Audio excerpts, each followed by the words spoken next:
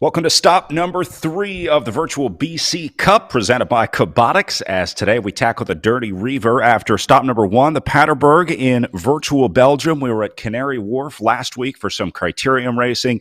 And this week it's gravel racing in the UK-based Dirty Reiver course. Brad Soner here with Ryan Cousineau as we get ready for more virtual racing here on RGT. Ryan, this one a little bit different because of the gravel. It's not going to affect the riding style much for these riders, but from what I can tell, this course looks very, very fun, both in real life and in the virtual world. Oh, yes, absolutely. The real Dirty Reiver takes place in the coniferous Kelder Forest and Wark Forests in Northumberland and maybe a little bit of Scotland. So while the full event involves a 200-kilometer track, we will be running a 17.7-kilometer loop that will give you the virtual Reiver experience, but without the requirement to carry an emergency whistle and a survival blanket. Makes it a little more approachable, a little easier. It sounds like a lot of logging roads in the area creates really a perfect surface for some gravel riding, gravel racing.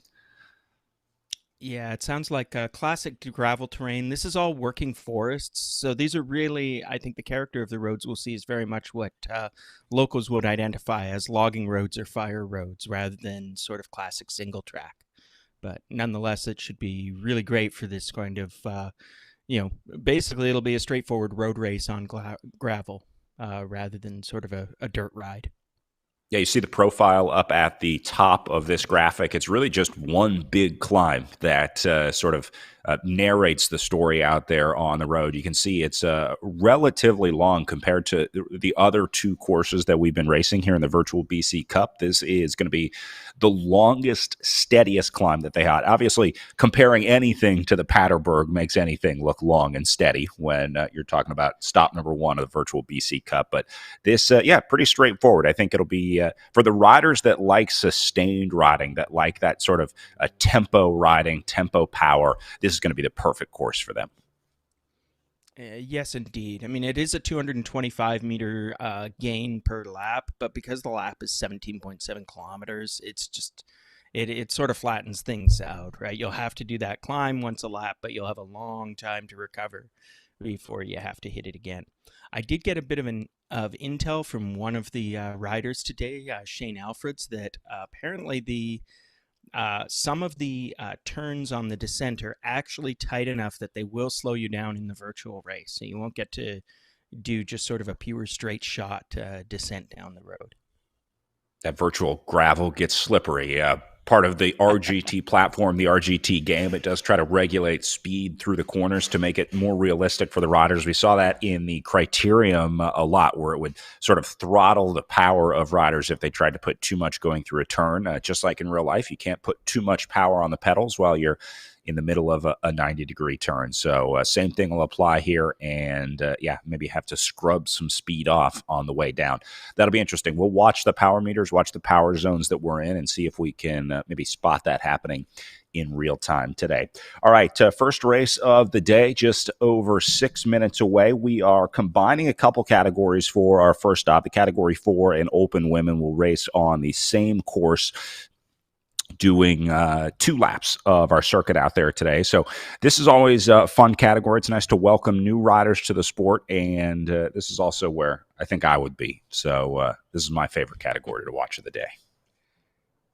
That's right. These are our bravest and newest racers in a lot of cases, although they could also be racers like myself in their declining years. So we also, because of low entries, we've got, I think, 1 or 2 women who will be slotted into this field as well.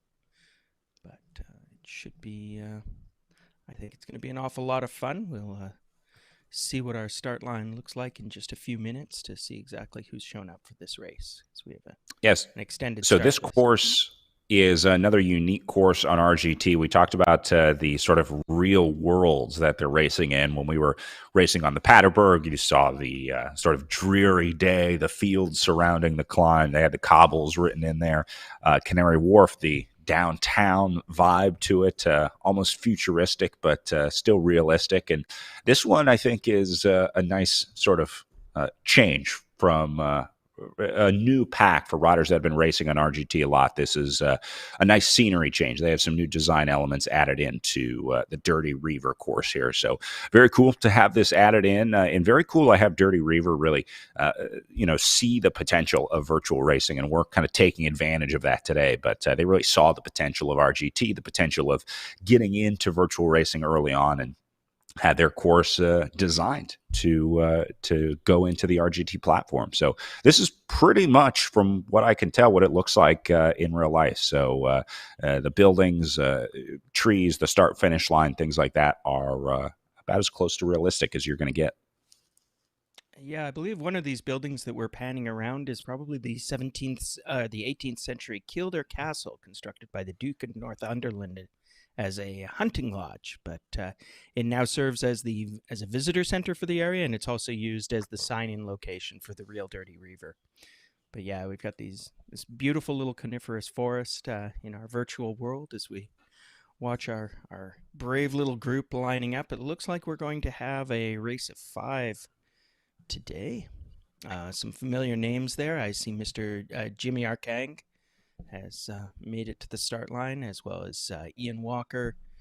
And I'm not sure who Mr. or Mrs. Hamilton is, but I'll find them on my start list in a moment. And I believe that would be Shelley Navin. So she will be one of the women that we've got in our race, I believe. Nice. And then you see our 2 camera bots down at the bottom, the ZMS Cam 2 and 3. Those are our sort of virtual riders that we use to follow the race. So you don't need to worry about them in the results or out on course. If you see them floating around, that's just our camera bots keeping an eye on things. All right. So we've got about 2 minutes and 40 seconds to go. So it's a little early you can see a little bit of trainer warm up happening by some of the riders. They're dialing in their numbers, but I'm sure nobody will be ramping it up for the classic virtual racing full tilt start until we get more like 30 seconds from start time.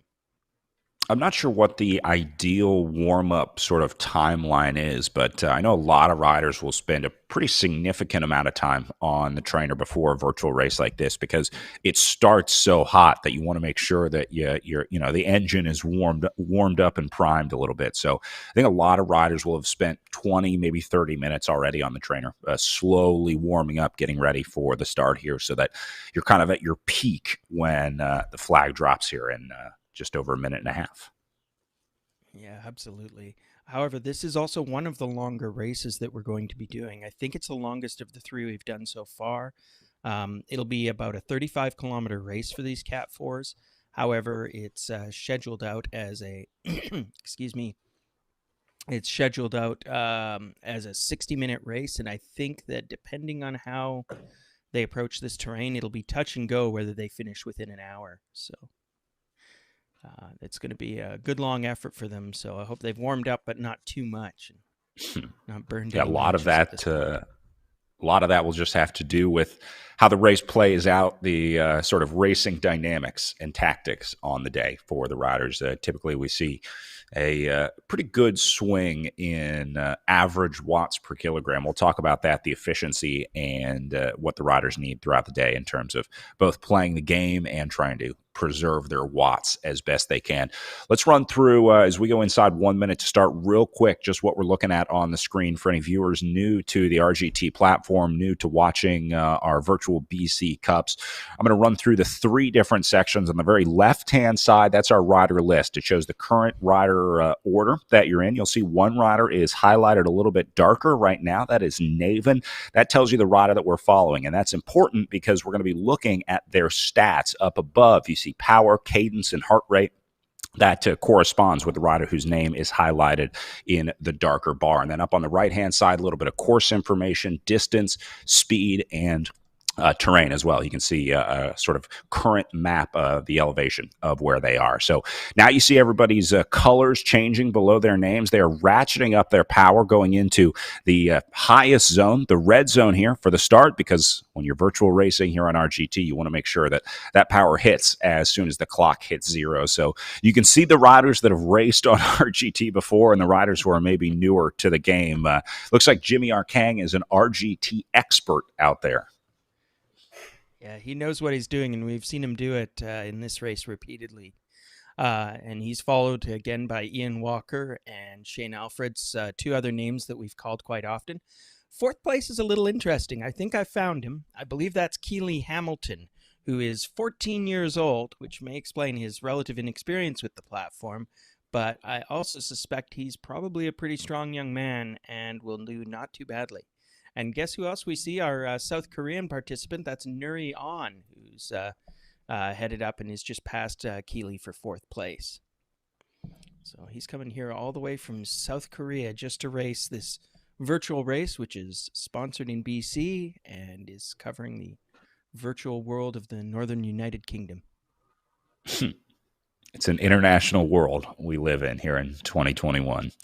On trying to get up to the Walker-Alfred's group, it looks like our Kang still has a little bit of a gap up there. You see on the left-hand side of the screen here, as you can also see the distance to the right of their names on the leaderboard on the left-hand side. That shows the distance to other riders around them. So I think Walker and Alfred's probably going to link up with our Kang here, and then looks like On will be the wild card today, Ryan.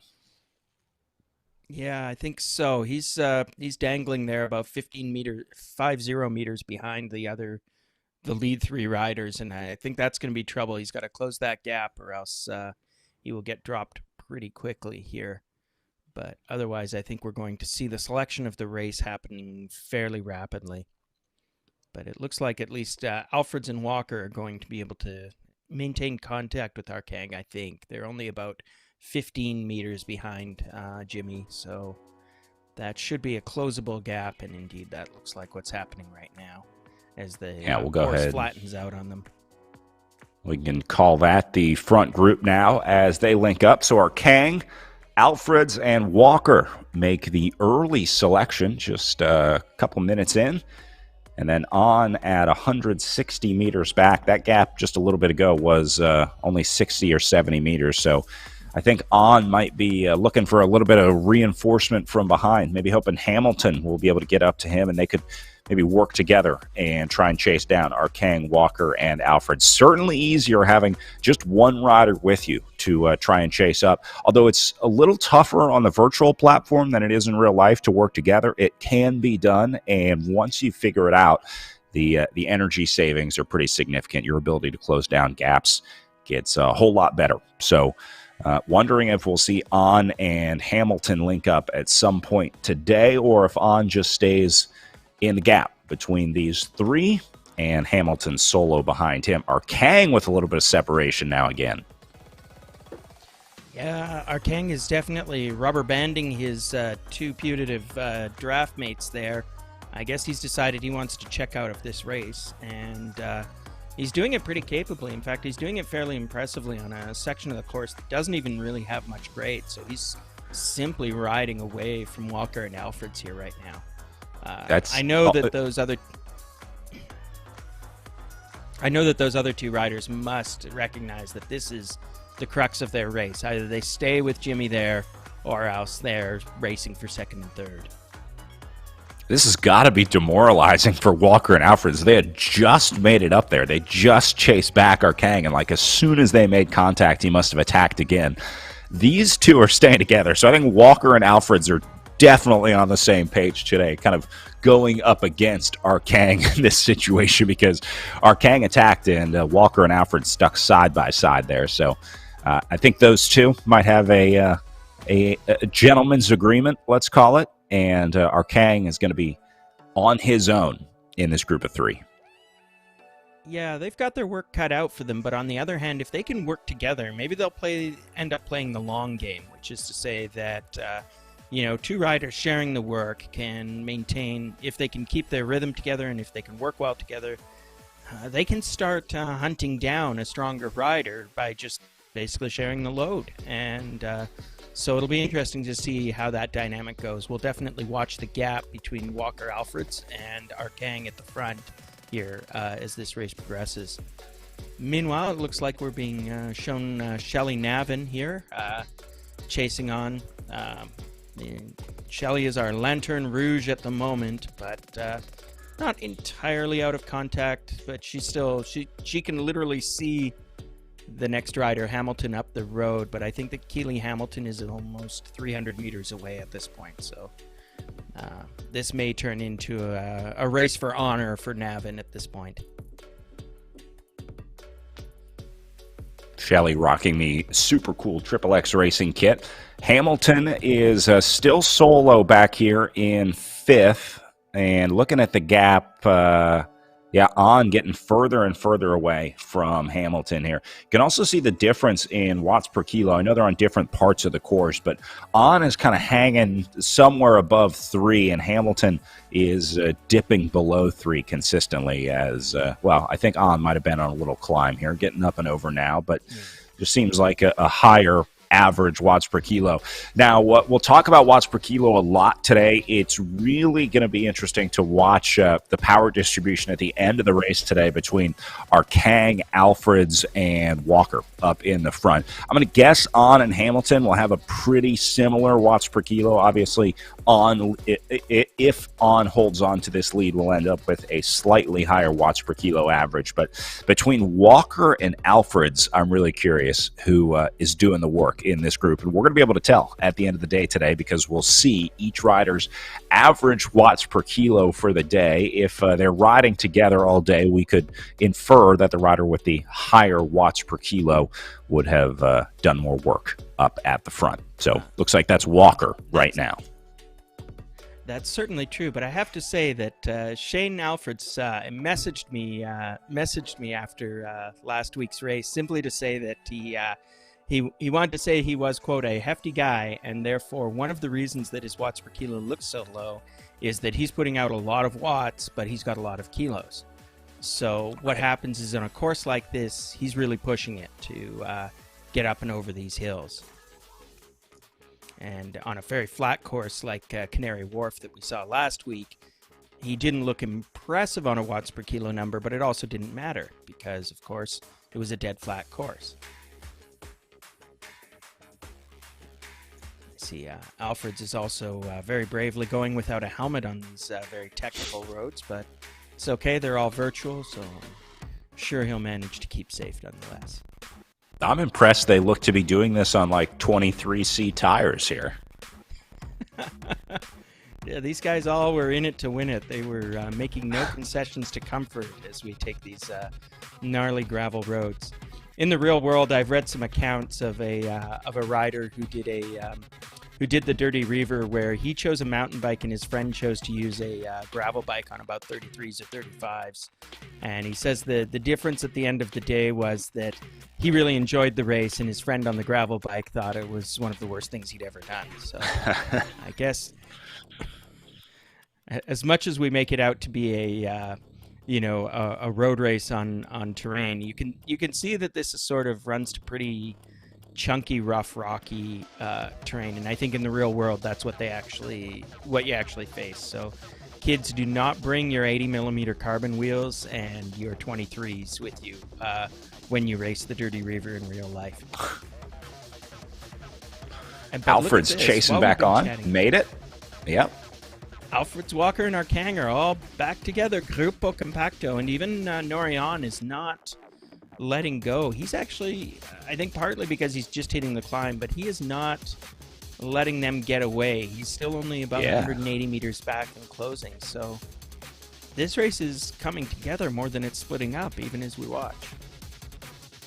Well, I am officially cheering for Nurion to be able to catch this front group up here. That would be a Herculean effort and would be awesome to see On able to close this gap. A lot of that is going to have to do with how these three up at the front decide to play this. If Jimmy Arkang keeps stepping on the gas pedal, that's going to make it a whole lot harder for On to be able to close the gap. But if these guys get into a standoff situation, they start kind of looking around, nobody really takes charge up at the front, then Nuri might be able to make it back up there. So we'll keep an eye on this battle for the front group as Nurian tries to close what is now a 130-meter gap. So I'm guessing, translating that into time, probably something like 20, maybe 30 seconds.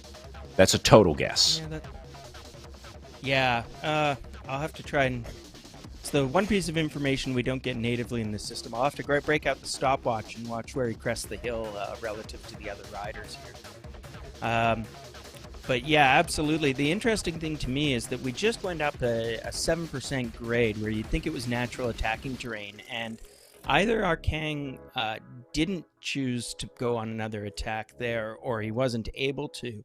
But at any rate, all three riders are now cresting the hill at pretty much all together, so it means basically the race isn't separating, and I don't know whether that means that our Kang is going to wait for another piece of terrain, or he's going to wait for the final lap to spring an attack, or if it means that he's just either content or unable to do anything about Walker and Alfred's at the moment. So definitely, we will see how this plays out. I kind of thought that he'd gone away and would stay away, but he seems to have relaxed his pace a little bit, either because he has to or because he wanted to. We're watching on. Yeah, I think that we're going to call on at about 50 seconds behind the leaders, if my little crude effort at timing is correct. A lot of that is going to have to do with the current terrain that they're on. There's going to be a lot of up and down. You can see in the upper right-hand corner of the right screen, this is On's elevation profile. So just now kind of heading up and over the top of that climb. So sometimes you get a skewed gap when some riders are on the climb, some riders are already over it, descending down the other side, for example. So looks like On is up and over, working through the forest. I love the light leaks here coming through the trees. Very realistic. This must be a feature of the course, and I would like to experience this in real life. Yeah, it's just lush and beautiful. It's nice to see these very naturalistic style of trees that we're getting in the background. It's a lovely change of pace from our city at night race last week. So quite enjoying this. For British Columbians, this kind of stuff, riding through a coniferous forest, just feels like home. Yeah, right, exactly. Feels like you're right in your backyard. This is how I imagine all of Canada. As an American, this is we just picture it's all just coniferous forests as far as the eye can see. I mean, I live inside of a pretty big city, but the truth is that the nearest coniferous forest that is, the size of the Dirty Reiver is a short ride from my house. In fact, the nearest coniferous trees that I can put my hands on are in my front yard, and then about a block away there's a forest that actually has bears living in it. So yeah, I'm telling you all the stereotypes are completely true. Right. Well, I'll take a maple syrup shot and settle in, get ready for our final 30K of racing coming up here. Alfred's, I think, getting caught off the back a couple times. I just watched him chase back up and on. Our Kang is definitely in charge here in this group of three. I mean, I think, he's going to be running the show for the next few kilometers. You think that Ian and Shane are sort of there at his pleasure at this point? I think they're there because our Kang is allowing them to be there for now. Maybe.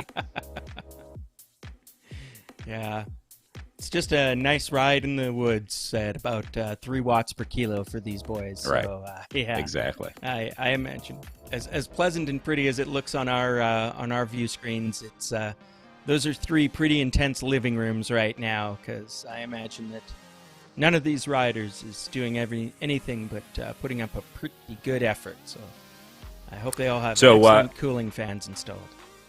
just wanted to point out the drafting that we were seeing earlier as we're following Walker here. You see his name highlighted on the left side. And then you see up at the top left, it says saving about 40 watts for him right now.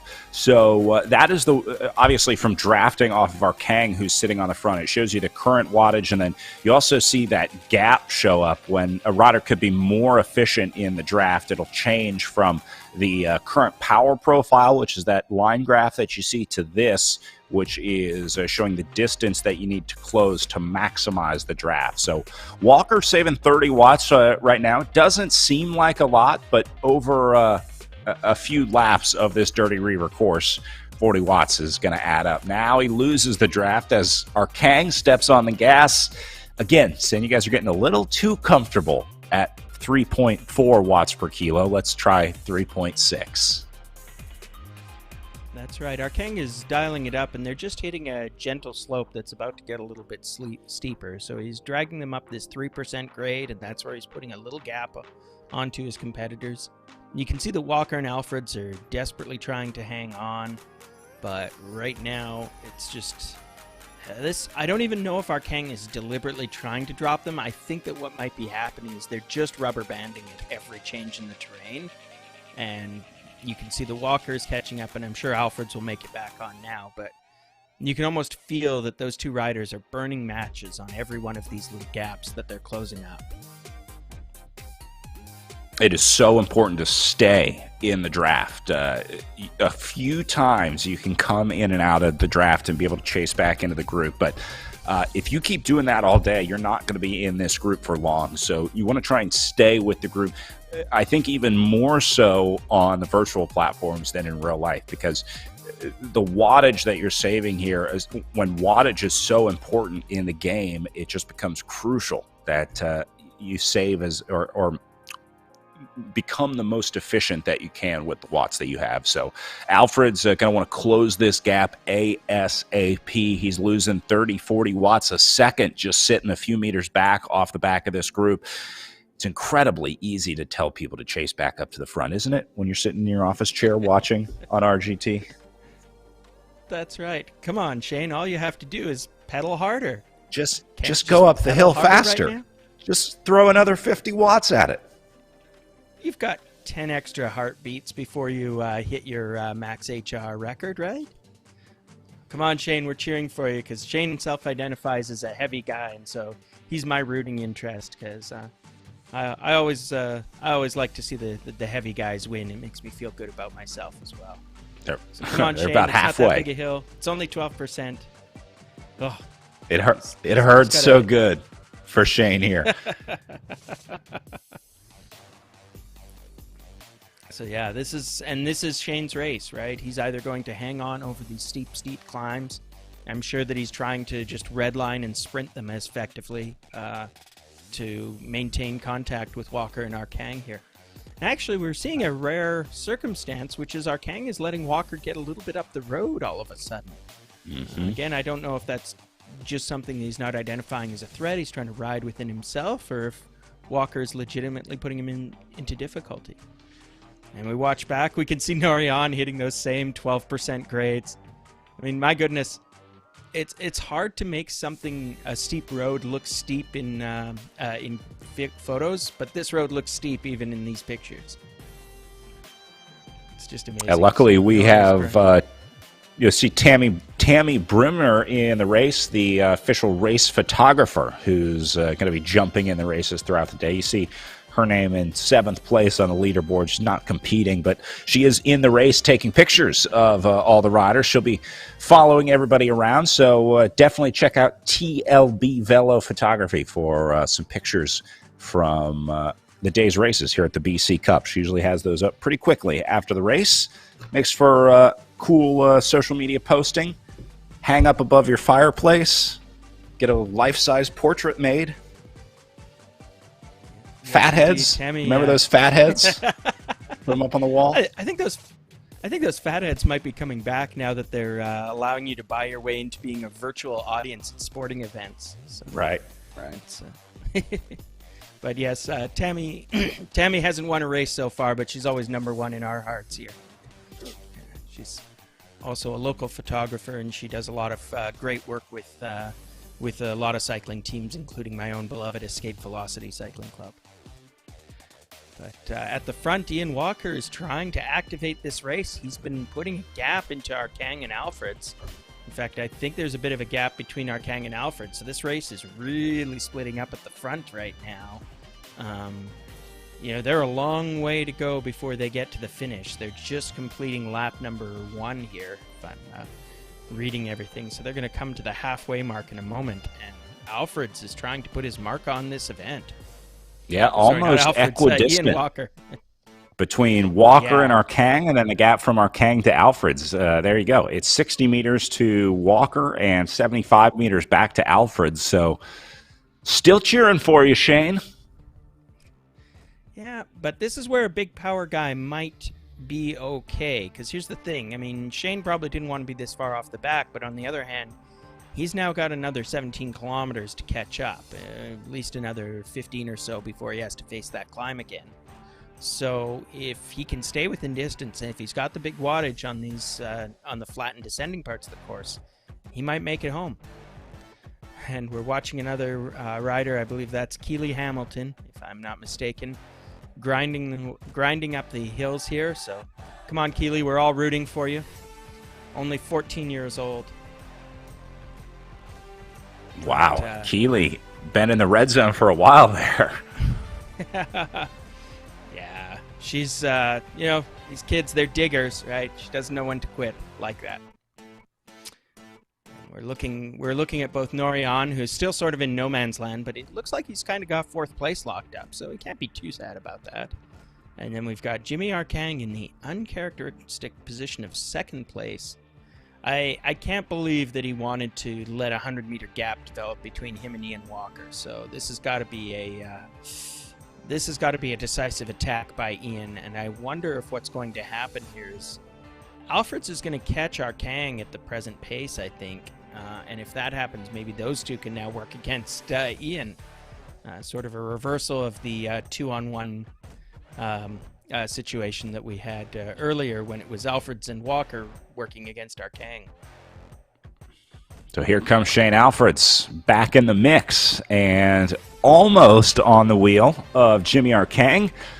Once they make contact, they will have about 80 meters to get up to Ian Walker up the road.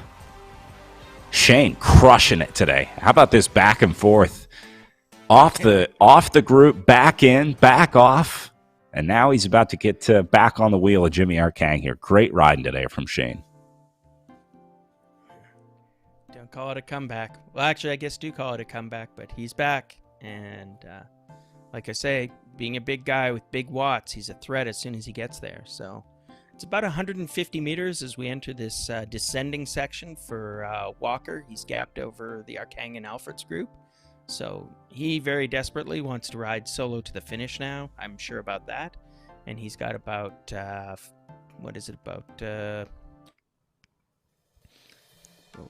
2 laps of this 17-kilometer course. Then they've completed about 9 kilometers. So he's got about 25K to go. I said earlier that they'd come through lap 1. That's because I forgot it was a 17-kilometer lap, not a 7-kilometer lap. So there's a lot of bike racing remaining for these folks. But, and now we can see Alfred's descending away, and he's actually dropping Arkang on this descent. One of those lovely things, what's happening there is that Alfred's is probably getting considerable credit for his extra weight. So it's no great advantage when he has to drag it up the hill, but now that it's pulling him down the hill, he looks pretty good. I love that they even kind of shift these guys into the descending, not quite super tuck, but pretty close to it. Glad to see that the virtual cycling platform, respects the real rules of the road, right? Right. No super tucking in virtual racing. But Alfred's has caught up to Walker on that descent. We're going to have to start calling him Il Falco after the famous Paolo Salvadelli, one of the few modern riders to credibly have won a Grand Tour using his descending skills. And Walker gave him a little bravo there. saying welcome to the group. Salutes. Welcome to the front. Alfreds gets a look at the front of this bike race for the first time today. But these two got to be thinking the same thing they were thinking when they were chasing Arkang, which is this is a chance to work together and change the character of this race. And meanwhile, Arkang is sitting there 120 meters back. He's got a long time to close that gap, but now he has to close that gap. And again, he's working against two riders. So it's not trivial. And he's got no help coming from behind.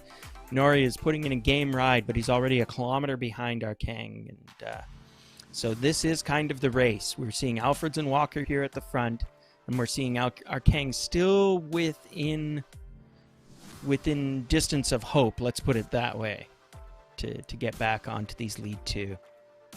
But yeah, huge opportunity for Alfreds and Walker right now to be able to get rid of Arkang, but they also don't want to do exactly what happened to Arkang, which is go too hard too early and then blow up and get caught and end up in reverse positions. And so I think Alfreds and Walker right now are doing a really good job of just making sure that they're riding at a sustainable pace. They're riding as hard as they can, but not too hard with, 24K to go. Yeah, 24 kilometers is a long ride, and it's going to take a little longer on this dirt course. We were talking earlier, and we think that the rolling resistance is modeled a little higher. So while they're putting up a pretty good pace, I mean, they're doing 40 kilometers an hour on this descent, which would be awfully brave if you were doing it on a real gravel road like that, as they hit 50 now. So I see why Shane might have been complaining that the system was inhibiting his top speed, because I don't think...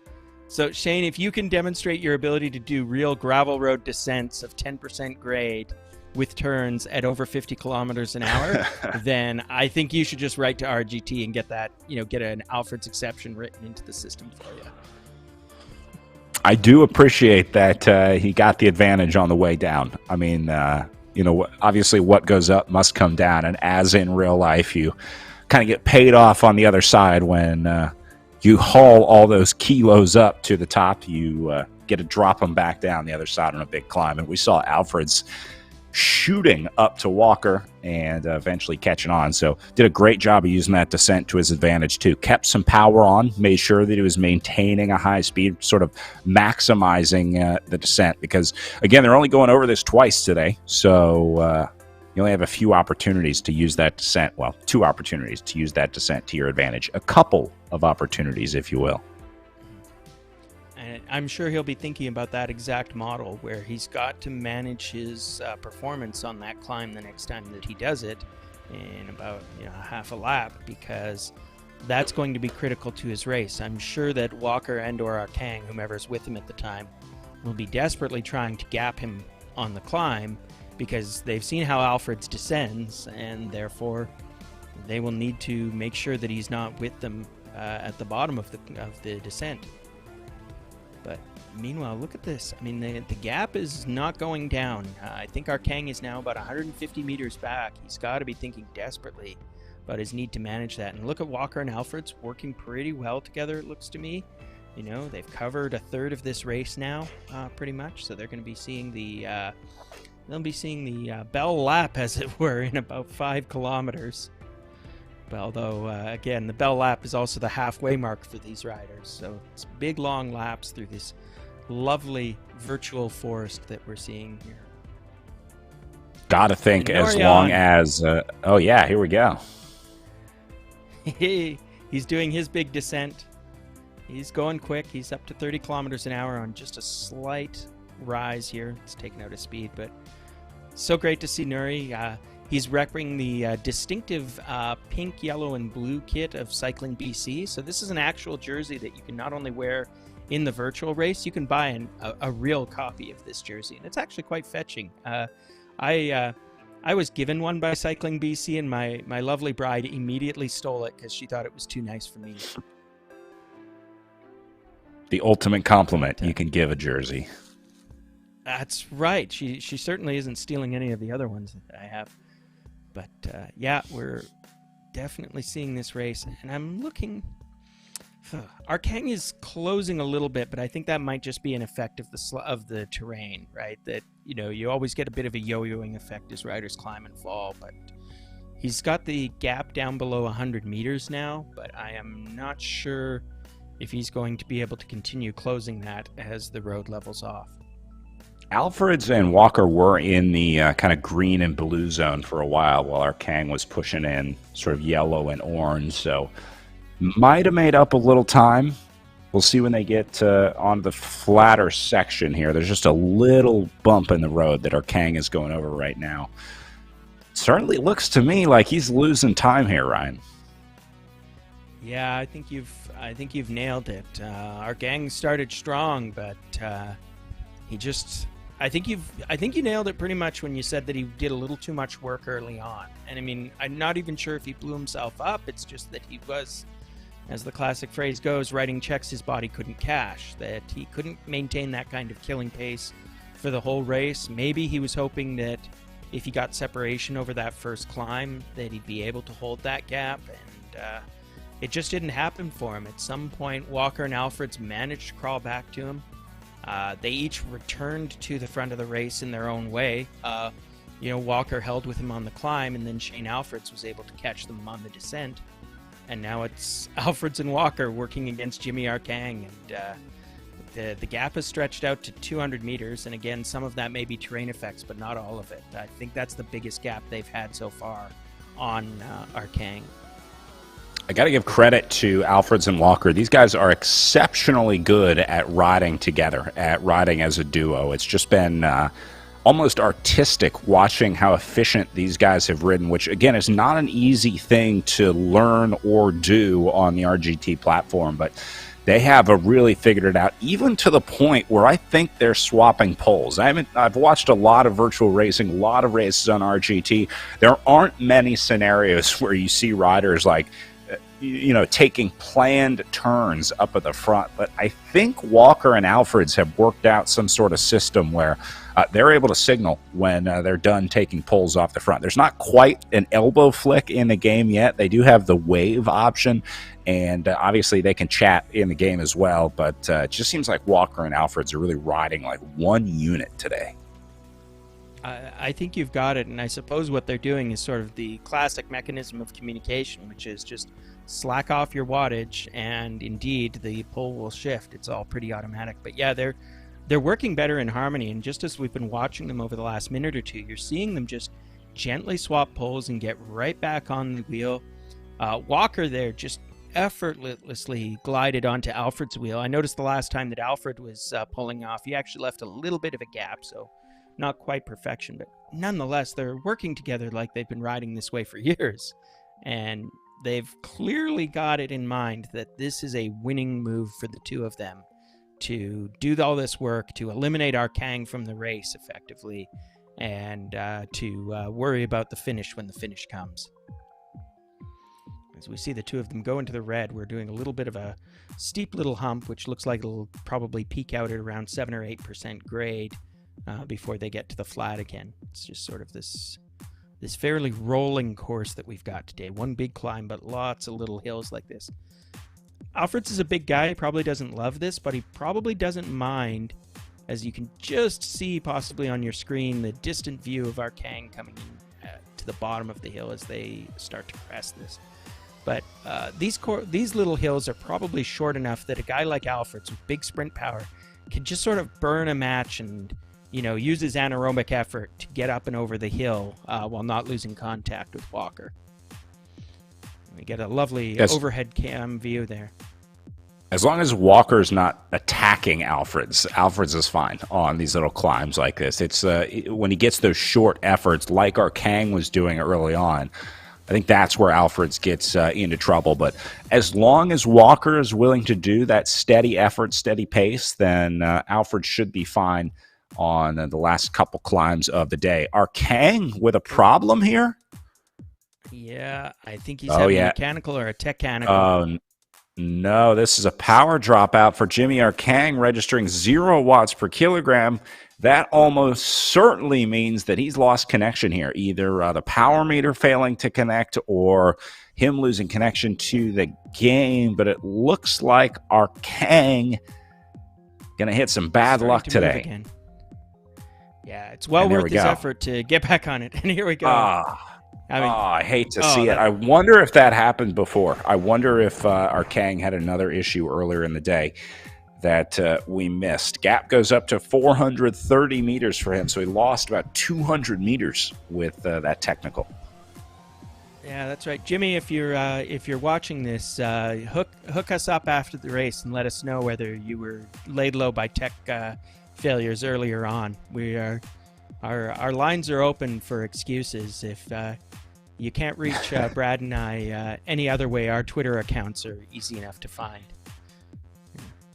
We're torturing our camera operator and editor Damon here because I don't think he has our Twitter accounts at hand. So he's probably desperately trying to figure out if he can put up a bug with them. But we're just teasing him now. Meanwhile, we've got Walker and Alfreds at the front, still working pretty well, although that's not actually a drafting position. Our Kang, he's got his work cut out for him. The gap is now over 500 meters.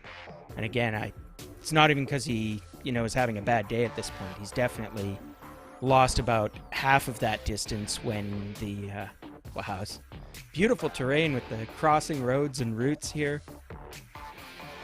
Brad, I think I'm going to have to book my tickets and go race the actual Dirty Reiver. This is so pretty.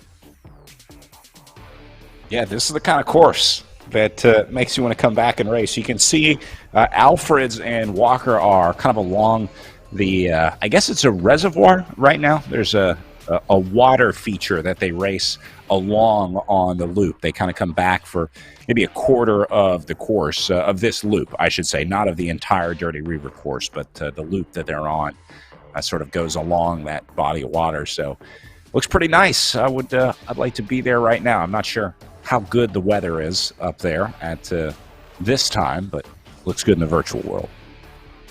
It does look lovely. At the risk of being very, very wrong, I believe that's the Kilder Lake that they're racing around, and that may even be an unnatural body of water. That it's a dammed, it's a dammed lake, as it were.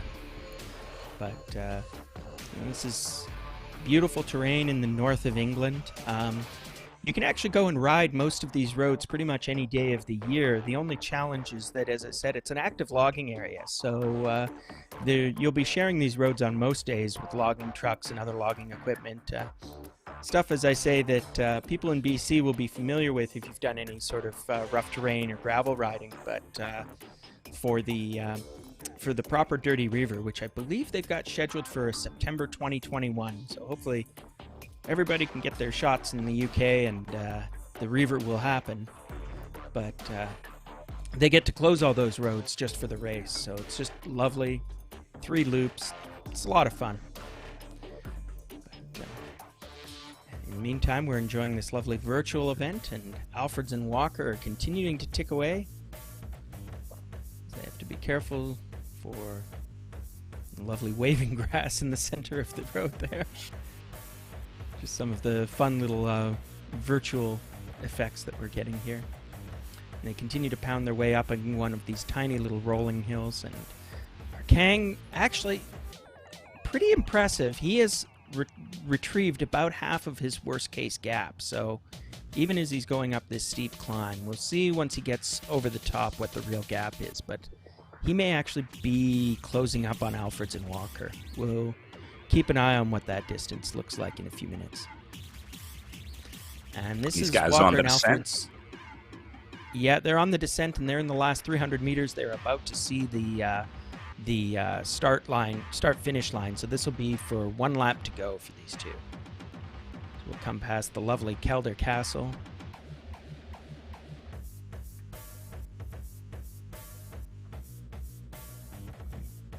Alfreds does a really good job. You see, he went into the red zone there, just barely, the gap just barely opened up, and Alfreds went deep to close it. It's much better to do like 2 seconds of red zone riding to close the gap than 20 seconds of orange or yellow zone riding to close the gap. So just a little thing I noticed there, Alfred's doing a really good job holding this wheel.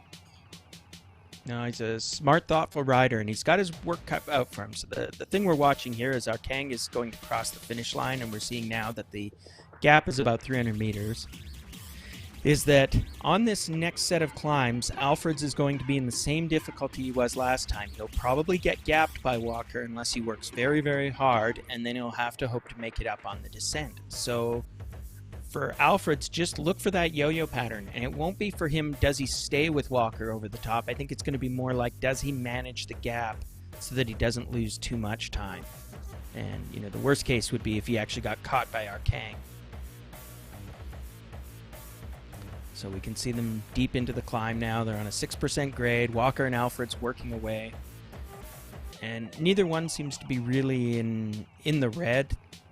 They know that they've got a decent, although not an insurmountable, gap back to our Kang.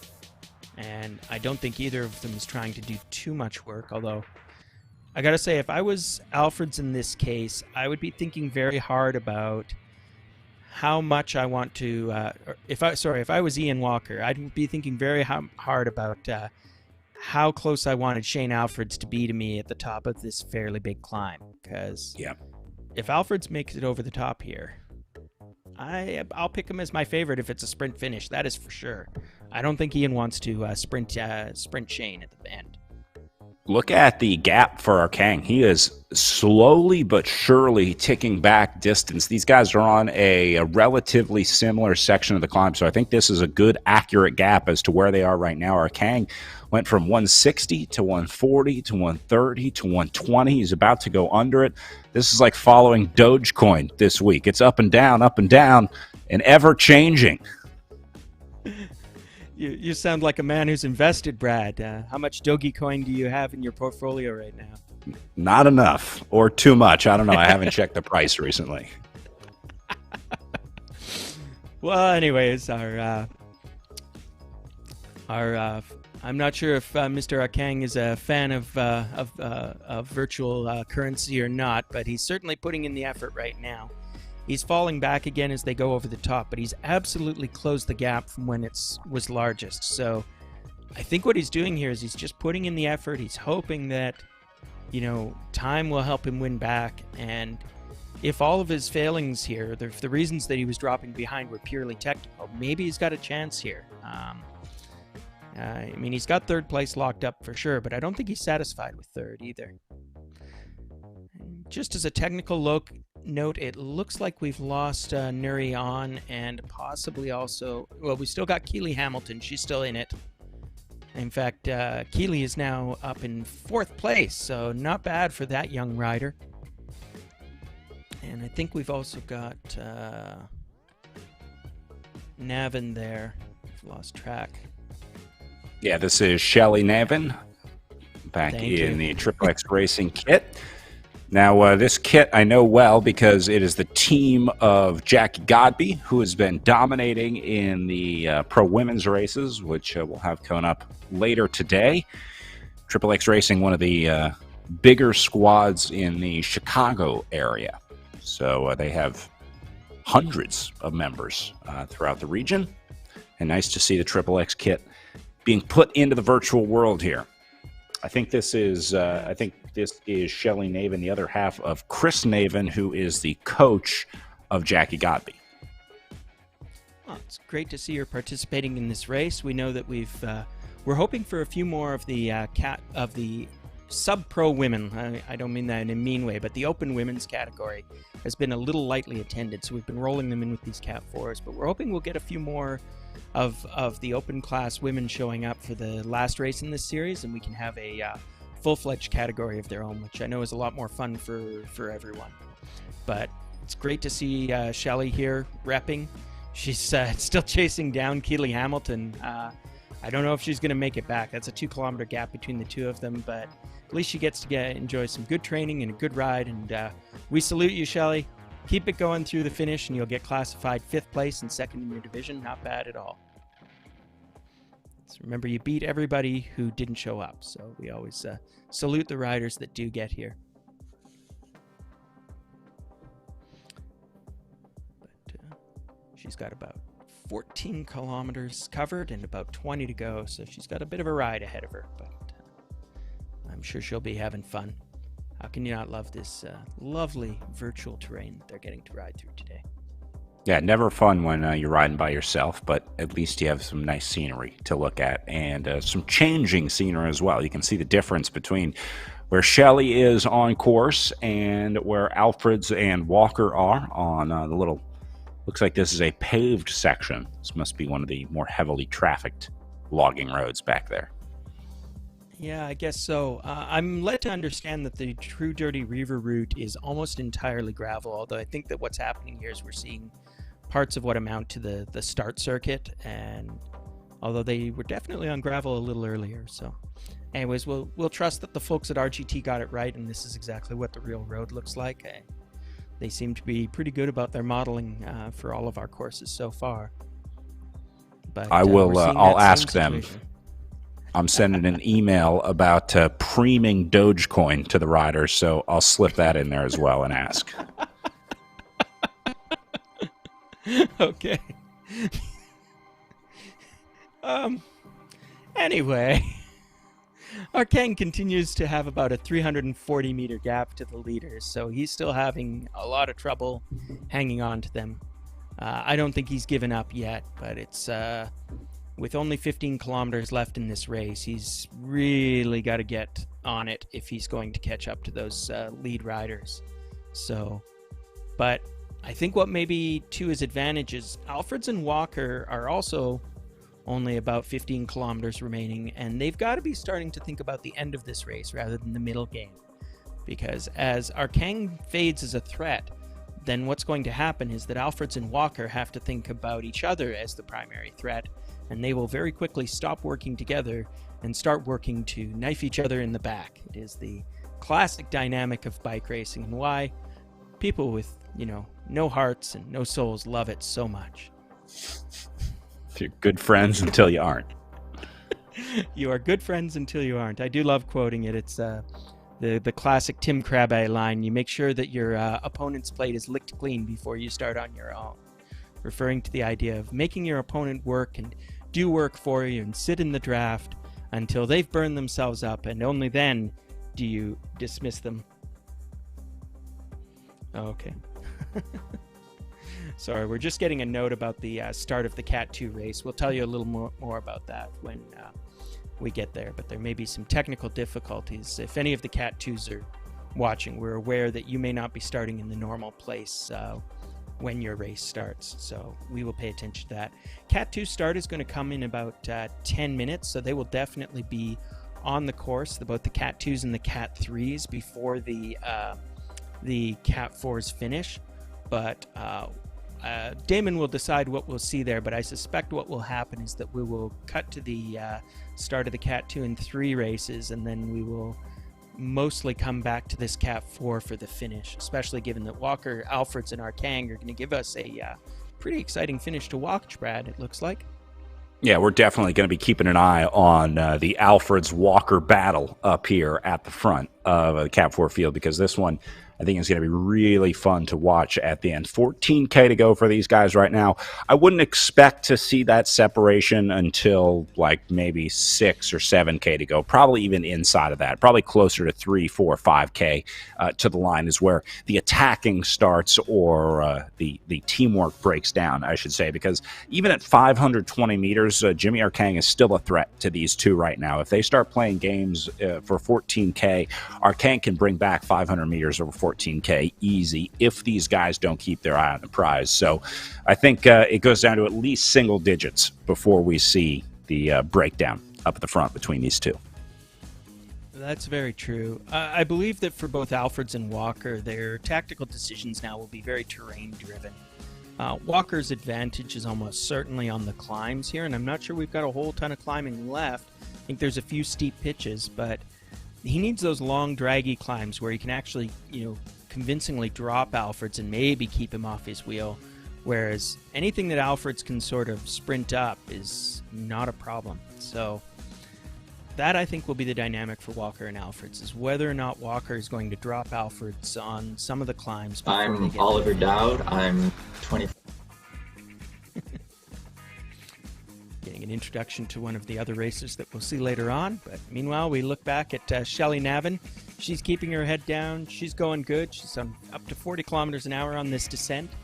Sure, she's having fun. It's a moment when she can get a little bit of a rest. She's trying to, she's racing basically for herself at this point, right? Set a good time, achieve your training goals, and finish it off. She's got 4th place locked up as long as she can make it to the finish. And she's just about at the halfway mark, so she's about 1 kilometer from seeing the bell lap there as she carries on. But it looks like that means that Keeley has actually dropped out of our race as well, I'm afraid. So we will wave goodbye to young Keeley Hamilton. She did a good ride considering her age. And now we've got Shelley. She will win the women's division based on showing up, so good for her. And back at the front of the race, we've got Alfreds and Walker, and Arkang is continuing to close that gap. It's down to 150 meters now as they're both on the climb. Alfred's doing some red zone riding up at the front. You see the power bar just below their names that are hovering above their head. Alfred's in the red, Walker in the yellow, responding now back into the red. That is based on the rider's individual FTP. It's your functional threshold power, which is a fancy way of saying your maximum power, how hard you can ride. And so the game, the riders enter their FTP, or actually the game figures out their FTP, and then it shows the different zones based on the rider's individual FTP. So just like watts per kilogram is sort of the common denominator that we use to measure power between riders, because it takes into account your weight and the amount of power that you need to do to move that weight. The FTP zones sort of do the same thing. So while it's not exact, it gives us a general idea of where in their personal range they are in terms of power. That's right. And you can see that Walker is almost relaxed here. I mean, heart rate of 146. I don't know what his max HR is, but assuming he's a fairly normal bike racer, that's a rider who's riding within himself. So I think what was happening there is that Alfred was doing the work that he needed to do in order to make sure that he wasn't dropped on that climb. Because right now, every climb is Alfred's enemy, every descent is his friend, and Walker is thinking in exactly the opposite way. We can see that they're getting... I think this is what Alfreds was talking about, that they're getting penalized on their power numbers, although we're following Walker, so I think that may also be a drafting effect. But you can see that as his power number goes red, that means he's not being given credit for pedaling at that moment. You can see he's shifting in and out of that. And now that we're on a climb, I assume would that be a drafting effect, Brad, that it's just telling him to relax? Yeah. He's got to sit on the wheel? Yeah, because Walker is sitting right behind Alfred. You see it says saving 20 watts, whatever there. And so there's also some collision physics that go into it. There's obviously collision avoidance is built in so that the riders don't crash into each other. But yeah, there's also an element of wasting wattage if you're going to stay behind the rider. So yeah, like you were saying, that number turning red up in the top left, that means that there's some wasted wattage going on there. So it's just another thing to keep an eye on. It's different than when the number turns red to the right of their name. That means that they're going into the red zone. They're riding as hard as they can, or pretty close to it. Whereas sometimes you also see it as wasted power. You see the power graph right now up in the upper left side as well. It also tracks that wasted wattage. So you see a part of that line is red moving from right to left right now, as that tracks really the last like 30 seconds or something like that. So overall, been pretty efficient here. Just a little section there where there was some wasted watts. They're riding well together, and they're keeping the gap to Arkang, which is one of their other crucial missions right now. Arkang's back out to 300 meters. I don't think he's had any technical difficulties, so I think he's just experiencing the true suffering of trying to ride against two riders who are close to your own ability and are working properly together. So Jimmy Arkang has done very well in this race series. I mean, I don't think he's going to be a guy who's happy with third place, but it'll be a well-earned third place here today, and he's probably been laid low by technical difficulties at least one crucial moment. I know that you can see like a 300-meter gap here on the road, and he definitely lost like almost a quarter kilometer when we saw that one dropout that he had. So, yeah, I guess you can Jimmy, just take off 250, 300 meters from whatever his finishing gap is up to Walker and Alfred's, and maybe that would somewhat handicap for the technical that took some time away from Jimmy Arcang earlier today. Maybe 2 technicals. We're not sure. This might have been his second of the day because there was a sort of rapid change in position for Arcang earlier in the day as well. So you heard it here first, Jimmy. If you can get that gap below 250 meters, we'll give you a moral victory today. That's not as satisfying or points granting as an actual victory, but you can feel good about yourself in a small, petty way. Crypto feelings. It's worth as much as you say it's worth. You can see some of the virtual imagery that we're passing here, a reflection of the fact that this is a working forest, as we have some virtual cut timber waiting to be taken away in the virtual world. Perhaps this is the basis of a cryptocurrency, is farming and cutting virtual trees. I'm not sure. Log coin. I hear graphics cards are involved in both. Yeah, exactly. Both are hard to find these days, getting more and more scarce. Yeah. Have you got a favorite graphics card, Brad, or are you desperately searching the markets to find one that's actually reasonably priced? We were actually lucky to get one. We built a PC for streaming, for esports streaming early on in the pandemic. So if you're a graphics card geek, I was able to get a 3080 at the start of this whole thing. So I'm in pretty good shape in my graphics card department. That's not a bad machine at all. Yeah, I'm such a useless Mac nerd that I basically don't have any graphics cards that I know the name of, and honestly, I'm watching this on an iMac that isn't even my own. So, but it's okay because video rendering is easy on any device. We're switching over here to just see that in about 3.5 minutes, the Cat 2 and Cat 3 races will be starting. So we will cover the start of that. You can see that the Cat 2s have been virtually located at a different place from the normal start line. It's a little technical glitch, but we are sure that it will sort itself out. They're still listed as having a 35K race, so it's possible that their finish will be in the middle of nowhere. Hopefully the Cat 2s will be attentive to all these details, and we'll try and sort that out. But meanwhile, we can also look at the Cat 4 race, getting back there. The leaders are now just closing on the 10 kilometer to go mark. They've got about 10.9. They've still got about a 250 meter gap back to Jimmy Arcang as the group Alfred's Walker taps out the pedals. They've got a little climb here that they're doing. I think they're over the steepest climb on this parkour already. Is that right? They've hit the height of land, and so they're just doing these rolling hills now for the remaining 10 kilometers or so of this lap? Although this, I think, is a little switchback-esque here. I think they are actually heading up to where we see right here. So this gets pretty steep as well. They're only at 3.6, 3.7% right now. But I think on this, here you go, this little switchback, it will kick up to 7+%, going double digits here briefly. Yeah, this has got to be the steepest part on the course.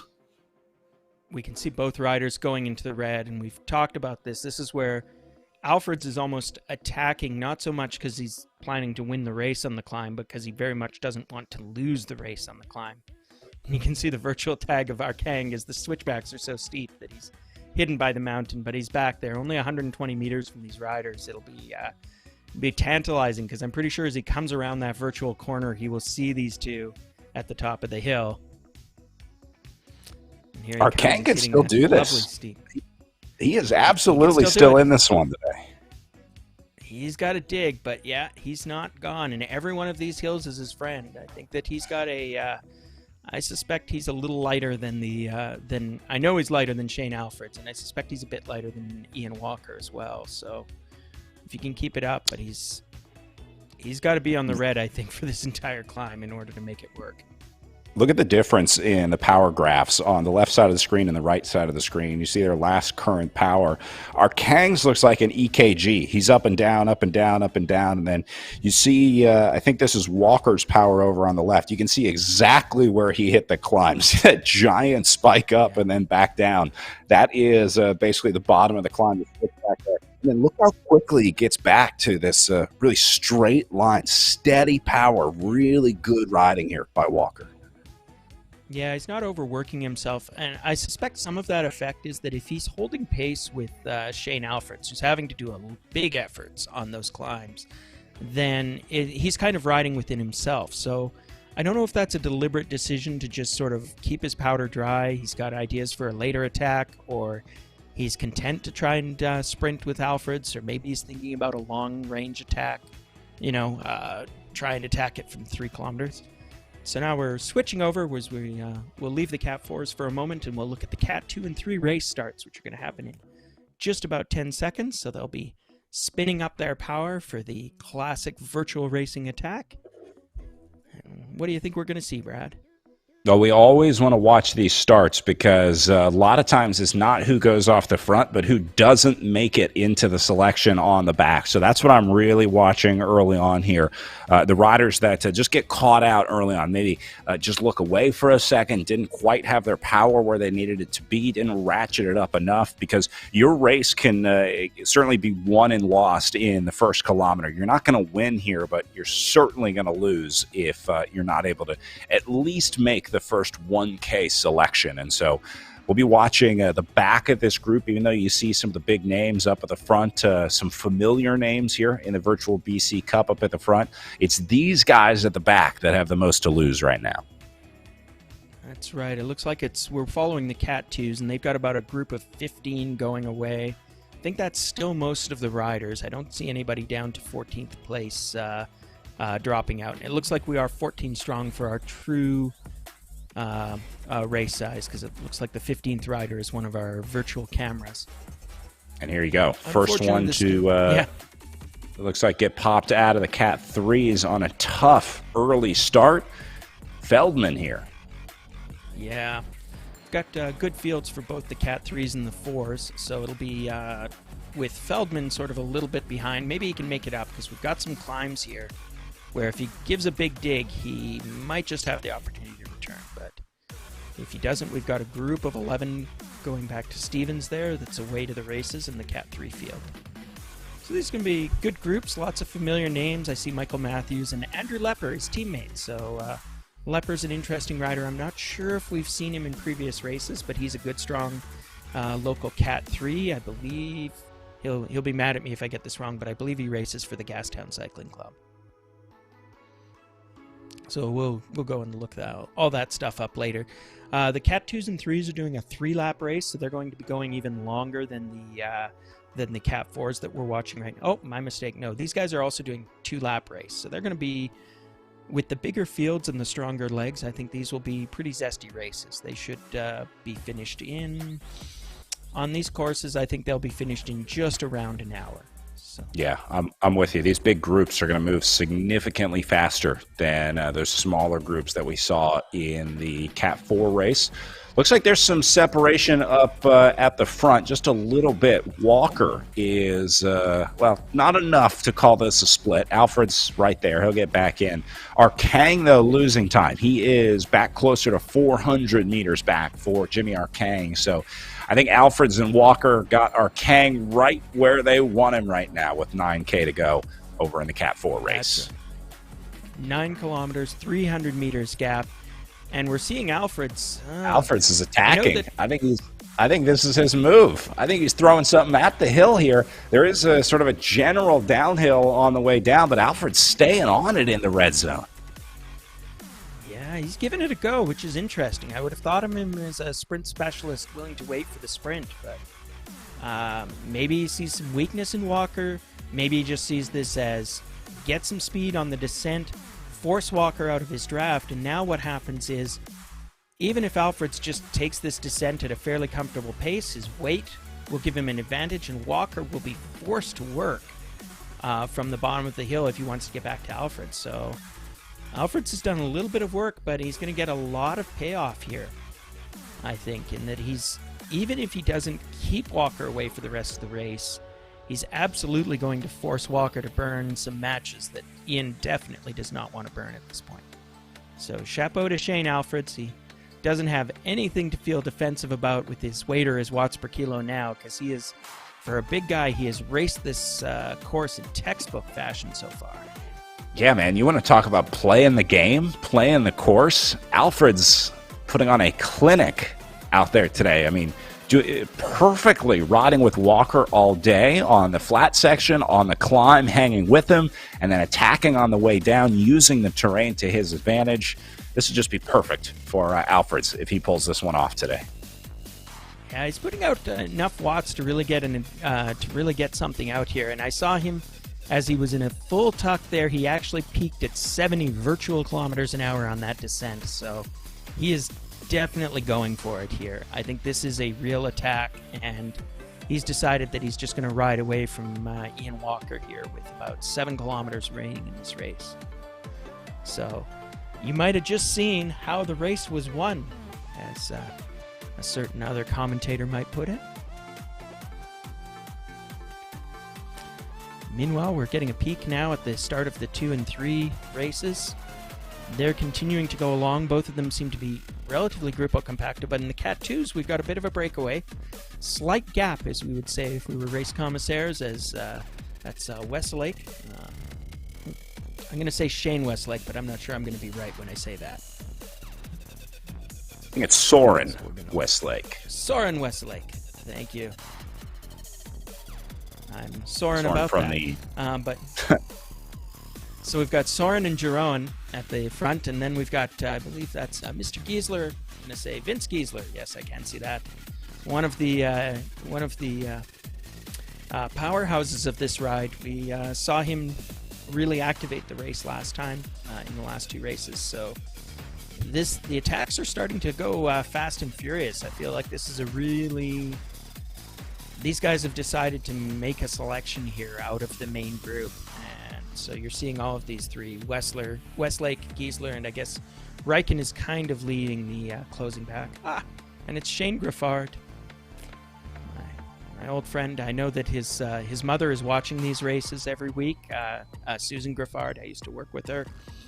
She's a big fan of cycling, and she's really become a fan of virtual cycling. I get notes from Susan every week about what she's seen and how much she's enjoying the commentary. And so waves to our #1 fan. I hope your boy is making you proud here. Shane has been having a pretty good series, and he's here up at the front, definitely working in the break. But meanwhile, it's Soren Westlake out front, and it looks like Vince Giesler is going to close to him. So this could be an attack of 2. We will see what they do, but these are strong legs, and I would not, if I was the field, want to see those 2 get away. It's only a 50-meter gap up to the front. Westlake has been out there pretty much from the gun. McCall leading the chase to bring him back. I would say Soren and, let's see, Giesler is the one up there with him.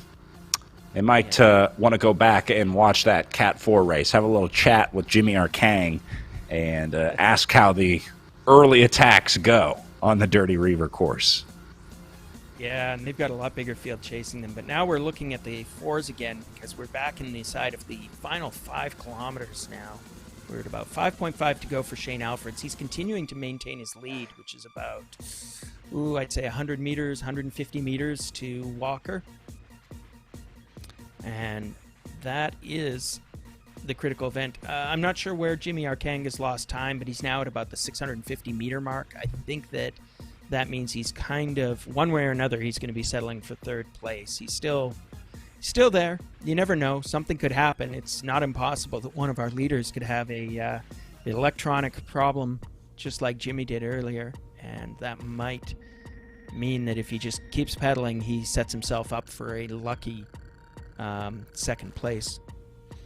But as it stands, we've got, we're looking now at Shelley Navin. She's continuing to leg it out. Good job, Shelley. But Shane Alfreds may be riding away from this race. He's increased his lead over Ian Walker to over 300 meters. That's starting to go from dangerous to decisive. There's still 5 kilometers to go. It's not a flat course from here to the finish line, but nonetheless, it looks like Shane decided to do the work and get the gap.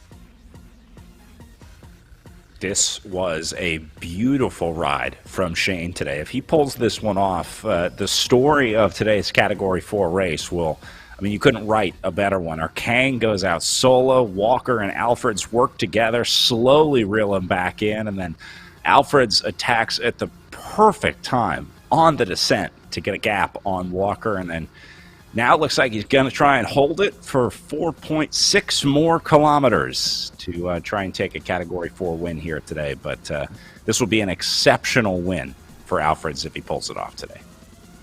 Yeah, it's a long ride home, but I think Alfred self-identifies as a ruler, so he's definitely going to try it. We will definitely check back in to watch him finish here before we go. But we'll take a quick peek here at the Cat 2s. And it's still Westlake and Giesler maintaining a small gap over a chasing field, which is about 100 meters back. And they're about to hit the big climb on the course. Yeah, it's looking like Dumper, Graffard, McCall, Hubner, Riken, that group back there is more than happy to let Giesler and Westlake just kind of dangle out in front. I don't think until this gap goes up to like 300, 400, 500 meters, that's when these chasers start lifting the pace. But right now it seems like they have pretty much all agreed that they are comfortable letting the 2 go up the road. Front of the Cat 3 race, looking at Green, Hamilton, and Vandergreen, with Richards tacked onto the back. Michael Matthews about to get up into the mix. And then a little gap back to Gould, Goldberg, and Westlake. The other Westlake, we should say. Yes, we've got Westlakes all around. That would be Nathan Westlake. I'd like to give a shout out to Paul Green, who's at the front of this field right now. He rides for the Prince George Cycling Club. And I always have to look this up, but Prince George is the interior-based city, whereas Prince Rupert, if I'm not mistaken, is the port city in northern British Columbia. But because I'm a sad southern British Columbian who thinks that everything north of me is nothing but trees and bears, I constantly get those 2 cities confused. But they're both fine in their own right. I'm sure he's racing for the honor of the city's mascot, Mr. PG, a giant log creature that stands out. You look it up, Mr. PG. He's like this actual big giant statue made out of logs that sits outside of Prince George. It's lovely. I should go for a ride this year and go up to Prince George. Say hi to Mr. PG once we're allowed to travel. Gonna have to go check out Mr. PG in person. Meanwhile, there's actual bike racing happening despite me completely ignoring it. Alfreds is continuing to tick away in the Cat 4 race. He's down to 3 kilometers remaining. Walker is still desperately trying to trace him, but he's over 250 meters back. He cannot be liking his chances. There's a bit of a climb coming. It's probably Walker's last hope to make up some time. Our Kang, meanwhile, is almost a kilometer away. But here's Walker. He's putting in the steady effort.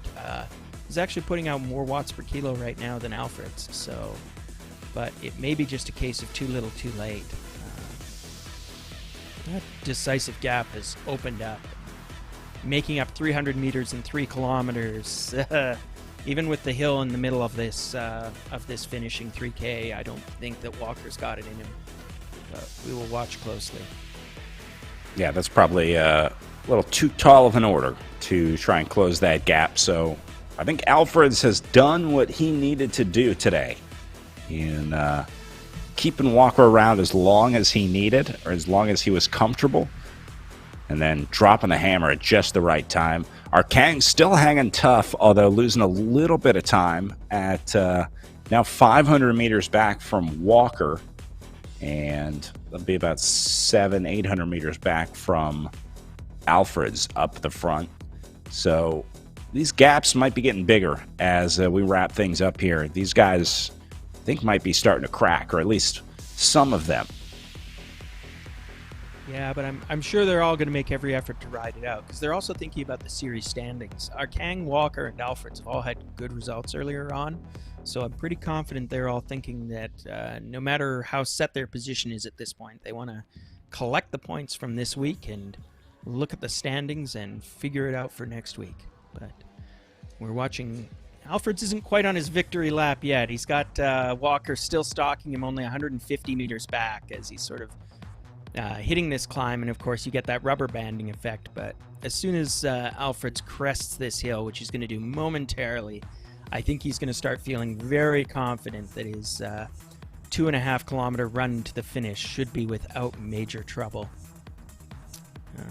As long as he can avoid a virtual flat tire, which usually means your Wi-Fi dropped out, he should be able to put this race in the bag.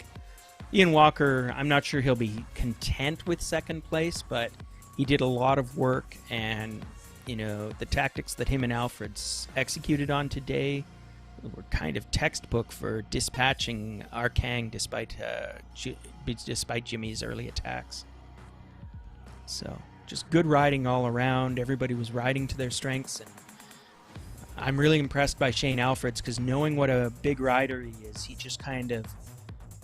clearly rode the course the way he needed to ride it in order to not get dropped and in order to be able to take advantage at the decisive moments. So he's a strong guy. Watch out, Shane. At this rate, we're going to have to upgrade you to Cat 3. Getting dangerously close to the forced upgrade here, although this was just good old-fashioned racing. I mean, there's sometimes you see riders win races because they're just dominant in terms of power, strength, something like that, but there was a lot of tactics involved in Shane Alfred's what I think will be a win today, so we got to give him some credit there. Yeah, I mean, he set himself up to win, and it's just that classic thing, which if you're a big, strong rider, you need to make sure that you do what you need to so that you do not get irretrievably dropped on the climbs. And, the course suited him more than I thought it would. The climbs are substantial here, but they were just short enough that Alfreds was able to do what we call sag climbing, right? Which is where you make sure on the climbs you're not losing too much time. And so there was times when he was getting gapped on the first climb, but he rode within himself and he caught back up to his competitors. And then he was able to ride away from this race as we watch him do this elegant little loop where he rides underneath the course that he just rode over. And he is now, what is he? He's 1 kilometer to go, so the Fiamme Rouge would be coming up any minute now if there was one. You can imagine this tree that he's about to pass is your virtual Fiamme Rouge. He's going to ride away. Walker is still on his heels, but Walker's now about 450 meters back and climbing. I think that he's putting out good power numbers, but I suspect that at this point Walker is basically cruising home. He's got enough of a gap that he's not going to catch Shane Alfreds, and he's got enough of a gap that he's not going to be caught by Arkang either. So this gentle rise, 800 meters. Battle well fought out there today between these two, that's for sure. As Alfreds and Walker put on a show, Arkang with the gutsy early move, solo off the front. But the duo of Alfreds and Walker just worked together too well for Jimmy Arkang today. Yeah, absolutely.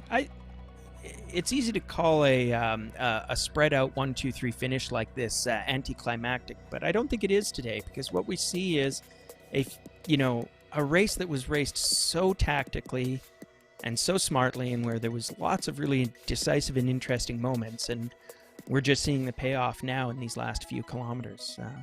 Alfreds has to hump it over this one last little lump before he's going to get his easy ride to the finish, and you can see that gap closing up from behind. But I think what's going to happen here is that Ian's going to make it about 150 meters of gap, and then Alfreds, as he crests this hill and starts to get on the descent, that gap will just rubber band right back, snap back, as it were.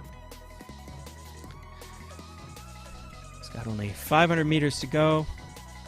This is the point. If this was a real race, Shane would be zipping up his jersey, making sure that his water bottles were secured. Check his hair, make sure he looks good for the photo finish. And now he gets to cruise to victory. He's going to turn, and you can see in the distance the start buildings, and he's going to be able to see the finish line any moment now. Not quite. A few more turns. And a paved finish as well. Nice and smooth to the line as Shane Alfreds goes inside 100 meters. Shane, congratulations, buddy. Great ride out there today. You could sell this one as an NFT. It was a work of art today on RGT for Shane Alfreds as he gets the solo win at the front of the Cat 4s after riding with Walker all day, attacking on the descent. Walker going to hold on for a second. I'll buy your NFT too. Go ahead and put one out there. And Jimmy Arcang, he can hang this one up on the wall as well because he had an awesome early attack out there today. Yeah. Great rides really by Alfreds, Walker, and Arcang. I mean, they all did the work to get away from their fields. Shout out to Shelly Nevin. She's still out there on the course, and she's got 10K to go, but she's keeping it going. She's going to get 4th place for her efforts here, and chapeau to her. Arcang is still out there. He's got 700 meters left. It's, he doesn't have anything in terms of, having to make time here. He's got a 10-kilometer gap back to Shelly. So his place is all but assured as long as he can keep his Wi-Fi going long enough to make this finish here. Nobody get on Netflix right now. Yeah, that's right. If there's anybody in the Arcang household there who's thinking it might be time to surf the web, it's not the time. Let Jimmy finish. So I think as Jimmy is going to wrap up his race in a fairly known form, we're looking back here at the Cat 2s and Cat 3s. Now on the Cat 2s, it looks like Vince Giesler has gone off the front, and he's got about a 250-meter gap. And meanwhile, the Cat 3s are more or less all together, but it's big and it's fast. Looks like, well, actually, I guess we'd call that Cat 3 group about a group of 5 that is all working together, and they have gapped the rest of the field. So we'll give you those names shortly after we watch Jimmy Arcang finish here. Jimmy deserves a chapeau here. He's having to settle for 3rd place, but he did a lot of work early on to define this race, and it looked like he was in it to win it, but he just couldn't hold with the 1-2 attacks that he was getting from Alfreds and Walker. But well raced, Jimmy. Good job. Collect your points, lick your wounds, and we'll see you next week. Grab a log for the way home. Grab a souvenir log and head on out of here. I'm going to wave goodbye to Shelly Nevin. She's still on the course, but she's got about 10 kilometers to go, so it'll be a while before she finishes. We'll keep an eye on that. We've got Shane, Ian. I should see Jimmy Arcang coming up as our 3rd place rider. We had 2 DNFs today, Nurion and the young Keely Hamilton, but we wish those 2 well. I'm sure they'll be back. I think Nori's really enjoyed the racing, so I hope he's back for race 4 coming up. Are we racing next week, Brad? Is that right? I think we got a week off. I think we're taking next week off, and then race number 4, I think, comes a week after that. I'll have to check the schedule. I know we were a TBD on which course we were going to use. That's right. I'm peeking at the schedule now, and that's right. It's a May 1st race.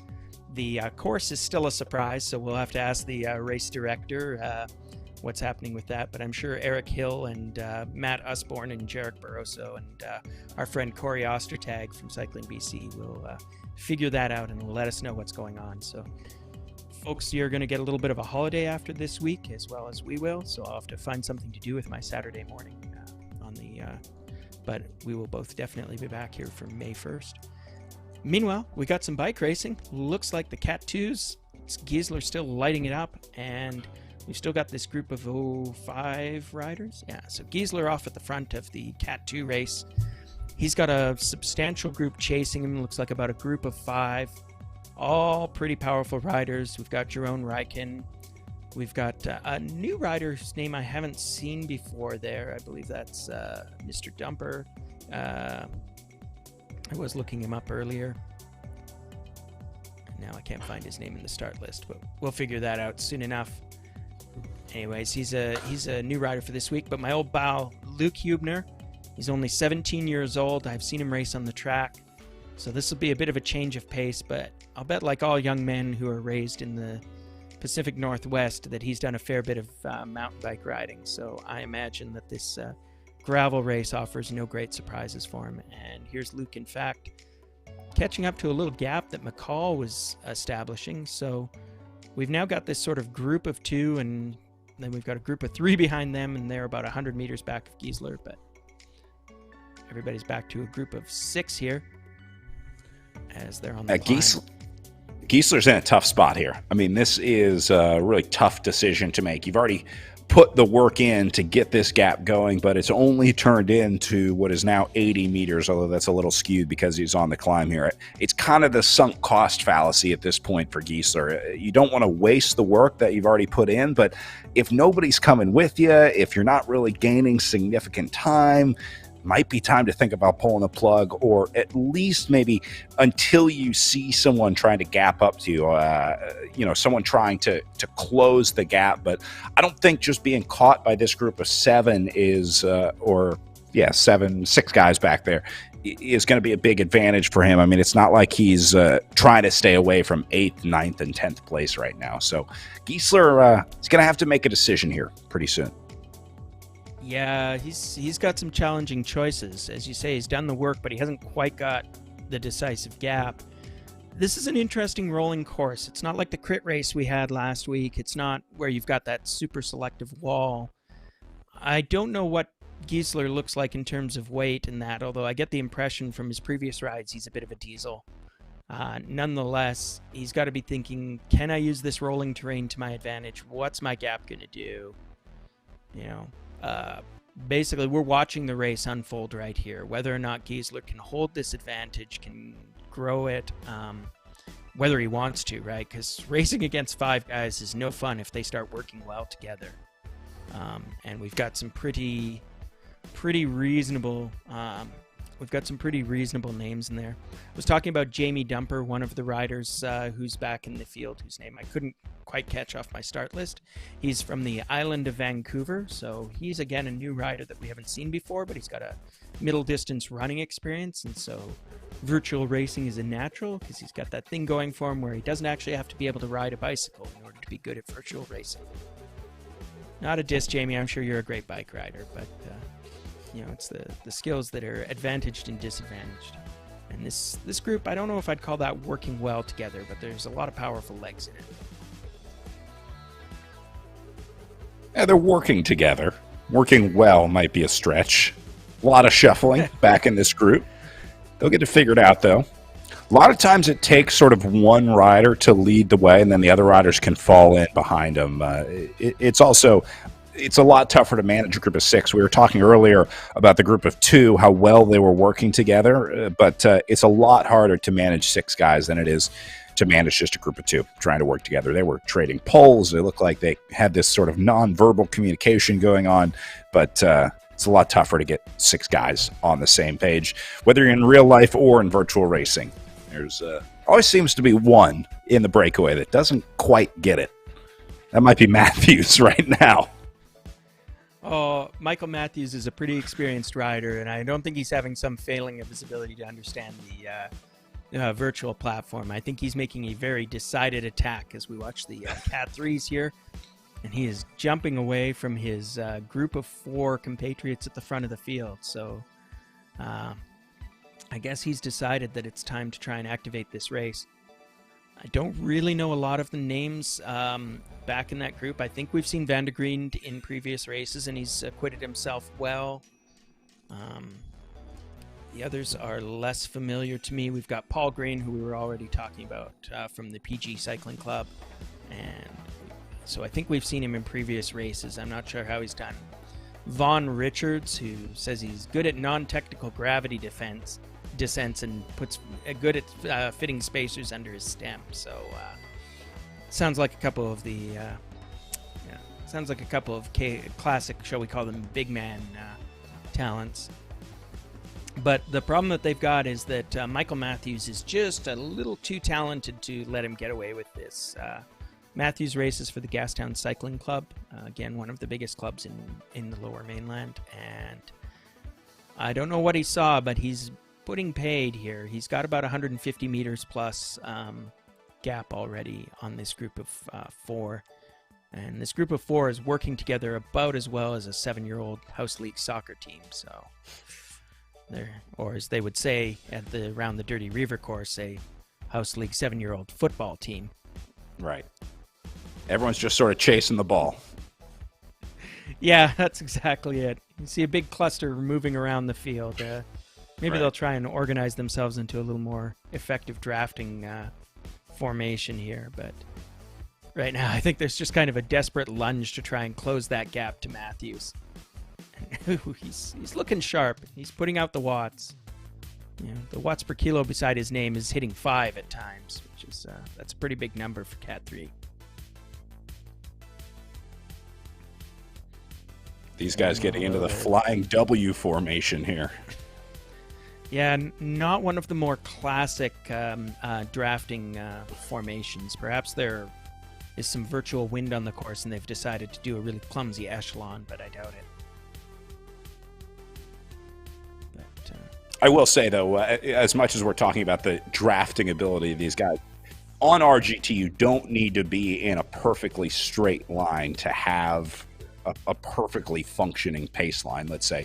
The game won't really tell the difference whether you're directly behind the rider, a little bit to the left of them, a little bit to the right of them. So it's not like you need to see riders in a perfectly straight line to have a perfectly functioning pace line. But when they start bunching up like that, that's where you run into the collision avoidance issues, where the game will start putting the brakes on riders to keep them from, virtually running into each other. So that's where the line tends to come in handy a little bit. But they have a little bit of artistic expression in what a pace line looks like on RGT, let's say.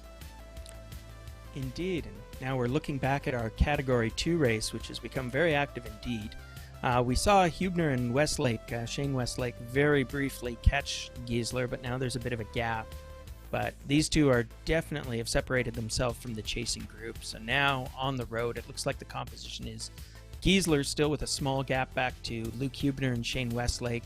And then behind them, working together still, would be McCall and Flower. And I'm not sure what's happened, but it looks like Jerome Reichen has been slightly dropped from that group, as well as Mr. Dumper. And then my old friend Shane Griffard is well adrift along with the rest of the field. So we've got some good names who have gone off the back here, so I think we can assume that these guys who are still within shouting distance of the front have been putting in the watts. So we're following along with Westlake, and he's now got a gap. It looks like it's Luke Hubner is in no man's land. Westlake is now in no man's land. We've only got Flower and McCall kind of working together, and they are pretty far, I think about a quarter K back from the leader. So there's just this...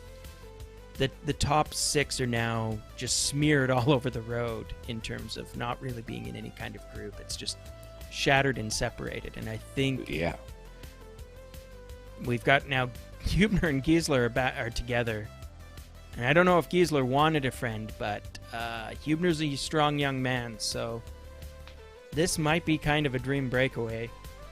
And it's an interesting one because it's one of the oldest and one of the youngest riders in the field. Vince Giesler, racing age 51. Luke Hubner, racing age 17. Well, these two races couldn't have unfolded any more differently between the Cat 3s and Cat 2s.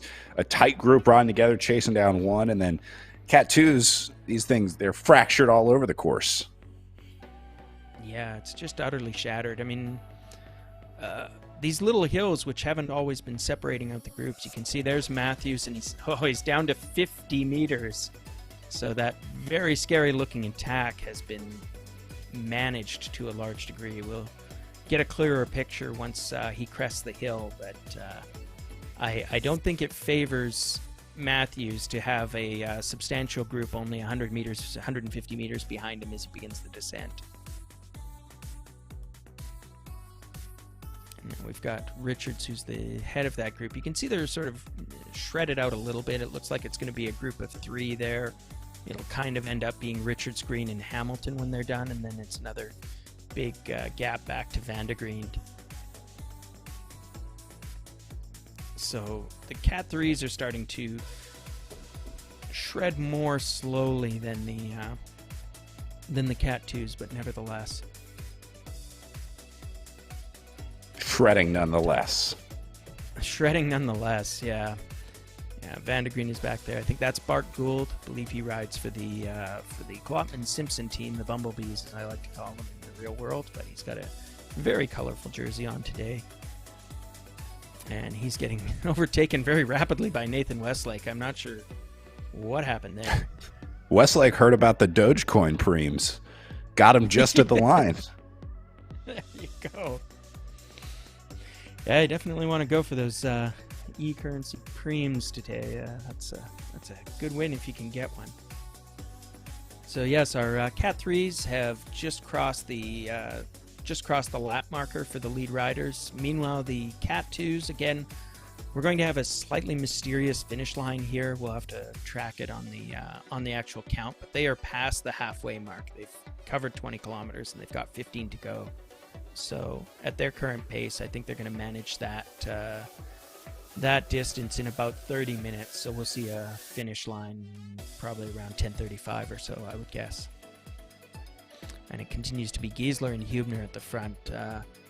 They're starting to make that gap look pretty solid. If they work together, that's a strong 2-up breakaway. We're seeing their chasing group, which is McCall, Flower, and I think that's Shane Westlake all together. Maybe working fairly well. We'll have to see what that gap does and how they're doing. But these 3 have to be pretty desperate right now because the race is literally rolling away in front of them. 15 kilometers is lots of time, but it's not that much. And Giesler and Hubner, that's not a breakaway I would want to have to chase down. Yeah, it's not a lot of time, especially when you're considering it's a group of 2 really strong riders up the road. There's only 3 of you chasing behind, and the 2 seem to be working pretty well together in Giesler and Hubner. So, yeah, I would say things are starting to get desperate for these 3, with Westlake, McCall, and Flower doing their best to bring back these 2 leaders. Riken a little farther back. I'm just looking at the leaderboard on the left-hand side, and then Dumper in 7th, Griffard in 8th, and Issel back in 9th. Excitement starting to build for this chase. Apologies, as there seems to be a dog on the course. That certainly couldn't be a small dog that's sitting in my commentary booth here. The fans are going wild. Yes, for those of you who haven't met him on previous broadcasts, I'd like to introduce you to Pinter, who often has his own thing to say about bike races. I'm just going to step away for about 30 seconds while I kick him out of the room. Pinter's one of my favorite parts of the virtual BC Cup. Getting to chat with Pinter every Saturday morning. Giesler in the red, trying to close this gap up to Hubner. It's not much, but 9 meters is enough to lose the draft on RGT. So even though they're going uphill, Giesler would be able to benefit from just a tiny draft here. You see the graphic up in the top left telling him to close that gap. And then once he gets close enough, it'll start showing.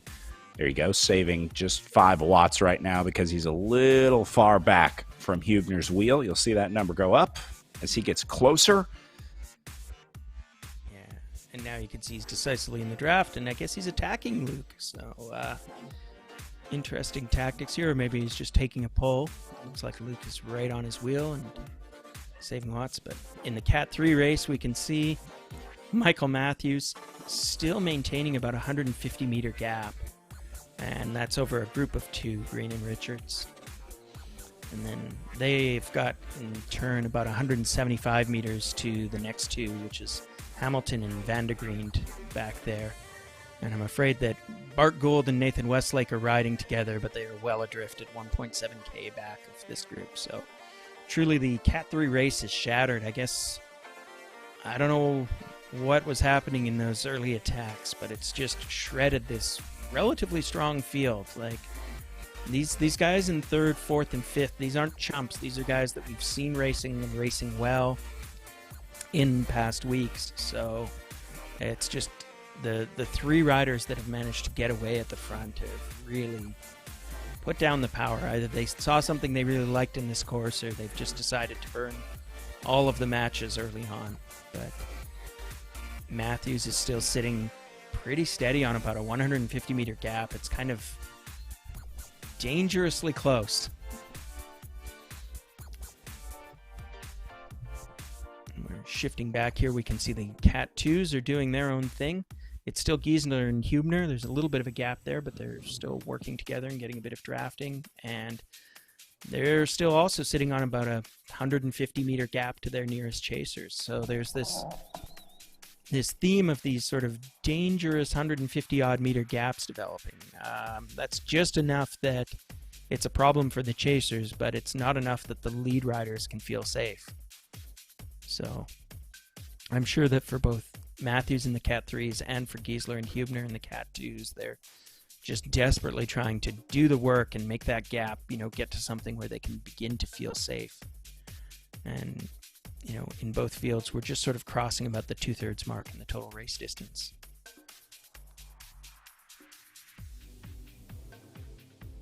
Now we're taking a peek here at the Cat 2 chase group.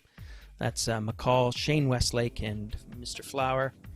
And they are sitting about 180 meters back of the lead riders, and we can see that McCall is now doing a little tiny attack on this group. So I guess he's decided they are no longer contributing enough, and so Taylor McCall has disappeared into the distance. And now Shane and I believe that is it Tom Flower? Probably going to get that wrong again.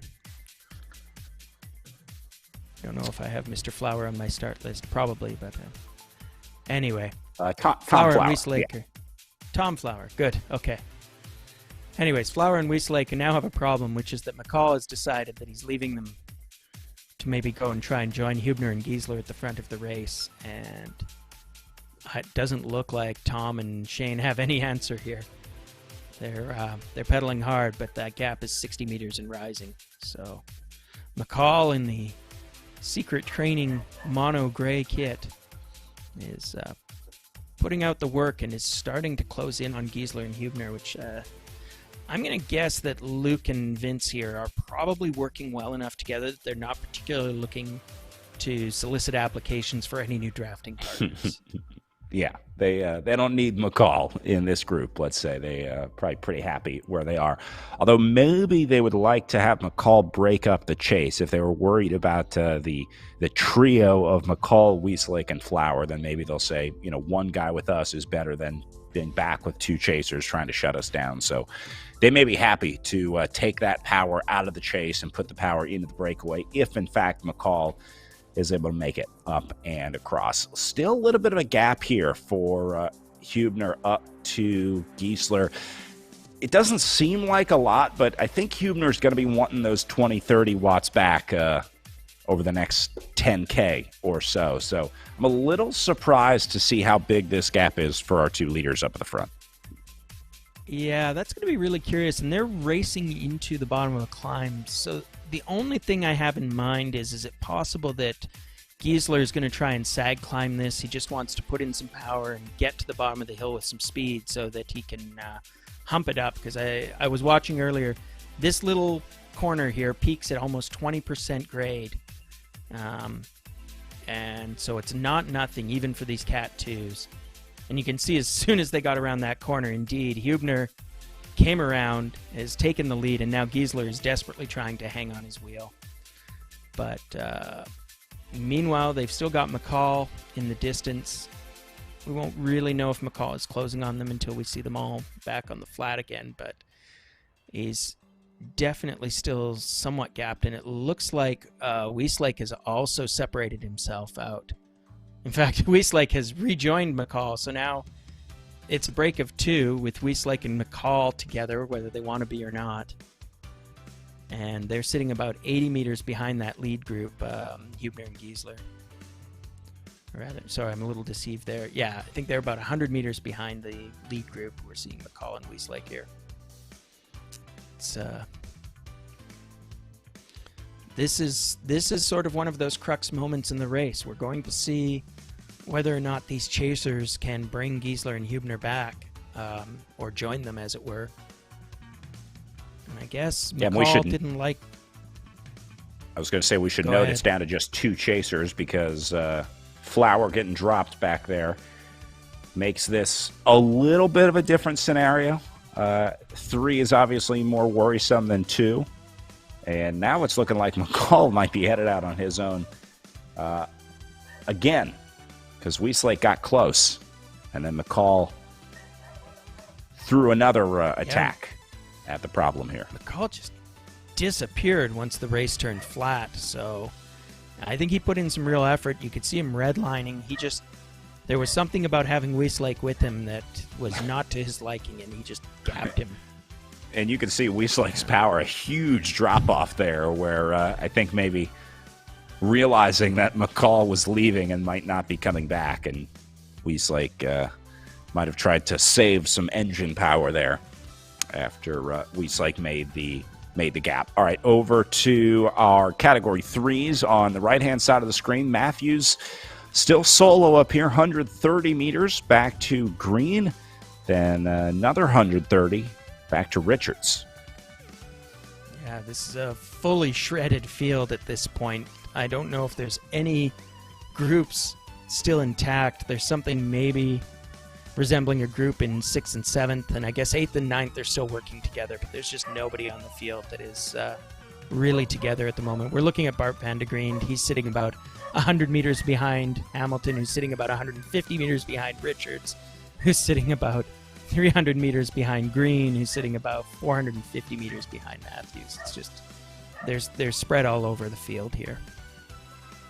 I'm calling those gaps a little bigger than they are.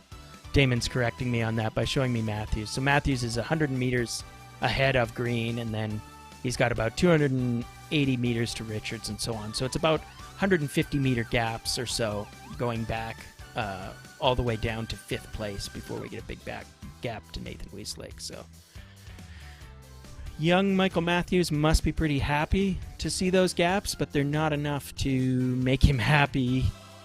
Like, it'll be no problem to finish this race 10 kilometers from now and not worry about those chasing riders.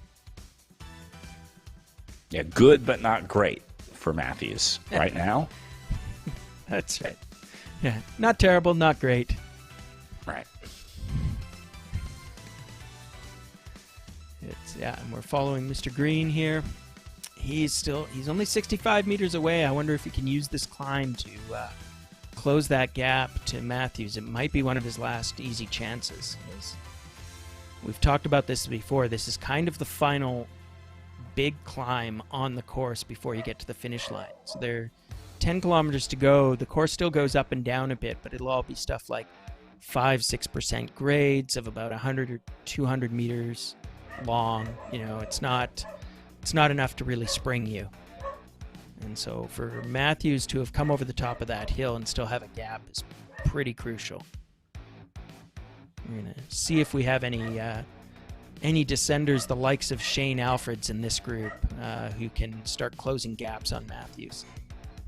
Yeah, I don't think I appreciated on this course how much the terrain was going to play into the race, especially, I think, in the shorter races compared to the longer races later today. Our pro women and pro men obviously up the distance a little bit, but when you're only going up and over that long climb and descending that long climb twice, 3 times, 4 times, that's enough where the rest of the course is straightforward enough to the point where it's like you only have a few opportunities to make your move, and it's either on the way up or on the way down.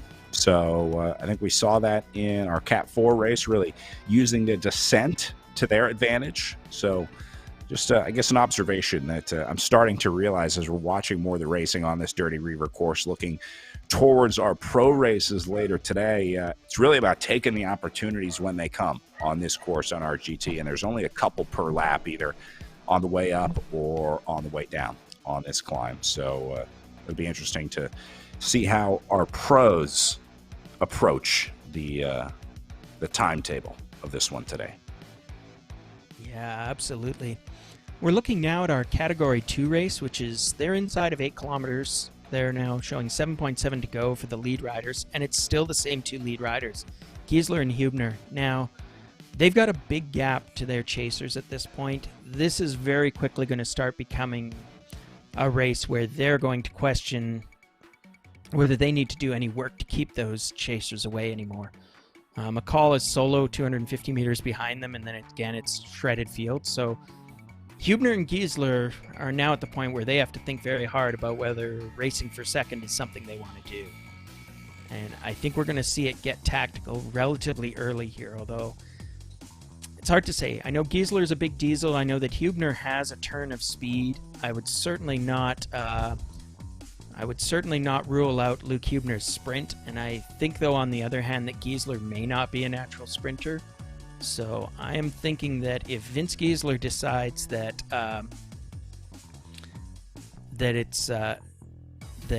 he's going to ride to the finish with Luke Hübner, he may be gifting a victory to the young man.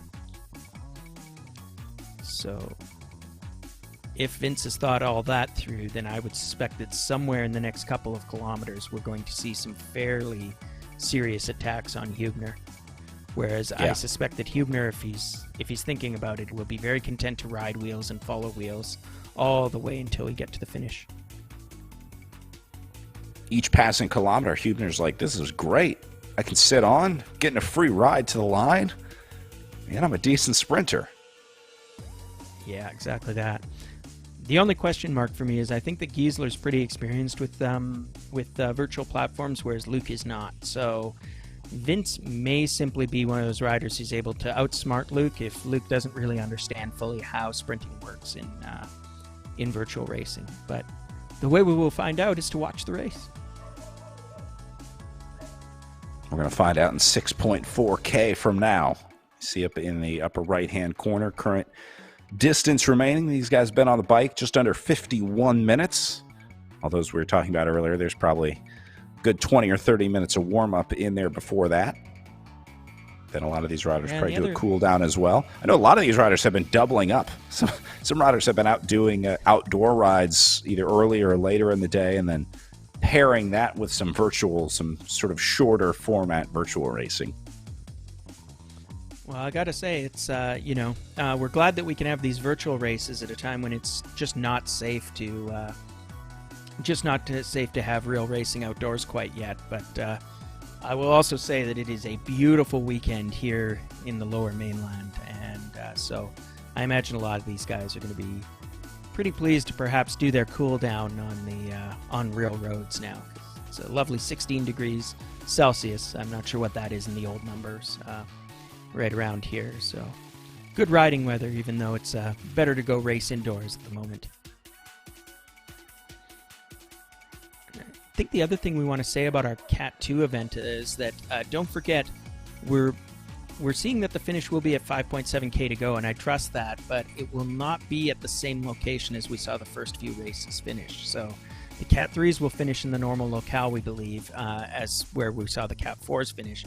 But the Cat 2s will finish out about where they started, if I'm not mistaken. I think that's right, because we're still showing about a 35-kilometer race total distance. So yeah, I think you're right as well. I think the distance will be correct. Just the starting position was a little bit different for those guys. So you won't see the banner where they finish, but we will be able to track the distance to go, and it does get more exact as we get closer to the finish. So the riders will be able to see that as well. It's not ideal. Obviously, you want to have the sort of finishing chute that you can gauge to sprint for, but they'll be able to count down by the meter once they get inside 1,000 meters the last kilometer. Yeah. The other part, though, is it means that we can't tell you decisively what the closing kilometers for the Cat 2s will look like. I think they're on a fairly flat section of the course, so I suspect that it'll be a fairly straightforward finish. We're not going to encounter anything like a 10% grade as we go up to the line. Meanwhile, so Giesler and go ahead. Oh, yeah. Meanwhile, we're just following Giesler and Hübner, and they've still got about 280 meters back to McCall. So that looks like we can call that a decisive gap, barring mishap at this point. McCall's both not going to catch them, and he's also probably not going to get caught from behind, because it's Shane Wieslake and Tim Flower who are still riding together about 500 meters in the rear, and that is your mountain bike podium there. Again, it's a big gap back to Jerome Reich, another strong rider who I'm surprised to see off the back. Now we're taking a peek here at the Cat 3s. Michael Matthews is continuing to demonstrate what will probably become a textbook solo victory. He's managed to expand his breakaway to 250 meters gap, and he's only got a solo chaser. Third and fourth are still working together, but Mr. Green there is all alone, trying to hunt down Michael Matthews. Sorry, Mike. Getting you confused with another local rider who was here some years ago, but no excuses. Young Mr. Matthews deserves his moment in the sun.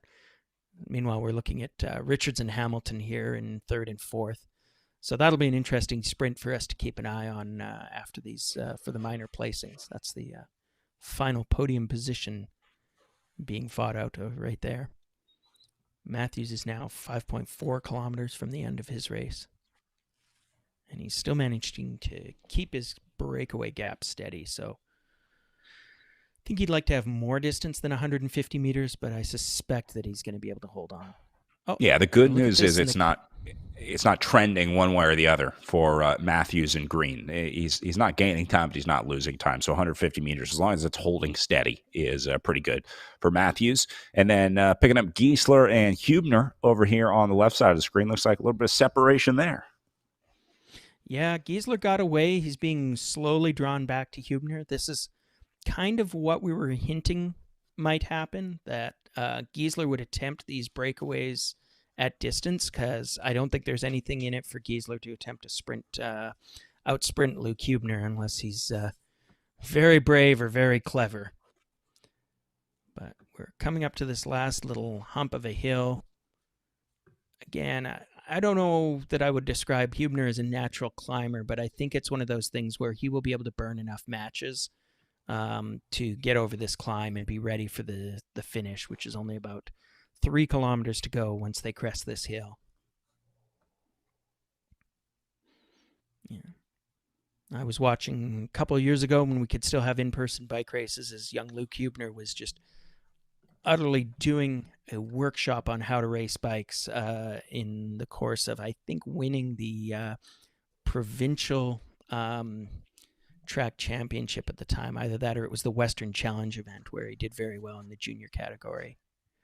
And now, having taken on all the kids his age, he's taking on someone of a certain age, Vince Giesler, 50 years old. I'm not saying Vince could be Luke Hubner's grandfather, but I do believe the math sort of checks out.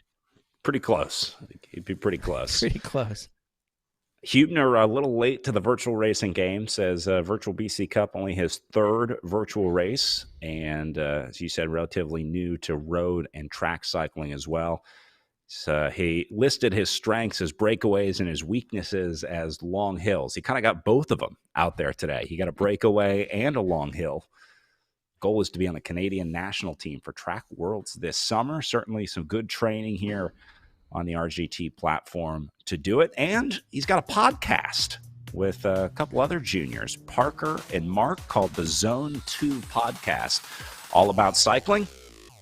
They got that out on iTunes and Spotify. I'm going to give that a listen at the end of the day today.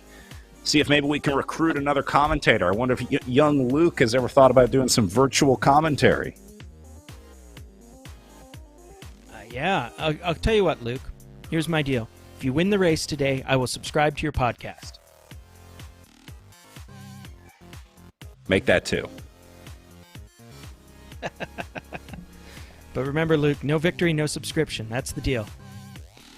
So we're watching Luke and Vince go hammer and tongs. Obviously, Hubner extremely motivated by the prospect of having a few new subscribers. He's hanging on to Giesler, and I think Giesler is starting to go pretty hard. We look at those numbers, and we're going to get the Cat 2 finish, I think, just before Michael Matthews does a slightly more ceremonial ride to the end of his race. It's all getting zesty here. 1.7K to go. These riders will have to be looking for the numbers there on the side of their race, as we said before, because we know that there probably won't be any very clear cues about where the finish line, except for the countdown.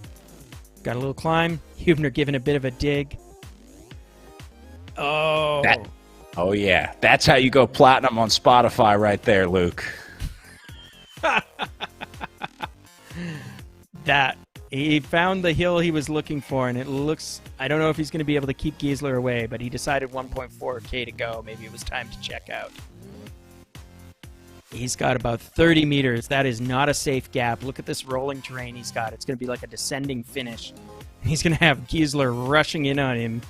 So, with 1.2K to go, I think what we're going to see is Hubner and Giesler will not be leaving the red zone very much for the remainder of this race. So, folks, just sit back and watch the gaps, watch the finish. Fiamme Rouge crossed by the young Luke Hubner as he tries to hold off the wily veteran Vince Giesler. Giesler right there, though. 45 meters back. He was closing the gap a little bit. Gets it down under 40, but Hubner going to be able to hold on at 30 meters. Ryan, get that subscribe button Luke, ready. Keep riding, Luke. You're not at the finish yet. 30 meters. Oh, Vince can taste it, I know. And it's going to be a climbing finish, too. So this is going to be much worse than a mere 600 meters to go. Oh, my goodness. Folks, get their popcorn. Enjoy the ride. Hubner and Giesler are putting on a show for you.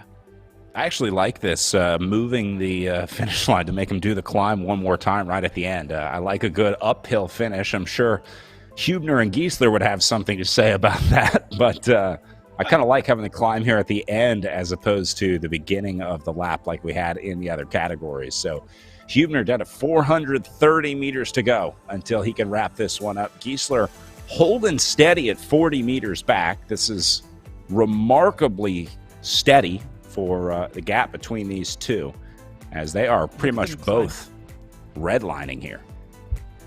Look at them climbing this 8% grade at almost 20 kilometers an hour.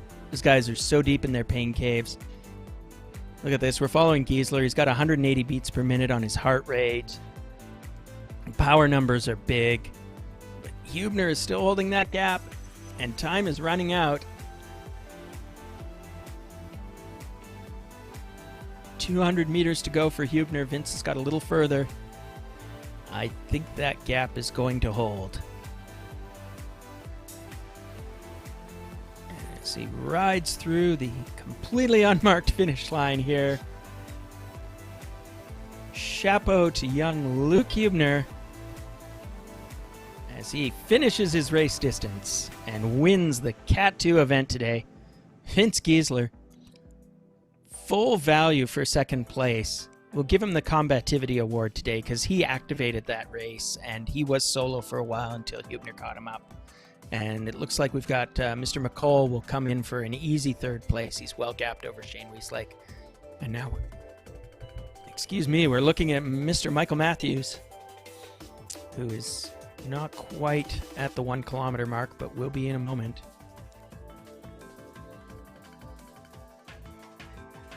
And he's got enough of a gap with almost 300 meters now that he's got to be pretty confident. And in this case, we should see him finish where we expect the finish line to be. He's being chased down by Mr. Green.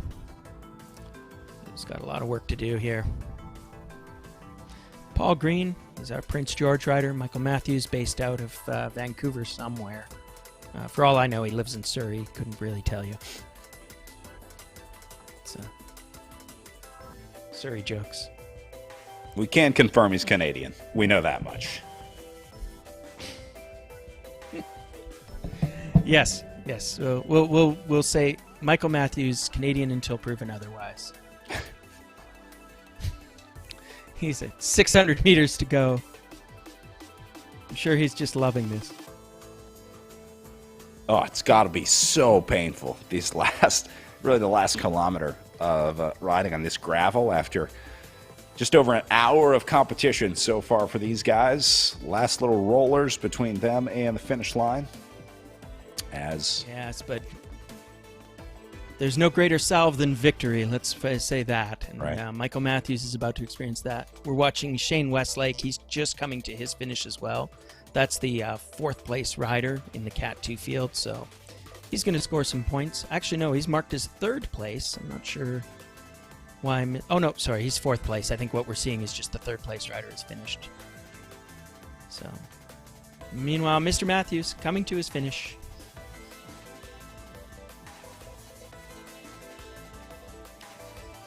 And he will cross the banner, which will be his actual finish when we see it coming around the corner. Got surprised by this in the Cat 4s too for this finish line. You just don't see it until literally the last 50 meters. Yeah, comes right around this bend and sort of comes out of nowhere. But Matthews with plenty of space so he can enjoy the celebration across the line as Michael Matthews wraps up our Category 3 men's race with a win. And Peter Green going to come in for a close second. I think Paul Green, but Paul, heaven knows I've made that mistake about 8 times myself. So, Paul, we apologize for not knowing your first name. It's because we're bored and lazy, but what can I say? We'll try and get it right if you win the race. How about that? Next week, right? There's 2 weeks from now. 2 weeks from now.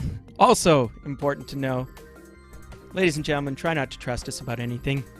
We're seeing this will be Vaughn Richards will be cruising home to third.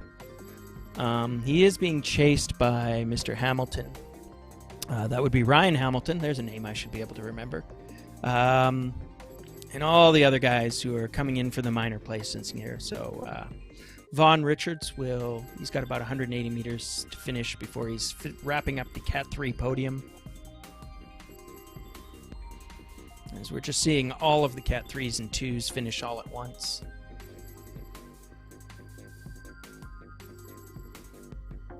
Vaughn going to hit the line solo here as well. Nice wave. I like that. Wave to the virtual crowd. Yeah. Very cool. Ryan Hamilton. Good name. Like that sharp, basic black kit. Like he was hiding out in the Seychelles doing secret training. And my old friend Shane Griffard. We've got to give a compliment to him. There you are, Shane. 8th place, strong field. I'm sure he's unhappy about that, but in the group of riders that he was racing against today and on this hard course, compliments to all these guys. I mean, Brad, you and I have had the easy job today. We've been able to sit, drink our tea, not break a sweat, make fun of these riders.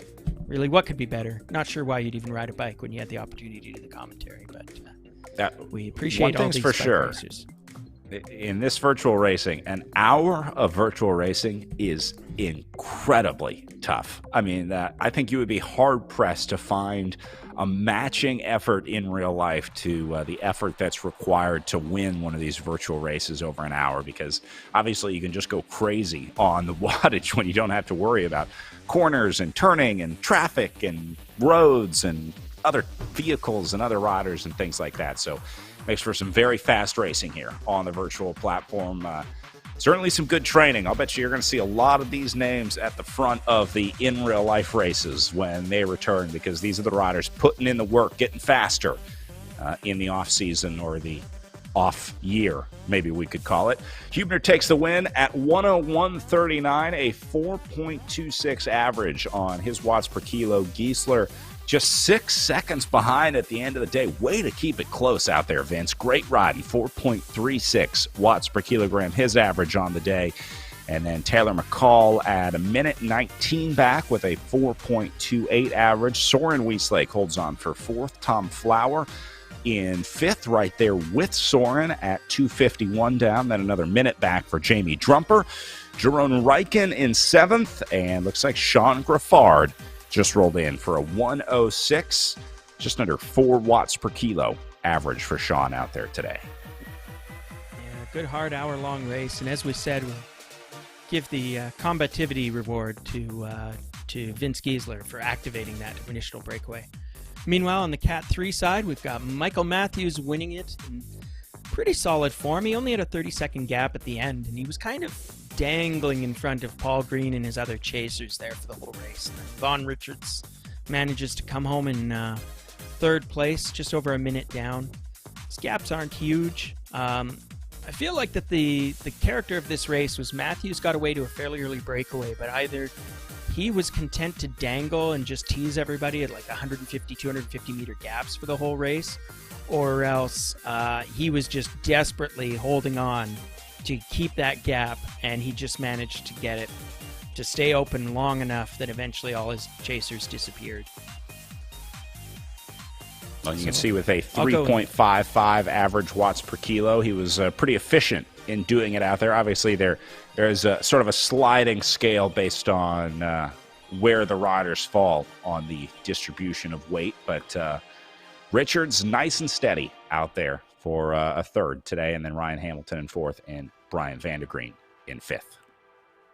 Yeah, absolutely. I think we can guess from that very low watts per kilo number that, and given how broken up the race is, that Richards is probably classically a very lightweight rider. And so therefore he's able to do well in these climbs, but perhaps he found a few too many descents. Yeah. All right, we are just about 5 minutes away from our pro women's race, so let's run a couple commercials here, take a quick break, and then we'll come back and pick up the front of our pro women's race coming up next, second to last race of the day here in the virtual BC Cup, presented by Cobotix. We'll be right back.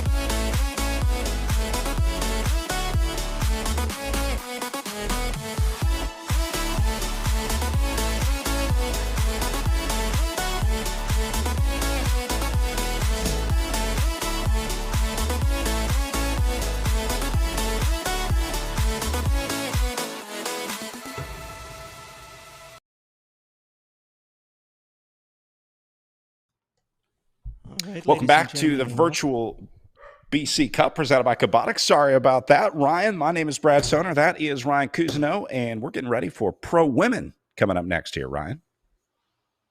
That's right. I should have trusted you, Brad. I know you're ever the professional. We're just both enjoying our short pit stops here. We're racing today on the Dirty Reiver course in RGT. It's this lovely 17.7 kilometer loop going around what is Kildare Lake in the northern part of the United Kingdom. It's going to be a gravel course today, and it's activated by that big climb you can see right in the middle of the circuit, the start, and we're going to be stepping in to watch a fairly packed and fairly exciting elite pro women's field. And the start is going to be in about 30 seconds. All right, let's take a look at some of the names on the leaderboard over on the left-hand side of the screens. The one that should jump out to everybody is Jackie Godby, the defending champion here in the virtual BC Cup. Pretty much the defending champion of everything out there recently, because Godby has been just dominant in women's virtual racing on Zwift, on RGT, at the World Championships, had a top 5 ride there. So Jackie Godby is the odds-on favorite in this field, but we've seen a lot of riders that were at least able to hang with Godby, so she will have some challenge in this group today. And this is a new name for me up at the front. Sacchio taking it early on here. Yes, Zoe Sacchio. Despite the Canadian flag beside her name, she'd like you to know that she is a true blue All-American coming straight out of Oregon. She's brand new to virtual racing, but I can assure you she's a strong cyclist, another person that I know from both road and track up here. We recently exiled her back to America for plague-based reasons. She's now living happily there with her new husband, Vaughn Winkleman. Vaughn tells me that Zoe claims I need to be, and I quote, sassier on this podcast. So, Zoe, I assure you this one's going to be for you. But we saw her jump out there to the front. She's clearly willing to activate this race, actually challenge Godby head-to-head, her fellow American, and find out what Godby's got. I remember I saw some emails going back and forth with Zoe's name on them about registration. It sounds like we had to work a little bit to get her into this race. Zoe attempted to register for the Open Amateur Women's Field. Zoe was doing this on the basis of her, obviously very amateur palmares, which include things like winning the RGT Echelon Race League Dirty Reiver, winning the provincial track championships, and being a medalist at the U.S. National Championships, as well as winning the Tour of America's Dairyland race, a pretty prestigious Wisconsin race. So on the basis of those palmares, Zoe thought, no, I should be in the open amateur category, not the elite 1-2s category. So here's to you, Zoe. Your attempt at epic sandbagging has been thwarted. So maybe out of spite, you'll have a good race here today.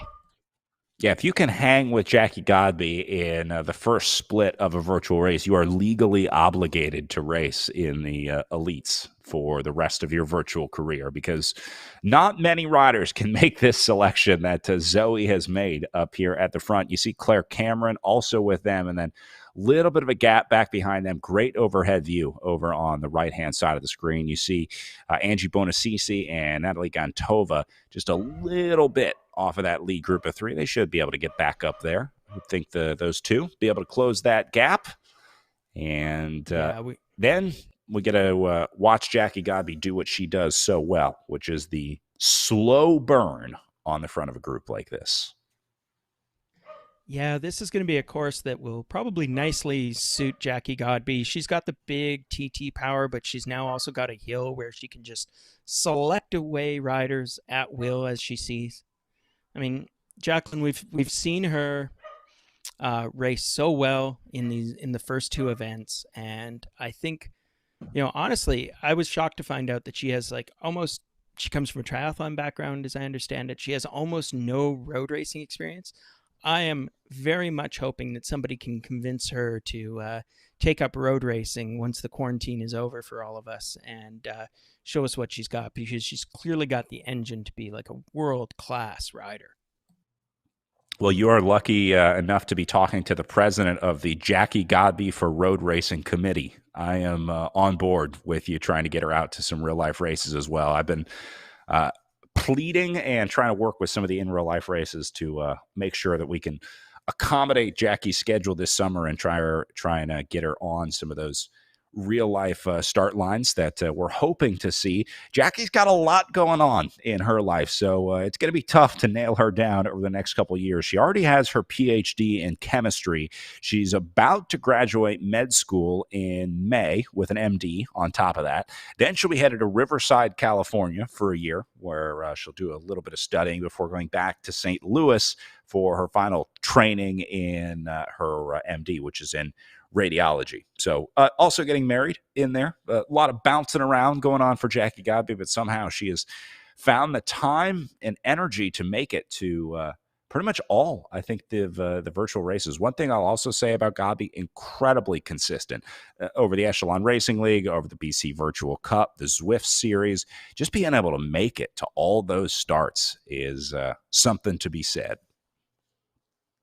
Well, I certainly hope in between getting her, her medical doctorate, her residency, and her upcoming marriage, as well as her active triathlon career, that she'll have some time to focus on what's really important, bike racing.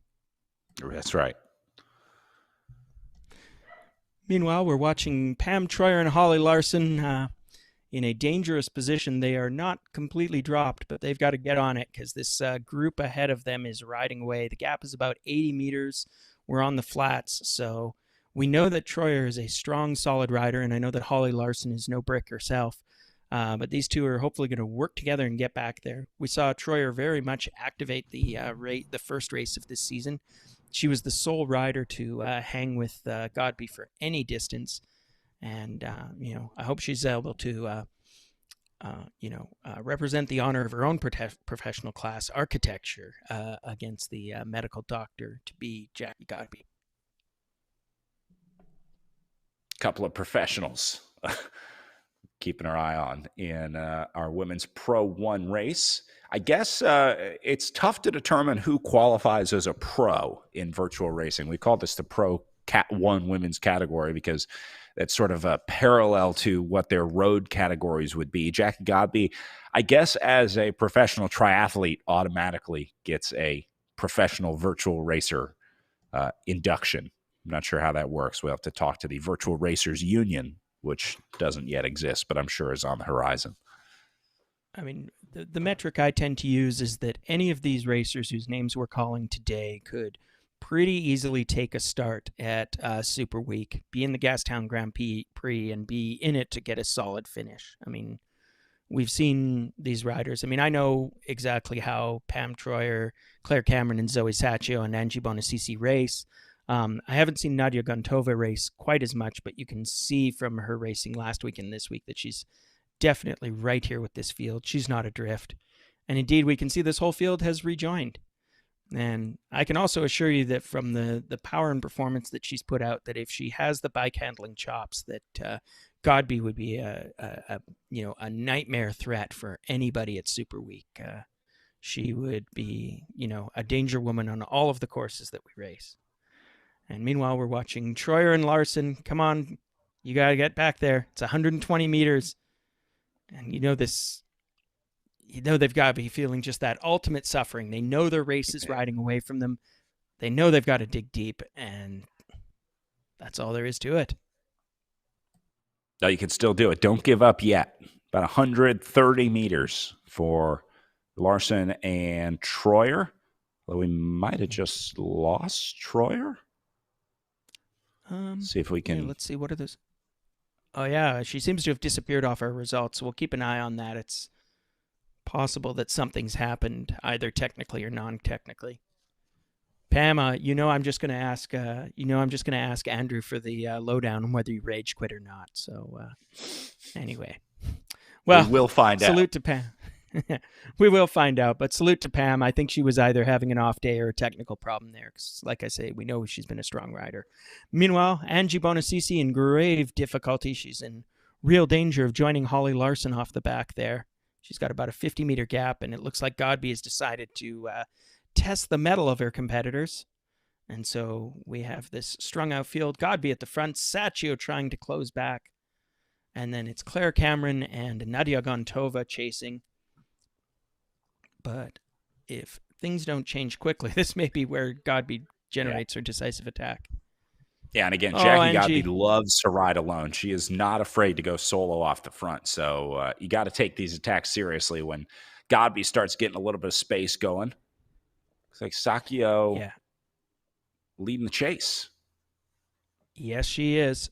Like I said, she's a strong rider, new to virtual platforms. So let's see if she makes any of the classic newbie rookie move mistakes. But we did see her get a very good solid start, so she's at least managed the spin up. And I know that Claire Cameron knows her very well. I'm not sure if Gontova does, but Claire will have utter respect for Sacchio as both a rider and as a threat to her. So this is going to be a classic race. I think technically they qualify as teammates. They're both on the Pickle Juice team.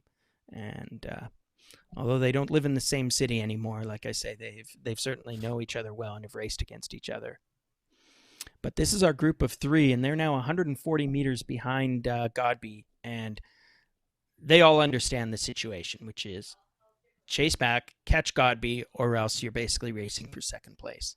Yeah. And Godby's going. It's going to be going Godby if they don't watch it. I think you nailed it when you said the other three riders chasing are very aware that they're either working together to chase Jackie Godby or they're just racing for second place. This group of three is well aware of how strong Jackie Godby is in this group. So it's not like Godby caught him off guard. It's not like this group of three said, let her go. She doesn't have the legs to hold it out there today. I mean, if they could have gone with this move by Jackie Godby, I think they would have. So I would guess that you keep seeing this gap go up as Godby's already open 200 meters, and she'll probably be at 250 pretty quickly. Yeah, and it's unlike our race course last week where we had a dead flat course and maybe Godby was experimenting with some new stuff.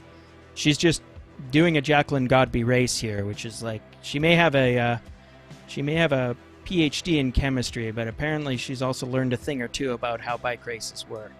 And whatever she knows about bike races, her legs know even more because she can just basically use them at will to ride people off her wheel. And as I said, in this case, we've got just enough of a hill and some terrain on this course that it favors her even further. And what happened? They went up a hill, and Jackie Godby rode away, and she's got a 300-meter gap. And like I say, Cameron and Sacchio are basically the class of provincial bike racing. So for them to be ridden off Godby's wheel is pretty decisive. Yeah, it might be more interesting to watch the Gontova, Cameron, Sacchio group duke it out today because, Godby putting in significant time, already up over 350. Oy.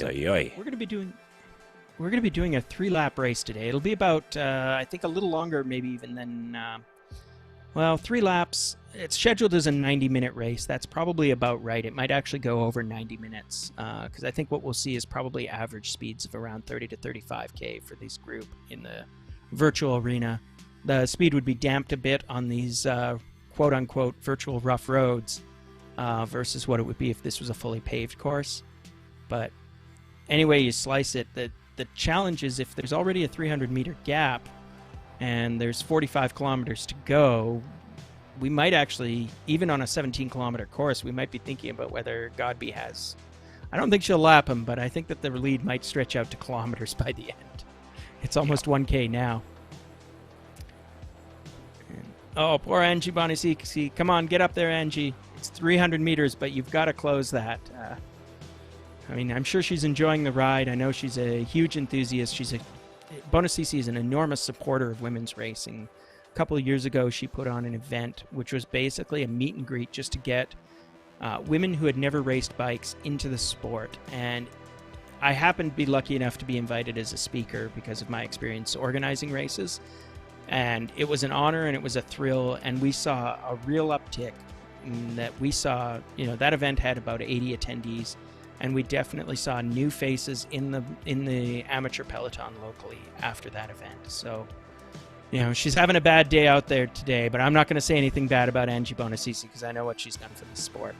And I hope we'll be back soon enough and be able to have another How to Get Into Cycling for Young Women event, because it was a lot of fun very last cool. time. What a program. Saw Angie racing a lot in the Echelon Racing League with her Velocity Vixens team. You'll see a lot of those orange and purple jerseys on the virtual platforms. They have a big presence on RGT.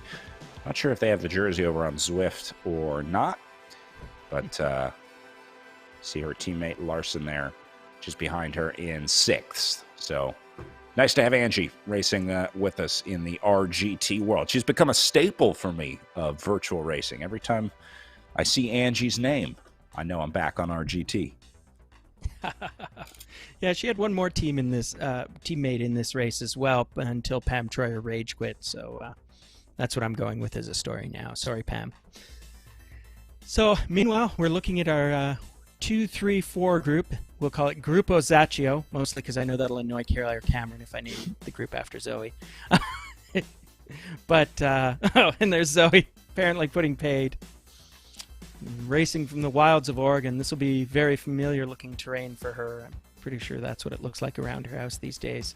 Gontova and Cameron, though, sticking with her. There's 2 stories here. These 3 are racing against each other. There's still podium positions in play. They're all thinking about the overall series results. But as they do so, it's starting to look not so much like they've given up on first place, but like first place is just no longer the priority.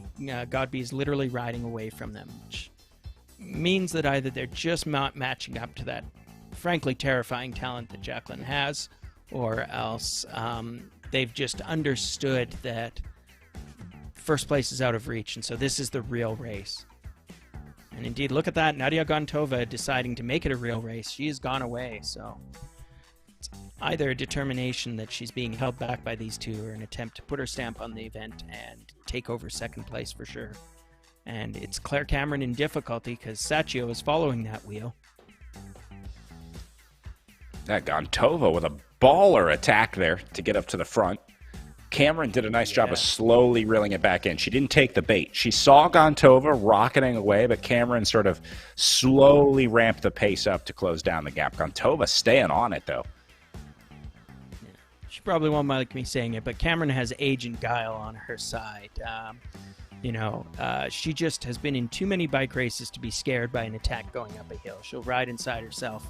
We see Barnasisi and Larson together now. Hopefully those Velocity Vixen teammates can work together and, salvage something from this race. It's the same old story. You never know when one of your opponents might run into trouble, either physical or electronic. And, if either case is the case, then these 2 are still racing for 5th and 6th as it stands, and maybe higher places yet.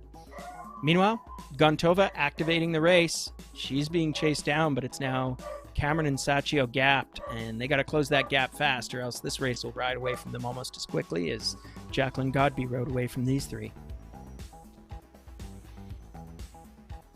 And look at that, the pickle juices versus Gontova, who I think is racing in that beautiful Cycling BC kit.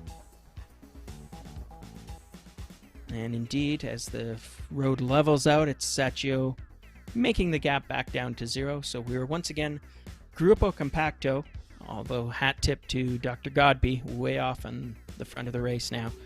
570-meter gap. Yeah, we're going to start measuring this gap with a sundial here pretty soon.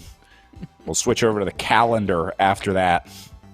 You go from seconds to meters to days for Jackie Godby. Not that the Dirty Reiver is a supported race, but if this was a road race, I'm very certain the support cars and the commissaires would be in this gap now. It's that kind of thing. It's always demoralizing when you see that in a real race and, the breakaway goes away and then you start seeing the support cars jump into that gap. Or conversely, when you've got a breakaway and all of a sudden all the support cars clear out of the break, out of the gap, and you're like, uh-oh. Where's everyone going? Yeah, wait. I needed that. That means you've stopped believing in me. It's like, yeah. Nothing quite like having the commissaire's decision be, well, you're not going to win. But meanwhile, Cameron, Gontova, and Saccio, at least they're back to working somewhat as Gruppo Compacto, as the late Jeremy Story would say. Perhaps the Canadians in this group are a bit mournful because, of course, we are laying to rest the Prince Consort today. The funeral for Prince Philip just happened this morning. I assume some of you are just joining us after having watched the ceremonies. But, 99 years old.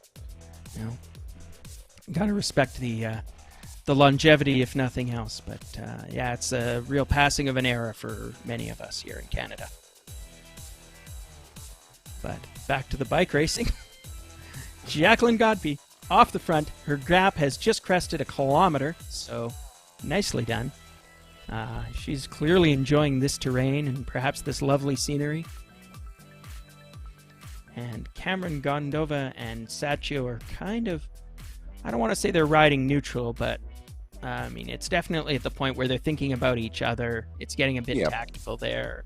There's sort of a lull here for these three. Yeah, the urgency has gone out of the chase at this point. Yeah. This is very much a selection moment, right? You can see that they're 1 kilometer behind Godby. They're 1 kilometer ahead of the group Larson, which is Angie and Holly there. And so we've got these three. Will be probably the race we'll be watching for most of the day. No disrespect meant to Jacqueline Godby, but she has, in her very decisive way, decided this race. Barring catastrophe, she has essentially executed her race plan, and the next 42 kilometers will be the completion of that race plan in what we can expect from her classic results to be decisive fashion. I'm not even going to tease Cameron, Gontova, and Saccio about not keeping up with this. It's like, even these three have to be just saying themselves, in the words of Ron Burgundy, I'm not even mad, that's just amazing. Yeah, it's tough to be mad about losing to Jackie Godby. It's like losing a round of golf to Tiger Woods or a free throw competition to Michael Jordan. You're just happy to have been there. It's an honor just to be slaughtered. Right. But meanwhile, I think that Cameron, Saccio, and Gontova are almost certainly thinking very much more about the race that they do have, which second place it may be. There's still lots on the line. There are real money prizes at the end of this series for the overall points winners. I think it goes 3 deep. I'll look that up later. But the three of these riders, they're all pretty smart and pretty savvy. They've got to be thinking about the tactics. I know that Cameron has to have nothing but respect for Zoe Saccio in terms of the power output and all that. So she's got to be thinking about ways that the wily veteran Cameron can just, out-tactic Zoe Saccio. And neither of them can forget about Nadia Gontova. Gontova, I don't think, has quite as much racing experience as the other two, but I think she definitely has an awful lot of power, because we saw her put up some pretty good result last week. So full respect to Ms. Gontova. Yeah, the good news is pretty much everyone is learning virtual racing from the ground up this year. Even the most experienced virtual racer in the world still only has 3, maybe 4 years of high-level virtual racing experience. It's probably more like 2. There really wasn't that much virtual racing going on pre-pandemic. So everyone's kind of on the same learning curve. Sometimes it translates from real life, and sometimes it doesn't. Some riders, have been much better on the virtual platforms than they are in real life, and some pro IRL riders haven't been able to figure out the virtual platform. So there's an entirely new skill set that goes into racing on RGT, and it's been cool to see some riders really rapidly advance through. And a chance for some riders to really get themselves known. That's, I think, the other really big thing about virtual racing is it allows us to identify talent in a much clearer way than before. You could see a rider look for results, go to the local races, the junior series, whatever, look for the rider that's dominating there. But being able to see power in real time is huge for identifying talent in maybe some younger riders or new riders coming to cycling. So that's been one of the enjoyable parts of virtual racing over the last year, watching for new riders that we hope to see succeeding in real life races.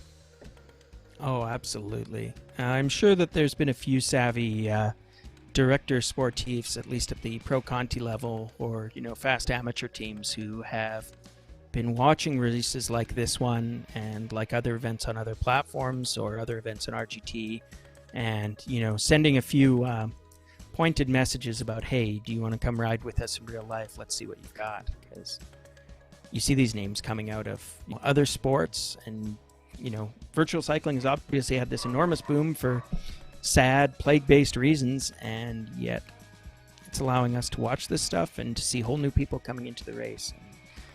Anytime you can find a new avenue to get people into road racing, I'm in favor of it. So, meanwhile, as we talk about the future of cycling, it looks like the present of cycling is involving Gontova and Sacchio ganging up on poor Ms. Cameron. Apparently, they've decided to school the school teacher. So, cruel, but, like life, bike racing is cruel. And Claire Cameron is finding that out firsthand. She's got about a 25-meter gap. That's not insurmountable. She may be just sort of riding within herself and deciding that she's going to use this upcoming slope as a platform to regain contact. You said Cameron's a teacher. She is indeed. She's a school teacher. I won't give away too much more OPSEC than that, but that's her day job. Like all of these racers, she has to have a day job. But yeah, she's a much-loved school teacher, and she lives and works in the Lower Mainland, and she's a great person. I know her very well. A few years ago, I gave her a hint that I actually thought she could set an age group hour record if she really wanted to, at least at the national level. And she told me actually that it sounded like fun, but honestly, riding gravel sounded like more fun than training for the hour record. So I'm sure she's enjoying this tremendously. And I can't really blame her. Riding gravel does sound like a lot more fun than training for the hour record. Yeah, there's a lot that goes into an hour record attempt, although Claire, a teacher, probably has the patience of a saint, so not surprised to see her patiently waiting to reel this one back in, and I'm sure she would have the discipline to go after an hour attempt, but she's a teacher, man. She needs some recreation in her life. Well, it's one of those things, right? It doesn't matter whether you're winning provincial championships or chasing down hour records or anything else at this level of cycling. You're going to be doing it for fun, not for money. And as a result, you should do the things that are fun. And, I certainly can't blame Claire for that. She's had a long career in bike racing, and, we're not going to give away her age except to say that she could happily race in masters categories, but she continues to race locally as an elite, and she continues to win provincial championships as an elite level rider. So, rumors that Zoe Sacchio may have fled to Oregon in order to avoid getting beaten by Claire Cameron again, probably not true, but won't rule them out. I heard it was an issue with taxes on her winnings from all the local races there. Yeah. Who knows what's motivated Zoe? We know that, she lives down there in Oregon with her young husband, Vaughn Winkleman. Vaughn is a Canadian by birth, and technically I think he's actually trapped in America right now. I don't know if he's able to work even. He may be basically applying for refugee status at this point, at least until he can get a vaccination shot. Who knows? But, we wish Zoe and Vaughn well as they try to make their way in their new life. Yeah. Sorry. Privilege of knowing all these people is I get bizarre direct messages like Vaughn sending me a note that says, "This is the closest that Zoe's ever come to playing a video game." So there you go. Zoe learning about computers in real time as she tries to pedal her way to victory, or at least to a solid second place here. Cameron's still in difficulty, but managing this gap. It's still 30 meters, so maybe she's just waiting for another hill to draw these two back. Maybe she's just, working within herself and keeping everything level. Meanwhile, we cut to a quick peek at Jackie Godby. We cannot forget her. She's actually, her gap is actually fallen. She must have relaxed a little bit, because I'm seeing it now at 680 meters, which is considerably lower than it was before. And without looking too hard, I can't really say whether that reflects Godby easing up, or whether Saccio and Gontova's attacks have been raising their pace. I'm going to guess Godby easing up a little bit. I'm watching her coast on the way down here a little bit. Normally, I don't think we would see Jackie Godby zeroing out her power meter a whole lot in a race like this. So I think Godby is enjoying her gap a little bit up at the front right now, trying to take it maybe a little easier, make sure she doesn't blow up. Still 37K, 38K of racing to go, but I don't think Godby is in danger of overdrafting her account today. So this is really the race. Second, third, and fourth, as Saccio gives herself a little bit of breathing room now. Right, and Cameron is caught up to Gontova, but unfortunately it's no longer the group Saccio and Gontova. It's more like Gontova going a little off the back. And, they're going up a 7% virtual grade here, easing off as we get to the front of the group. But on one hand, Cameron is definitely just ridden this race perfectly. She's not panicking. She's not letting the gaps get to her. She's right back with Saccio now. And now she's riding right past Zoe. So I don't know if this is going to be an attack or if they're just going to regroup and work together. But I see now Gontova having lost about 70 meters over the top of the hill. And now she's got to ride like the wind on this descent. Because, again, this is the same situation that Cameron was in. Her race is disappearing in before her eyes, where she wants to get back on this group of two, because I'm pretty sure she wants to race for second place, not fourth. And so we see Gontova chasing. How quickly these situations change out here. Yeah, it's very much a characteristic of this course, I think we have to say. We saw it in both, in the Cat 4 race earlier today. We saw how the Cat 2 and 3 men's races just shredded themselves wildly. And now we're seeing this Pro 1-2 race where it's 2 against 1 all the time. And we're just seeing turnarounds, like Cameron is off the back and now Gontova is off the back. There's enough to maybe the little higher rolling resistance and this rolling course that just allows these riders to get away and find their own strengths and weaknesses all over the circuit. I will say the other thing about RGT is you have to be eagle-eyed in watching the draft. When you're sitting in a group, if you look away for just a couple minutes, someone comes in to talk to you, you get a notification on your phone, you try and check a text, something like that. You look up after 5-10 seconds, you could very easily have already lost 100 meters, and then you have these compounding losses once you lose that draft and you can't get back in. So could have just been a lapse of attention. The point is, it's really easy to fall out of a group. Jackie Godby is legendary for her ability to just stare at the screen when she's racing these virtual races. As a triathlete, she's used to those long, sustained efforts, but there are very few riders that can keep their mental attention in a virtual race like this for an hour plus of racing.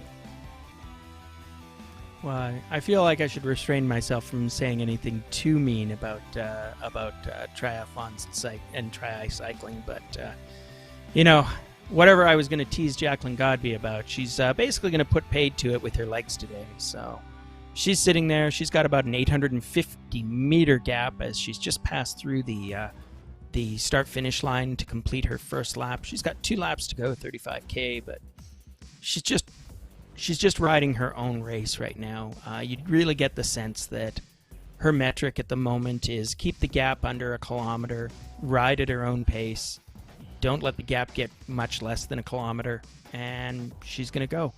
And right now she's got Cameron and Saccio working together, but they are well back, and Cameron and Saccio have kind of gapped Gontova. I think that I won't call this decisive. I mean, Gontova is not that much further back than Cameron was at her worst point, but it's that gap is starting to increase, and I think Cameron and Saccio are working together, and this is just the separation of the race. Cameron and Saccio are pretty motivated here. Besides being teammates and everything else, they've got the opportunity to turn this into a decisive race for the podium. So it's really easy to say you want to contest second and third rather than second, third, and fourth. And I think that's exactly what's going on here. I'm not even sure, because honestly, Gontova is her gap has suddenly ballooned. She's up to about 380 meters in climbing. So I don't know whether she's run into difficulty or whether she's just redlined finally and cracked, but she's making no time whatsoever on these riders. There's a lot that can go wrong in virtual racing. Certainly, when you're on the trainer like this, when you're done, right? If you've done a lot of trainer riding, you know that feeling of just, I can't do it anymore on the trainer. And I'm wondering if some riders might be getting to that point. Gontova still putting in the effort here in the red zone as she brings that gap down a little bit to 250 meters. But yeah, I would love to know what happened, what caused the split, because Gontova's not rapidly taking on water.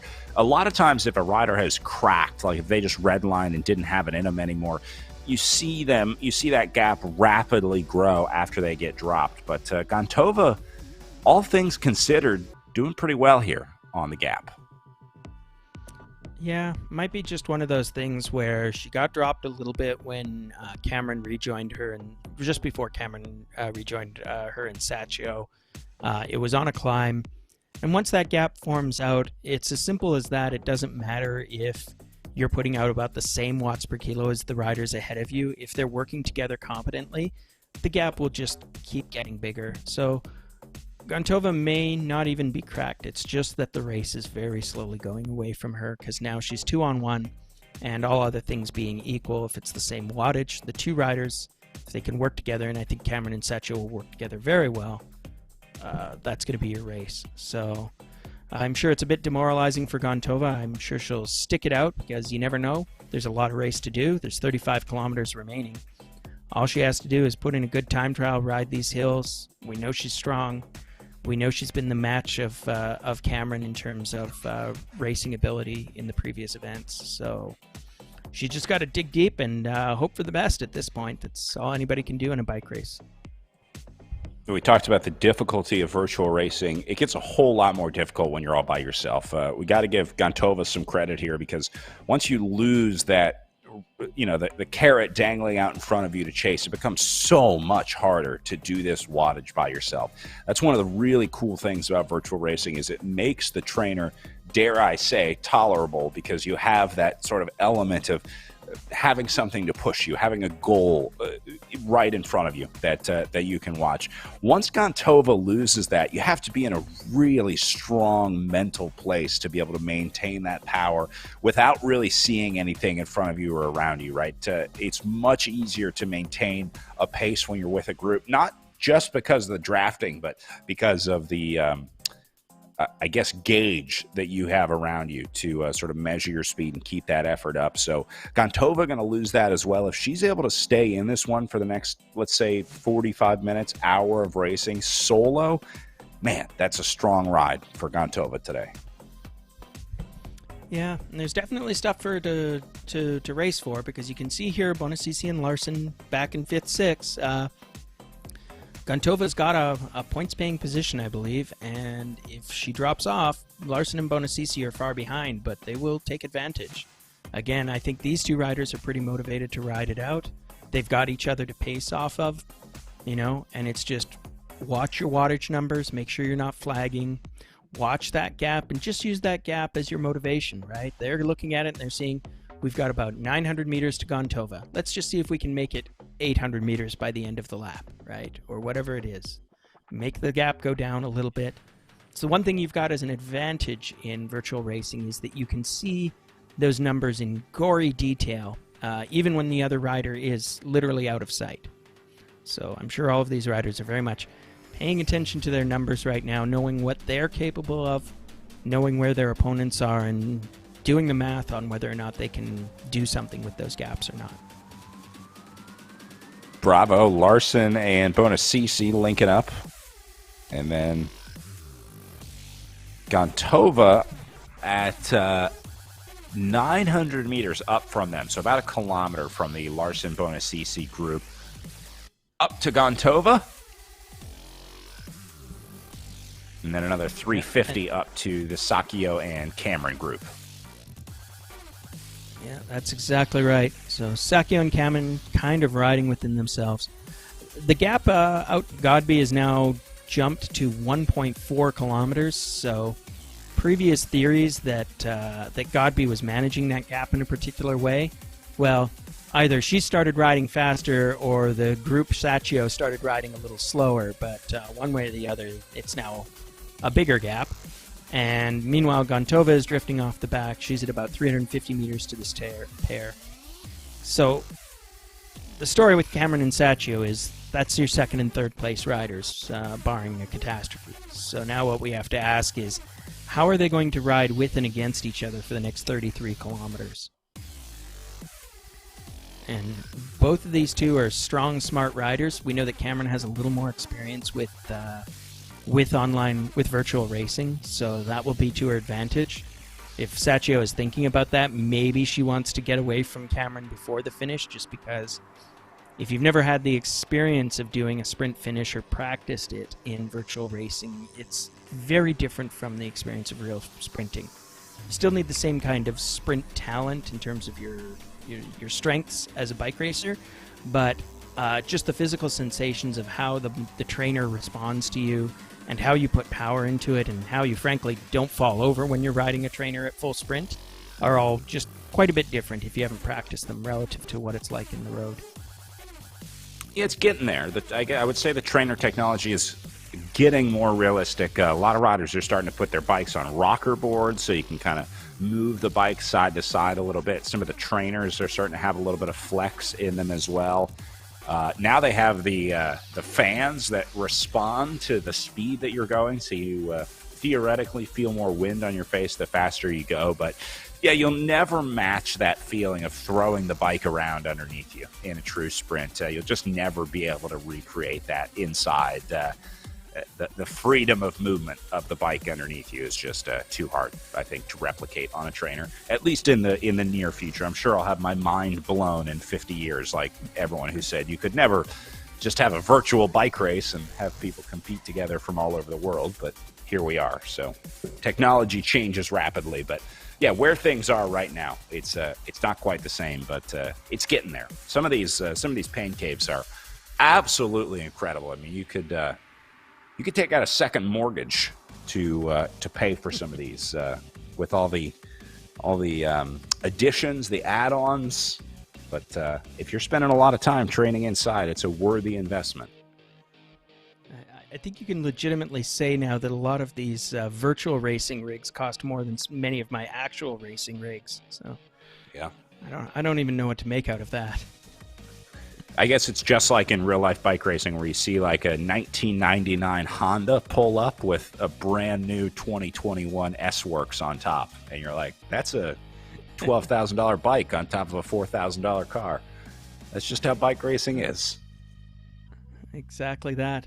Now what you need to do is you need to get the $2,000 training rig, and then you need to get the $1,000 graphics card, and then you're really set. Right. Right. Once you add the, $500 worth of fans, $1,000 automatic hill grade riser lower, the $1,000 virtual special monitor, and so on and so forth. Anyways, bike racing is a great sport. Everybody should join it. Talk to your mortgage broker today about opportunities in bike racing. Actually, it's I will a funny say though, thing. Go ahead.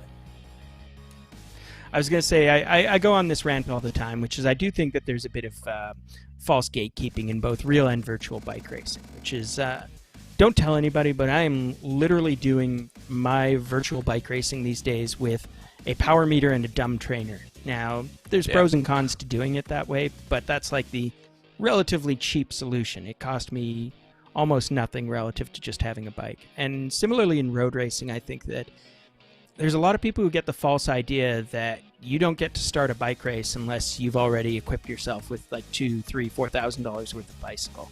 And that's just not true. So if you know anybody who wants to get into bike racing, I know it's a hard time to buy a bicycle new or used, but understand if you're fast enough, starting out your bike racing career on, SRAM Apex and, with whatever used bicycle you can get a hold of, whether it's made of aluminum or plastic, that's not going to stop you from being fast if you're fast. Yeah, absolutely.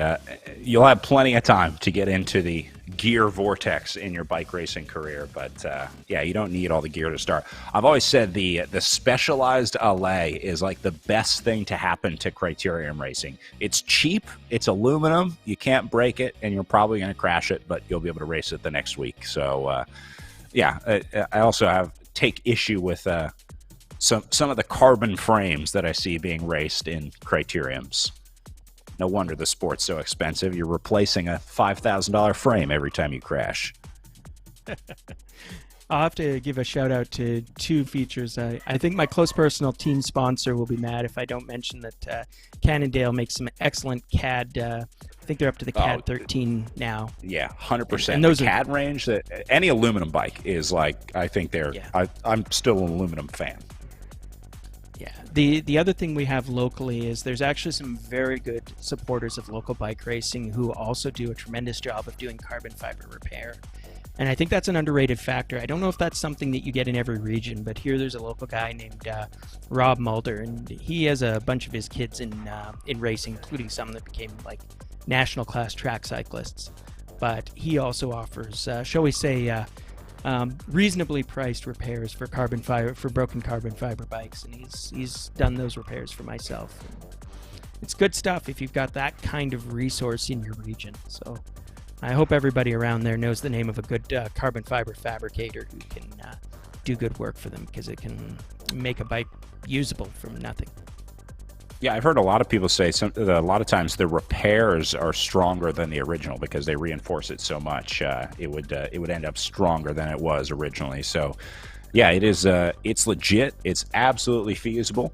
The one thing you shouldn't do to save money in bike racing is buy one of these no-name carbon frames from some certain websites. That would be my only advice. Would be, if you have a choice between a cheap aluminum frame and an expensive looking carbon frame, you probably want the cheap aluminum frame because it becomes a safety issue. Let's just say that. So buy absolutely reputable carbon frames if you decide to go that route. But a repaired carbon frame is much better than a cheap no-name carbon frame.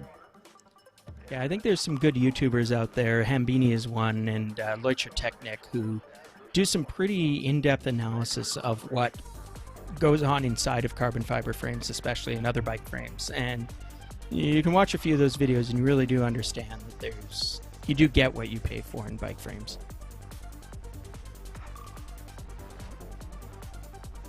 Meanwhile, looks like we still have a bike race going on. Godby continues to tick away at about 1.5 kilometers out in front. Cameron and Saccio still riding together, and they've got a gap of about 500 meters to Gontova. And Gontova is still sitting well ahead, I think about 1 kilometer ahead of Larson and Bonacisi.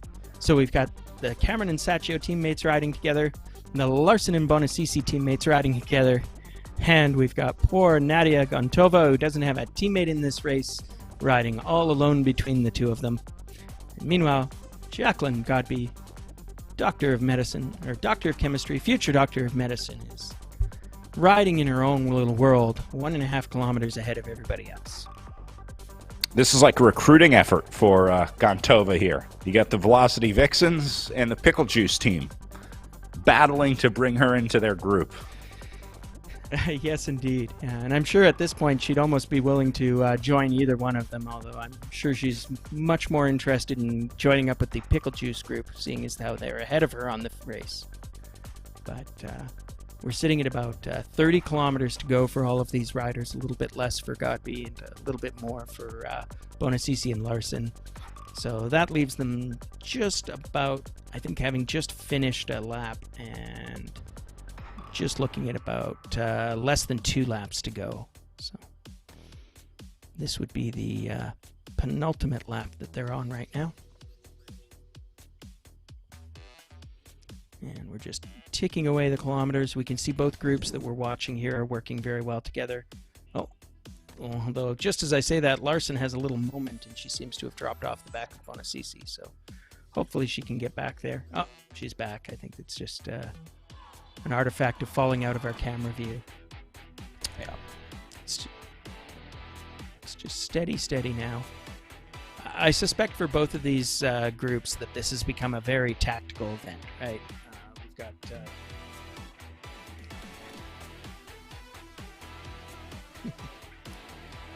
We've got another. We got a lot of bike racing to go, and we've got a lot of bike racing happening right now. And it looks like what we're going to see here is Cameron and Sacchio thinking very hard about how they're going to cut up second and third place, and Bonacisi and Larson thinking very hard about fifth and sixth place.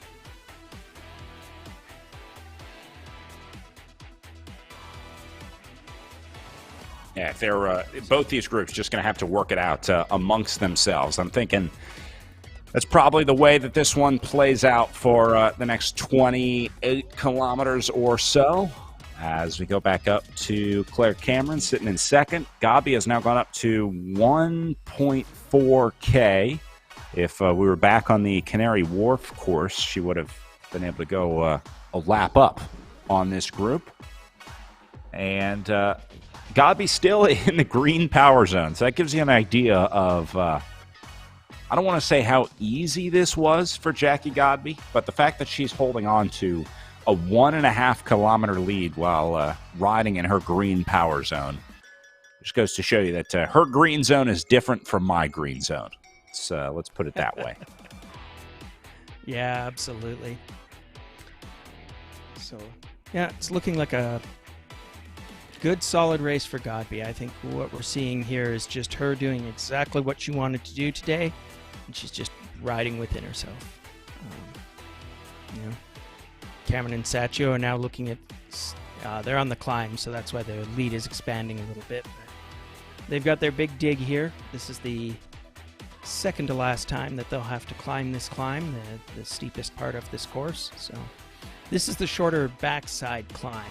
The big climb comes for them earlier in the lap. This one is this angry little, peaks at about 19-20% slope that ends as quickly as it starts. So they've gone through the switchback where it gets steepest. They've almost rolled over the top here, and then they'll be back to a relatively relaxing, relatively gentle grade up and down all around until they get back to the finish line.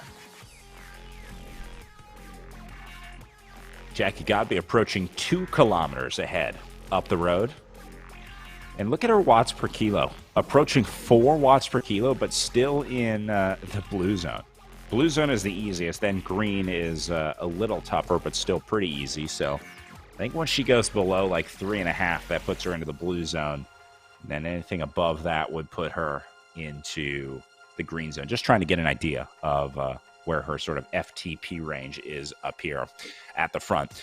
You were talking about some of the other racing that we had earlier today, and still to come are pro men scheduled for their start in about 45 minutes from now. So it's going to be a race against the clock for Jackie Godby to try and finish up before those guys start. Obviously, we will stay with our pro women's race all the way to the finish. Want to take a little bit of time here while we have kind of a lull in the action to meet some of the riders that we've had racing here in the virtual BC Cup. We asked some of the riders to submit a little bit of information about themselves so that we could try and learn about some of the competitors here in the virtual BC Cup presented by Cobotix. Campbell Parrish, Above and Beyond Cancer, presented by Bike World. I'm 16. I've been racing bikes since I was about 8 years old. I'd like to say I'm an all-rounder because I like to do all the disciplines: track, road, cross-country, mountain bike, occasionally some enduro. I'm a bit of a taller guy, around 6'4", 6'5", so I do like my time trials, but I just like to do it all. Just like to be competitive because I have some more experience on RGT, and I'd like to give the elite riders in BC a challenge.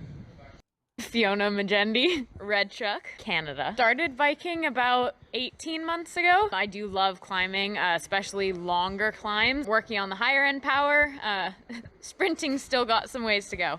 I'd really like to see if I can improve my sort of racing on virtual platforms. RGT looks pretty interesting. I know there are different technical things that you have to be aware of, but then also working with a team and see if I can work on some of my strengths and then help out the team that I'm on, try and get some wins there. I'm Oliver Dowd. I'm 24 years old, racing for Restart Racing. My riding strength is uphill sprinting, and when it comes to watts per kilo, anything like a minute and under is kind of my wheelhouse. Manu Moore. I'm racing for Cannondale. I'm 16. I've been racing bikes for a while, since I was, I think, 11. I would say I'm more of a climber. I'm not amazing at very steep climbs, but very long, gradual climbs like Seymour, Cypress, I'm pretty good at, yeah. I can do a bit of GC if the time trials aren't very long. Time trials are not my strength. Doing decent in GC and doing well in climbs. I'm John Heimlein. I'm 31 years old, and I race for Project Echelon, based out of Minneapolis, Minnesota. I've been in real life racing for about 5.5, 6 years now. I'd love to call myself an all-arounder. I'm a little on the bigger side, so definitely more of a sprinter. In the esports world, I've definitely have grown, really trying to finish it out strong. Definitely trying to shoot for a couple results here before the end of the esports season. Peter Olenichek. I am 28 years old. I am in Minnesota, United States of America, and I race for Project Echelon Racing. Most people would consider me an all-rounder, primarily because I have some pretty decent time trialing abilities, pretty decent sprint abilities, but also, have the ability to make the breakaway, sprint from the breakaway, and be a pretty all-around versatile rider. My goal is to ride more efficiently, and had a couple fourth place finishes, looking to make the podium.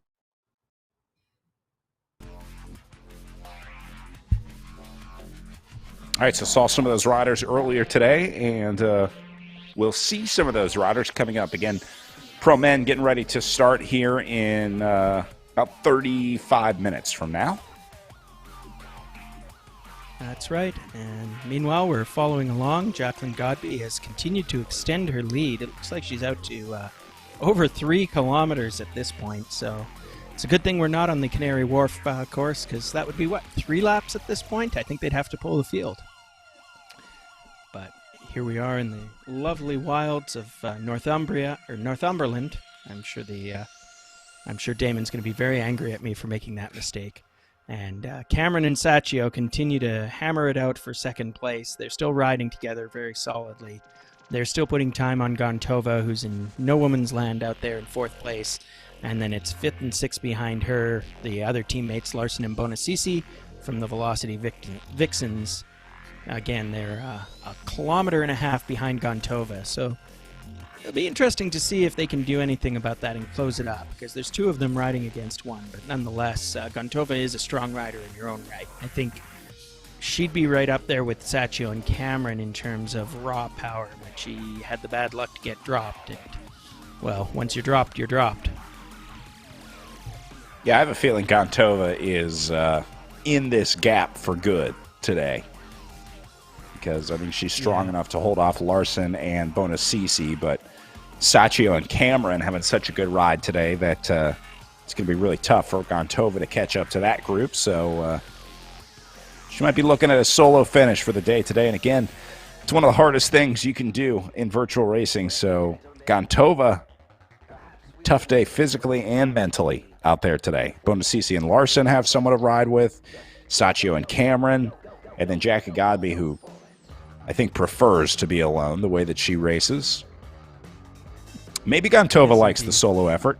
Some of the time trial discipline heavy riders like to ride alone. I'm not sure where Gontova's at on that. Yeah, you get into this point in the bike race and everybody's sort of just digging deep, head down. They're all in their pain caves, both literal and virtual. And it's at this point in a bike race where all the riders are sort of feeling the suffer, trying to figure out what they're going to do. Just their legs are probably burning. They're putting in the heart rate. I bet you they're all at the point where heart rates are starting to sag just a little bit from their previous possible peaks because you're getting fatigued. And it's at this point in the race where I like to remind the riders, you're all doing this for fun. This is something that you chose to do, in many cases paid a considerable amount of money to do, and consider something that you're doing for entertainment. And I have to ask those bike racers, what is wrong with you, really? Really, what is wrong with you? I think a lot of bike racers could benefit from taking a step back and remembering that this is supposed to be fun. Well, I'm sure these riders are having an awful lot of fun right now, so Satcho and Cameron are having the fun of sitting in their respective pain caves, We're hoping that they're, laughing so badly that it's harming their power output at the moment. I'm sure Satcho is getting a lot of encouragement from husband Vaughn in between sending me funny things to say over the air.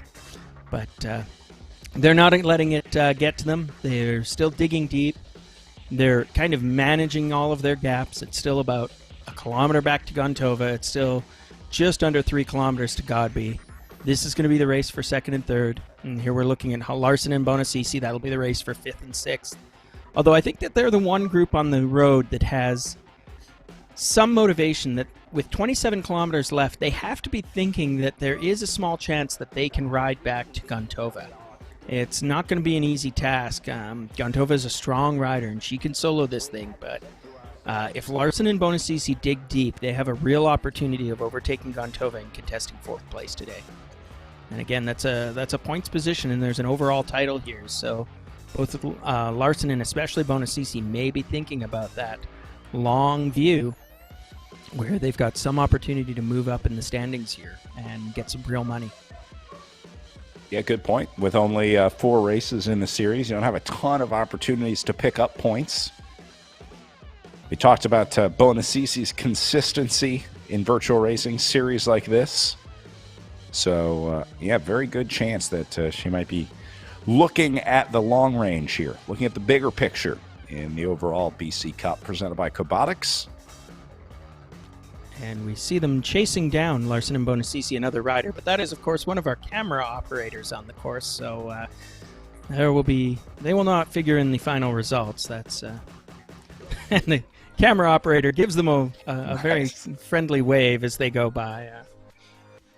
I'm not sure if that's Damon playing around or if that's some built-in behavior, but I like it either way. We give a shout out to Damon Bates. He's our he gets to be our camera operator, our editor, and our producer all at once. So he does the job of 3 men from some. He gives us a little salute from the camera. So I guess the answer is yes. Damon is in fact controlling those little hellos. Anyways, Damon's a great guy. It's been fun to work with him. He's doing this all from the United Kingdom somewhere. It's an undisclosed location, I believe. We refer to Damon as coming from parts unknown. But at any rate, the thing about Damon is, so he's doing this at some ridiculous hour of the day. I think that if I'm right, it'll be about 7 hours ahead of me. So he's going to be doing this at 7 p.m. So this is a lovely afternoon for Brad. This is an early morning for Ryan, and this is a early evening for going into the night for Damon as we bring you this, international commentary and production squad that's bringing this bike race to you. Damon runs ZMS Livestream. They run a ton of virtual events, virtual races, both producing them and hosting them. So if you're a virtual racing fan, check out ZMS Livestream on Facebook, and I think he's on Twitch as well. I know he runs all of his shows over there, but yeah, you talk about a lot of virtual racing. I don't know that anybody has spent more hours watching virtual racing than Damon over at ZMS. Oh, that's an amazing Even statistic. the programmers, I think even the guys at RGT are impressed with the, because he's watching 4 screens at once, right? So he's getting 4 times the exposure to virtual racing. Man, now you're reminding me, we made a promise and we've got to fulfill it, which is I'm going into my podcast nerd app because I got to find Luke Huebner's podcast. What's it called again? That's right. Hold on, I'll tell you. I've left something level 2, I think. Level 2. So yeah, we made the promise that that if Luke won his bike race, that we would subscribe to his podcast, which he does with a couple of other riders. So I'm gonna fool around and find that eventually. So Luke, I'm still not finding it in my... The Zone 2 podcast. Zone 2 podcast. Let's see if it comes up in my directory here. This is the content that people are loving. Brad is Ryan and Brad subscribing to podcasts in real time. What more could you want, ladies and gentlemen? This is true cycling scintillation. It's like a resurrection of Phil and Paul, only for virtual bike racing. Yeah, we're supporting our athletes here in Virtual BC Cup. There is that is a big part of why this race exists. I mean, we shouldn't overlook the fact that Cycling BC really wanted to make sure that they offered something to their athletes, both as a competitive outlet, but also, I know, getting some of these riders recognized is a big part of it too. Huge opportunities for juniors to try and get their name out there, get a little bit of recognition with some good rides on these virtual platforms.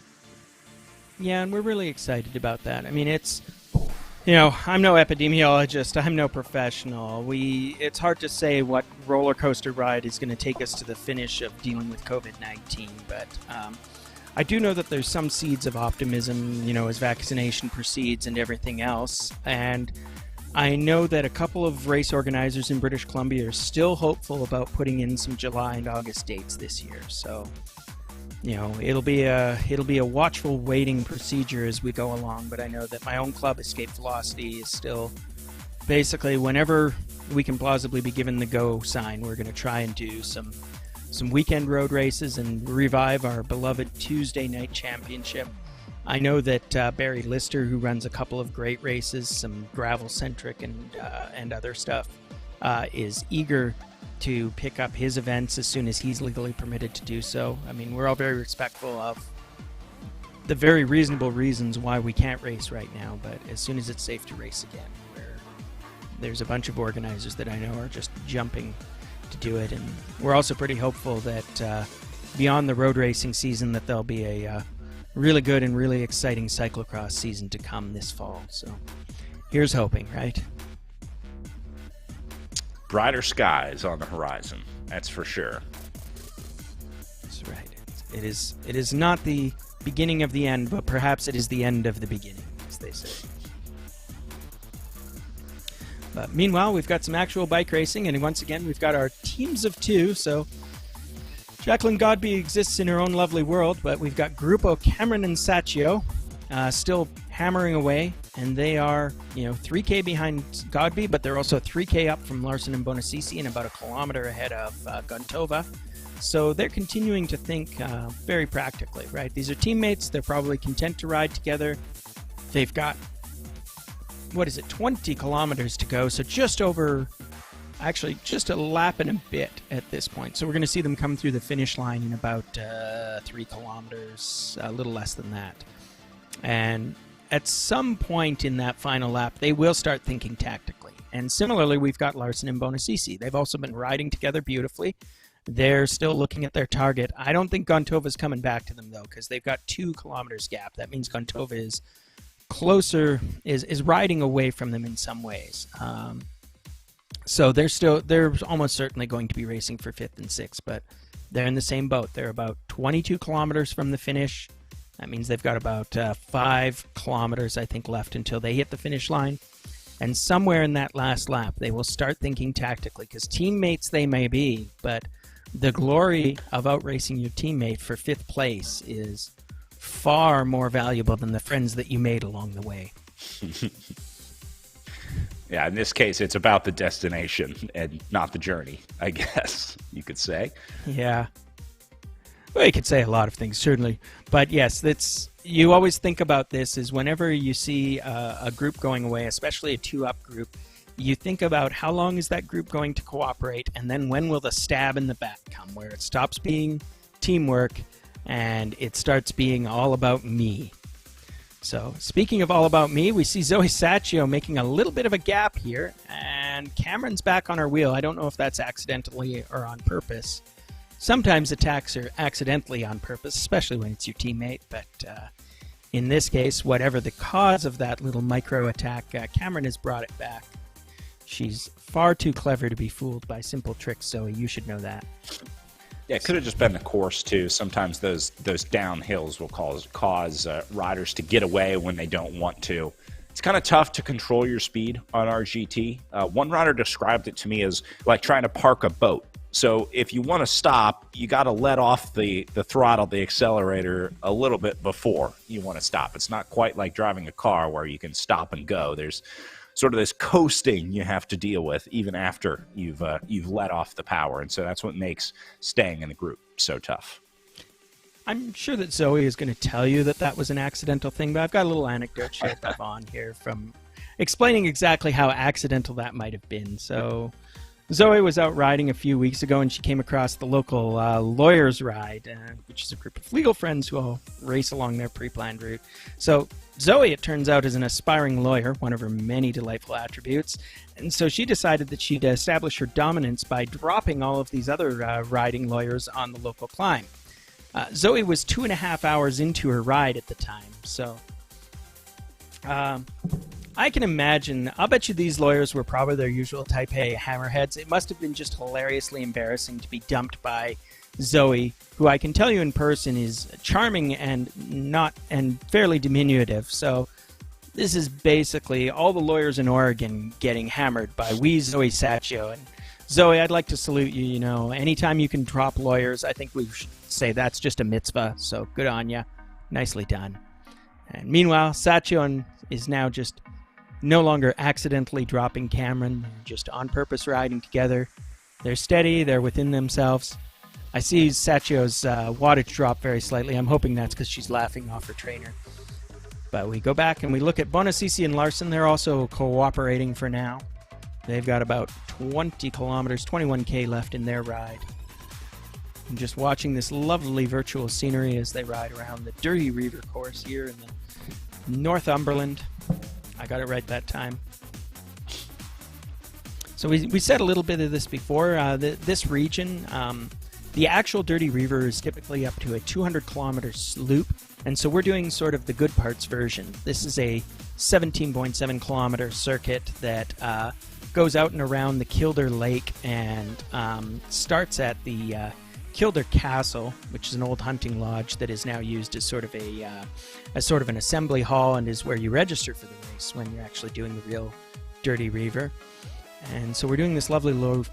This is all an artificial forest. These trees are planted for harvesting. It's primarily coniferous. I don't know how common that is to see coniferous forests in Europe, but these are, of course, more like the native trees that you would see in British Columbia. So, again, this is all a very familiar terrain in an area where you said, Brad, that earlier on that the Dirty Reiver very deliberately takes its inspiration from sort of American-style gravel racing. So stuff like the Dirty Kanza and similar events.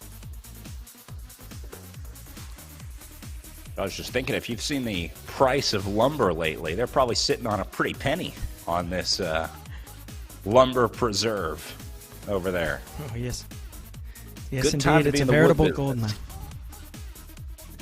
business. Indeed, indeed. It seems everybody has taken the opportunity to do some house renovations while everything else is turned upside down in their lives. You know, more than a few people have probably had vacations canceled or worse as a result of things like this, but you know, we turn inwards. Some people add a deck to their house.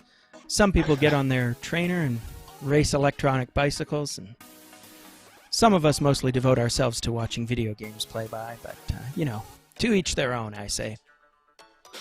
We all deal with it in different ways, I guess.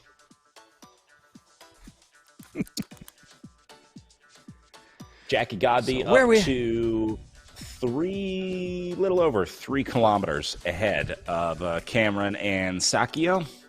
Don't see that changing. This might waver a little bit, might go under 3, up to 3.5, but Godby is pretty comfortable right now, straight chilling. wouldn't expect to see any major efforts from her until she gets into the last maybe 5K. We might see Jackie try and get a workout in for the day. Little bit of a gap for Bonacisi and Larson. Looks like Angie trying to close down just a few bike length gap. Yeah, it's a slight Holly gap here. I suspect that's an artifact of them being on the climb, and Bonacisi is probably just, climbing within herself. We see she's closed that gap right back, and she's just sitting on Larson. So what are their numbers like? 4 and 3.7 watts per kilogram. That's not nothing for these two riders, but it's not their red zone. They're just, they've got the same dilemma as just about everybody else on the course, is that their race is right in front of themselves. That, Bonacisi and Larson have very little to race for except against each other. Cameron and Sacchio have very little to race for except against each other. And everybody else, Godby and Gontova on the course, is kind of racing in their own almost bubble, right? They've all kind of already defined where their race is going to end up. So, but we are getting to the point where, let's see, Cameron and Sacchio are now sitting at 17 kilometers to go. So they have just begun their final lap. Larson and Bonacisi will come to their final lap in a couple Ks. Godby is well along on what is basically her victory lap at this point. She'll be showing up here, 13.5K to go. So that's a distance where I think she's probably averaging about 30 kilometers an hour on this up and down course. So figure on that being just over 15 minutes to the finish. For Godby, this has been another triumphal demonstration for her. I mean, we can't say enough good things about it. Sometimes Godby makes these races very simple. Godby performs an initial early attack. Godby rides away from the field. But it's just what you're seeing is a masterclass in what it means to have just immense cycling capacity. Godby is a world-class talent. We keep saying it, but that's what world-class talent looks like, and that's what world-class talent does. So it will be very interesting to see if she can, put that to good use in some world-class road racing. And we hope for the best for her. Now we're taking a little peek at Sacchio and Cameron. I think you would call this a textbook Jackie Godby ride, going solo off the front here and just steady as a rock out there. This is where she's most comfortable. Cameron and Sacchio. Go ahead. Oh, yeah. Cameron and Sacchio are just riding within themselves. But make no mistake, you might interpret this as, Cameron and Sacchio, how good are they? Cameron has won the provincial championships multiple times on the road. Sacchio is that good. These two riders acquit themselves very capably when they race at Super Week each year, which sees visiting continental pros come. We've had New Zealand national team riders show up in the women's field, and similar levels of competition.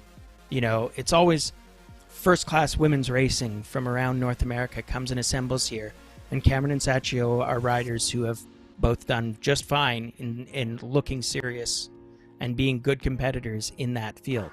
And yet Godby is riding away from them, right? That's the quality of Cameron and Sacchio is not in question. It just means that Godby is on another level. So it's just remarkable to see this. Don't worry, Cameron and Zoe. That's the Claire and Zoe. That's the last time I'm going to say anything nice about you. Come on, go ride your bikes. Get back to work. That's right. Entertain us. This is for our amusement, Come on. Pedal harder. Whatever. I don't know. Attack each other. No. Super easy to say from our comfy office chairs here. That's become one of my armchair director sportifing in esports. That's right. If I was in the situation of Zoe and Claire, I would simply ride faster. If I was Claire, I'd ride Zoe all the way until the finish. I would maybe even try and catch Jackie Godby on my way there. Yes, free advice for Claire and Zoe, which I'm sure they'll be taking for what it's worth. Meanwhile, we watch Nadia Gontova. That's why we're behind the microphones here, and they're on the trainers. That's right. Claire and Zoe are living their best life, as are we. Meanwhile, Nadia Gantova still in the middle of nowhere, but bless her for it. 4th place, all but locked up. She's got that dilemma of just having to sit on her trainer for another 16.5 kilometers. Again, that'll probably be that's going to be a pretty long ride for her, at least another 30 minutes, maybe a little more depending on the terrain. I think she's got one big climb remaining as well, so it's just going to be a long day in the saddle. But for someone like Gantova, I think at this point what she's thinking is this has become a training ride, and so she'll take it seriously, she'll ride it seriously, as all these riders are, because it'll pay off in the future. This is going to turn into the kind of effort that builds into good results later in the year when maybe she can actually do, bike races outside, and not virtual. So you do the work, you get the results. Yeah, True the virtual riders racing. that put in the effort here in the off season to do virtual racing, I do think they're gonna enjoy a pretty significant advantage over the non-virtual platform adopters, let's say, because the workout, the effort that you're getting here on these virtual platforms is just unrivaled, unmatched. Your ability to raise your FTP, to watch your training numbers, to really dial in your training, especially for racers, it is an invaluable training tool. And so I have a feeling the virtual racers are going to have a really good summer fall if we get back to some real life bike racing. Like you said, you do the work, you get the reward. And these riders doing the work so far this year. Yeah, I was talking to my old friend Stuart Lynn the other day. He's renowned as one of the most active riders on what we'll call another virtual cycling platform. And he was saying that virtual racing has basically transformed him. He's doing it at an incredibly dedicated level. He's got a little pain cave down in his basement. He also works at home and always has. So his commute is 2 flights of stairs. His bicycle ride is 20 feet from his desk, and he just goes and rides, and he does it every day. He's old enough to be collecting a pension, and yet he's in the best shape of his life. And I think that's a not atypical story, that there's a lot of people, not me unfortunately, but there's a lot of people who have used virtual racing as a way to both keep your sanity and make your fitness as good or even better than it was before. So I got to give all credit to these tools and just what they've allowed people to do. I don't think we expected it to be, borderline a survival mechanism for a lot of folks, but it's great that it was here when we needed it. So yeah, thank you, RGT. Sane. That's for sure. Meanwhile, here's to the crazy ones. That would be Zoe Sacchio, Claire Cameron, Angie Bonacisi, Holly Larson, Nadia Gantova, and of course we must not forget Dr. Jacqueline Godby, all the way out in front of our bike race. She's now showing a 6.5 kilometer gap. No, sorry, not quite that much. A 3.2 kilometer gap to the chasers. She's only got 10.5 kilometers of racing left, and she's just cresting the last of the big hill. She's going to be on sort of this rolling terrain, and then I think she'll have a pretty steady cruise of rolling terrain and not many hills for her remaining 10 kilometers. 3.3 kilometers behind her is the Gruppo Cameron and Sacchio. Again, those teammates who've been riding together all along. There's a small gap there, but nothing to worry about. They're just on a rolling hill, going up, going down, 13.5 kilometers from the finish. So again, watch, because at some point Cameron and Sacchio will be starting to think tactically, and we're in kind of the window. I would say the window begins for them around 10 kilometers to go. So my guess is going to be that I think they've got that one last steep hill on the course, the one that Godby was just finishing riding up. So they'll see it in at about 10 kilometers to go, at about 11 kilometers to go. That will probably be the springboard for an attack by one or both of these riders. And if not, then they're basically making a determination to ride to the finish and out-sprint each other. So those are kind of the two tactics that are likely remaining to them. I mean, we could be surprised. These riders have surprised us before. I mean, Matt Usborne deciding to do a 2-up breakaway for pretty much the entirety of the Dead Flat Canary Wharf circuit last week was definitely one such surprise. Meanwhile, we're taking a peek here at Gantova. Gontova's actually ridden herself back within about 700 meters of the group she's chasing, so I think it might be too little too late to assume that she can catch them, but she's definitely keeping pace with them. She's never let that gap balloon up much. So she's still riding within herself. She's still securing, locking down her 4th place. And again, she still has a faint hope that if something goes wrong for either Cameron or Zaccio, maybe bad Wi-Fi day, Gontova will simply ride into 3rd place and be very happy with it, I imagine. And Yeah, I said, in the meantime, she's doing the work. I said early in the race, if Gontova can just hang in there for what is now going to be an hour and 20 minutes on the bike, let's say it's been an hour since she got dropped in riding solo, just riding that solo ride for an hour and holding on to a 600-meter gap is brilliant for Gontova today. Most riders wouldn't be able to do this. If you got dropped out of a group of 2 over the front, you lost that draft, you lost that gap. For most riders, this gap would get exponentially bigger as the race went on. The fact that Gontova has been fighting all day and has kept this to a relatively small 650 meters, all things considered, that is an impressive ride to me. So even though she's most likely going to end up 4th place today, Gontova had an epic ride out there today. Yeah, absolutely. So I've got to correct myself on a few things. I actually finally went and read the race guide, and it tells me about how the pricing works. So rather than overall cash prizes, it looks like the way that they're paying it out is 1st, 2nd, and 3rd will get prizing in both the pro men's and pro women's fields. I mean, this is not prizes that is going to make any of these folks quit their day job. But it is equal prizing. It's $40 for 1st place, $25 for 2nd, and $15 for 3rd. And credit where due, that is actually a substantial multiple of the entry fee. So if you do win, you're racing for free for sure. That's nice. So if you're wondering about the money situation, that means that Godby has pretty much got the big payoff locked up. But Cameron and Zaccio are racing for $10, that being the difference between 2nd and 3rd place. And Gontova is waiting around. She's currently not in a cash-paying position. But as I said, if there's any technical difficulties at the front, and we've certainly seen that in past races, she could just sneak into the money.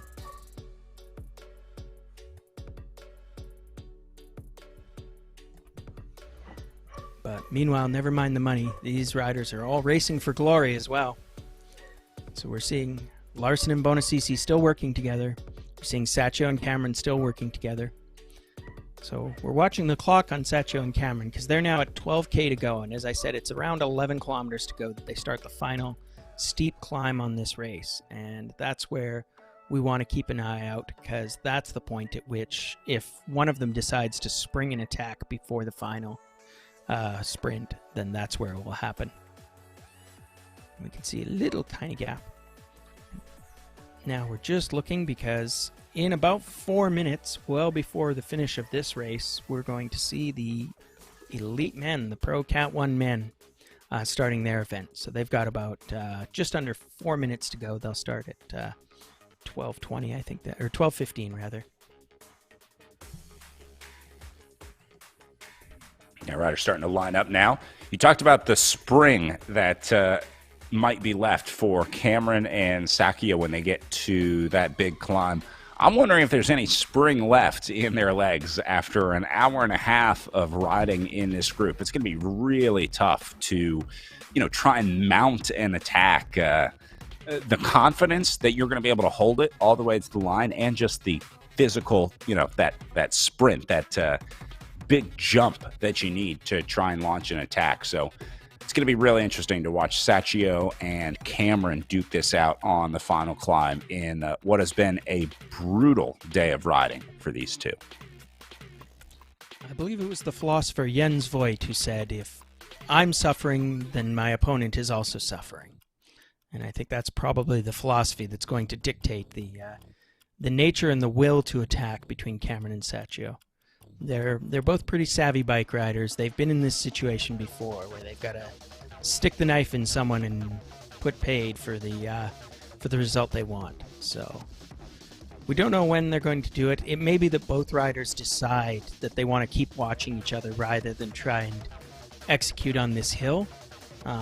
It may even be that there's a plan to do a long-range attack, but on the descent rather than the climb. We certainly saw our winner of the Cat 4 race today do exactly that, where his descending skills for Shane Alfred's were at least as important as his climbing ability. But we are going to wait and watch, because we're now at the 11-kilometer mark, and Satchio and Cameron are entering that final ramp, the beginning ramps to the steepest climb here that they will face between now and the finish. So let's see if they've been listening to me, and let's see if they think anything about my suggestion that now would be a good time to attack. We will find out. You're going to see the ramp up there. You can see the course profile beside them. Very soon they're going to end up at the... they're on these 3% grades, but it's going to steepen up and very suddenly become, for a brief moment of time, a 10 and then almost a 20% grade as they go around one switchback on this hill. And so those are all the things to watch for. In the meantime, Gontova continues to sit about a kilometer back of them, so at this race distance and given everything else we've seen, Gontova is kind of sitting in the position she's sitting in.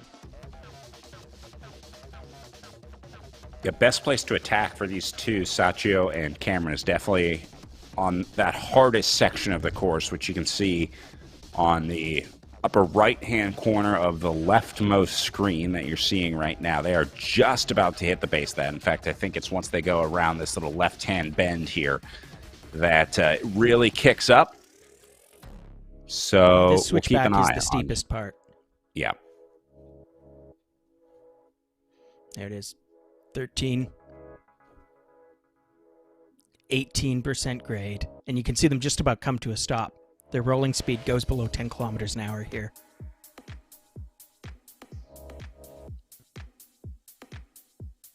Cameron getting a little gap here. Yeah, they're both kind of riding within themselves, so I don't know whether they've tacitly or explicitly decided they're going to decide it on the finish, but if either of them was trying, and now we're going to just switch back, as it looks like Cameron and Satchio are going to stay together. So we'll get to see the start of the pro men's race. They'll begin with their usual rocket launch. Big field here for the pro men, as already some riders getting popped off the back. That's Chris Naven, and if Naven gets dropped out of the group, you know it's tough. This is Fraser Moran, another name that we know well. Good old AFM, Alex Fraser Moran. Yes, it's a new name to me, Boguslavsky. Hope I'm doing that justice there. Hey, that was better than my guess. Well, try to be a good guesser. That's about all I got going here. But Naven looks like he's back in action.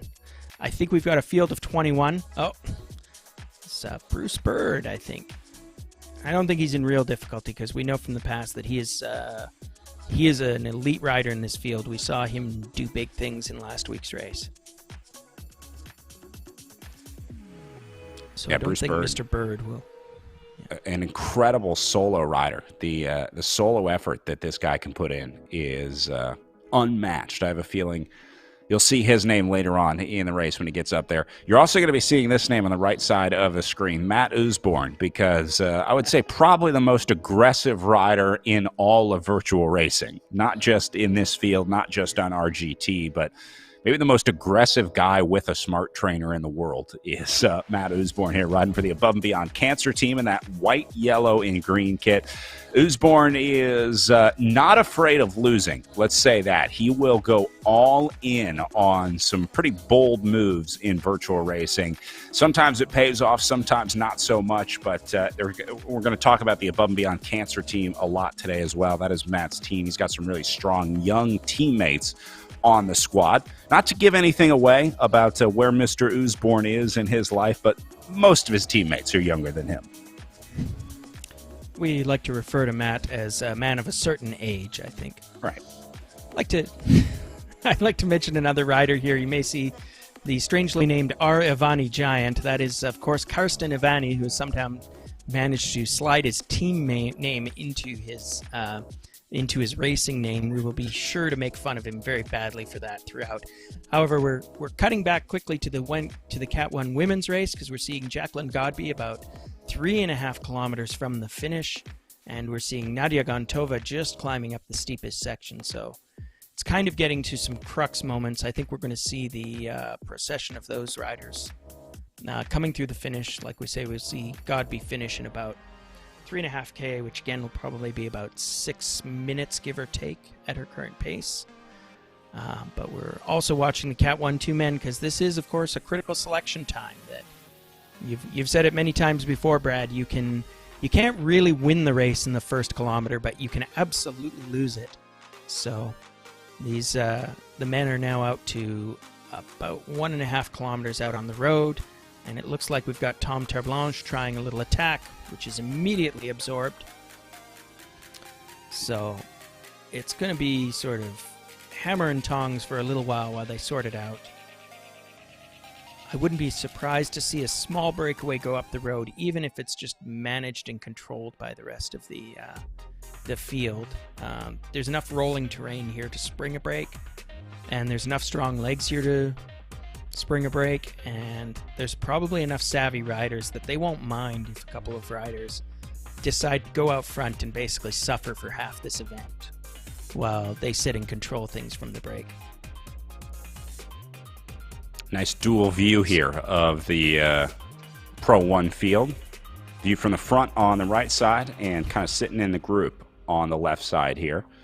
This is a surprisingly calm start to this field. Normally, I think we tend to see some overly aggressive riders in the Pro 1 men's field, but maybe all these riders are finally figuring it out. They're finally becoming RGT experts and realizing that there's really no need to waste that early energy trying to get away. When the split happens, it's going to happen. And it's really just a matter of whether or not you're there and whether or not you can respond. You see some riders at the back starting to drop off a little bit. That's where it starts to get dangerous. It's not a big concern, like riders like Chris Nabin, Hayden Warner you see back there. These are experienced riders that know RGT really well. But in that event that like someone like Bruce Bird decides to go right now, that puts him in a little tougher position to try and chase that down.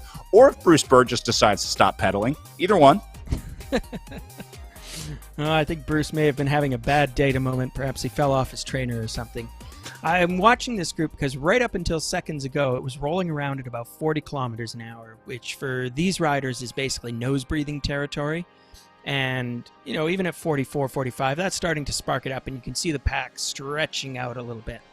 But I have a suspicion that some of these riders, if they want to make an attack go, will wait and spring it on the upcoming hill. Although, having said that, the field is indeed pretty active here, so we may just see attacks not wait for that climb. Hard to say. Bike racer's going to bike race, Brad. I never really know for sure what they're going to choose to do at any one moment. But we're now looking at back at the women's race, because Jacqueline Godby, the doctor, is in. She is inside the last 2 kilometers, and she is going to be crowned the winner of yet another race. This is going to make it 3 for 3 for the doctor, as she has done a textbook victory here, riding away fairly early in the race and just keeping that gap out. The gap is now 6 kilometers back to Cameron and Saccio. So those two riders, at some point, it was very definitely that they were no longer trying to ride to beat Godby. Godby was in her own race, and everybody behind her was in their own race. So we're going to watch and admire. I mean, full respect to Godby. It's like she just rode away from a class field, and there's nothing you can say about that. It's kind of been her MO for most of these races. She did it in the first race very convincingly on the Paterberg. She did hang with the group at Canary Wharf, didn't try to just ride away. She finished it off in the sprint. A very impressive show of force, especially for a triathlete. And in this race, she just decided to demonstrate that she can do virtual gravel riding. And so she's shown herself to be completely comfortable. She's just ridden her race, and now she's at passing under the virtual Fiamme Rouge. And she will have her very ceremonial, very relaxed cruise to the finish. I'm not making fun of her. She is probably ready to already begin her cool down lap. The fact that she's maintaining 4 watts per kilogram plus at this point probably means that she has some sort of training goal in mind. Maybe her coach and her fiance is there cheering her on, telling her, do the work. This is all about future events. Get in the workout. But Godby, at 750 meters to go, she will simply win this race in utterly convincing fashion. There's not really anything you can say about that. I know her husband has raced before. We've seen John Cooper show up on the start list a couple times. I don't know if we've ever had a scenario where the races overlap between the pro women's and pro men's races. If you've seen Jackie's pain cave, we got to see it a few times in the Echelon Racing League. She's set up, they basically have 2 bikes set up right alongside each other. So I hope the Wi-Fi can support 2 riders. I'm not sure if John took the start or not. I know Chris Naven's in there, her coach, we saw at the start of the pro men's race.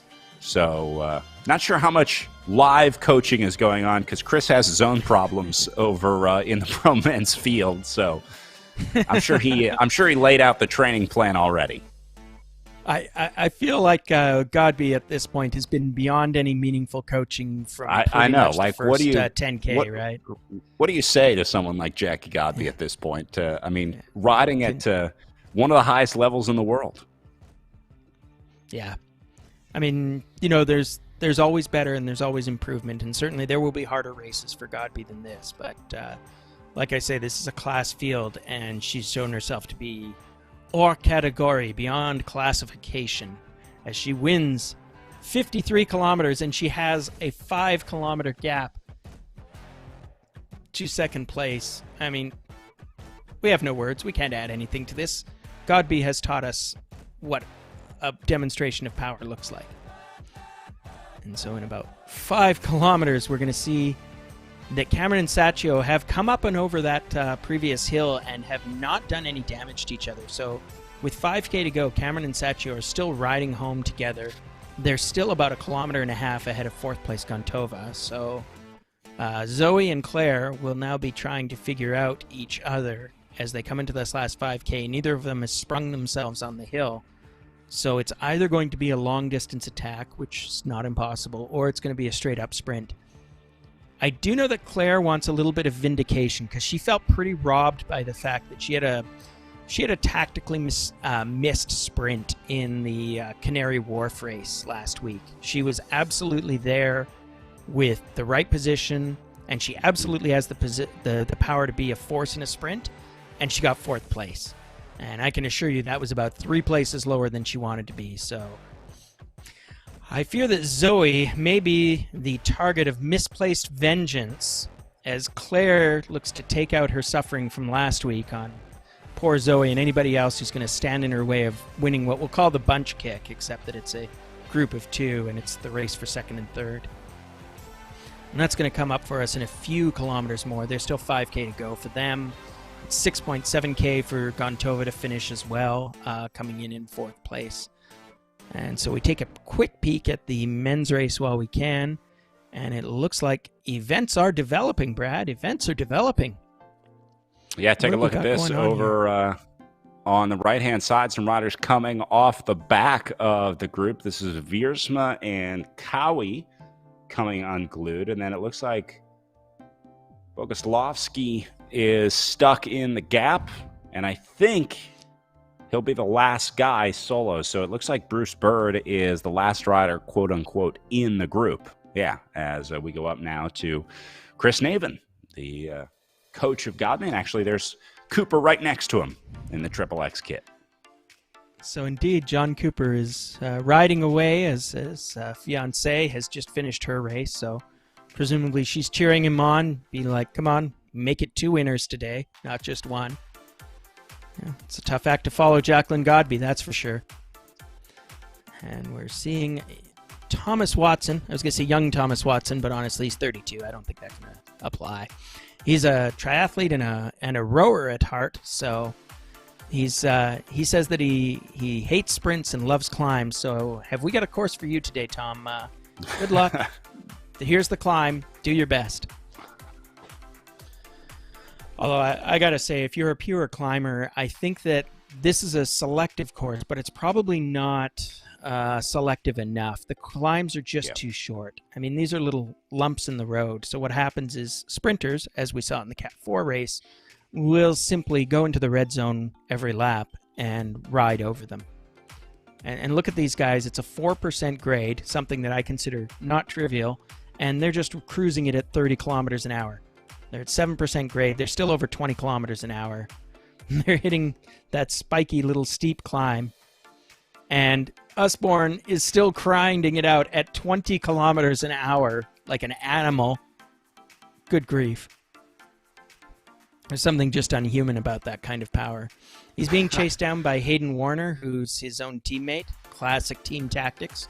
You know, your lead man goes away, and then you try to close the gap to him in order to mostly get yelled at by your coach at the end of the race, I think. That's the traditional move here.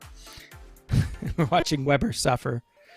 Weber is falling off the back there a little bit. That's no bueno. I think he's still got time. That's a local rider. He's Ashley Weber, racing for Full Gas. Apparently he's out in the Okanagan, though, which is interesting. I didn't know that the Full Gas team is sort of Vancouver-based, as far as I know. So either he has moved out of town, or perhaps he just really likes their jerseys. They've got a nice kit. Last time I saw it, it was black with pink highlights. So there you go. It's a good bunch of guys. I like the Full Gas team. You know, I like making fun of them too, but that's another story. Eric Hill up at the front. This is Hill of the Project Echelon Racing team, the organizer of the Echelon Racing League and of the Project Echelon team, an early adopter of RGT Racing. Nice to see him up at the front. Taking off his promoter cap. I know he was part of bringing these races onto RGT, but also find some time to race in there as well. Yeah, it's one of the nice things about organizing a virtual race is you have a slightly better chance of being able to actually race your race. There's a few less logistical challenges that you might face on the day of. Also, part of this attacking group, we've got my old friend Karsten Ivani Giant. That's his new name. He's a giant among men. He's a giant among sponsors. There's an idea for other bike racers. Hey, just have your name legally changed to the name of your sponsor for a little extra exposure. You know, it gets a little complicated. It's all about those impressions. That's right. It's all about those impressions. That's how you show real loyalty to a sponsor. Yeah. Either that, or else maybe like you're someone like Matt Brown here, and you can just try and get sponsorship that aligns with your name. So maybe he should go out and seek a UPS sponsor. We got to be nice to Campbell Parrish. He's one of our junior riders here. We saw a little bio of him a little earlier on. Kid is an absolute giant and an utter unit when it comes to bike racing. This is Timmy Bauer. Timmy Bauer. Getting a little bit of space off the back here. Timmy, another staple of virtual racing here on RGT, and his teammate, Campbell Parrish, saying, hop on, see if we can work back up there together. Yeah, this race is starting to become a selection. While we've been talking smack about all these brave and doughty riders, this is a field that is beginning to spread out. Sort of losing track, and it might start to come back a little bit now that they're all over the hill, but some of them more than others. But we've got Bruce Brickley leading the charge, and it looks like there's still a group of about 13 or 14 riders who've managed, to hang on. So I think what we're seeing, now that I look at the race composition, is guys like, so Campbell there is about 20 meters behind Bauer, is about 20 meters behind, or 50 meters behind Naven. So we've got kind of a group of 10 back to Usborne and possibly Naven now, and Warner, and then we've got a couple of riders in no man's land. And that group's not going to get any slower because Bruce Bird is attacking. So, Campbell, if you can hear me, please pedal harder. You need to do that now. I'm sure he'll appreciate that excellent advice. Campbell's a good egg. At the front, it's Bruce Bird activating the event. And we're going to go and look back at the Cat 1 women because we're now in the final 2K for Satchio and Cameron, Zoe and Claire. They're starting to ramp it up. I think we're going to see some fairly solid numbers, although I think Cameron, yeah, they survived together over that climb. We thought we might see an attack on the big steep part of the climb, but they were able to keep each other in sight. So Sacchio and Cameron probably just going to sprint this out inside the last K, I'm going to guess. It just comes down to a 2-up gallop to the line for them. And then Gontova will be solo at about 1.5K behind. Yeah, that is very much the composition. There's not a lot we can say about this. We're at 1.5 to go. It's rolling, but basically flat or slightly descending terrain all the way to the finish, so there's not really any springboards for any attacks. I mean, Claire and Zoe are both solid all-rounders. They'll know each other very well. They'll understand what their strengths and weaknesses are. Claire has a little bit more experience with, as we've said, with virtual platforms.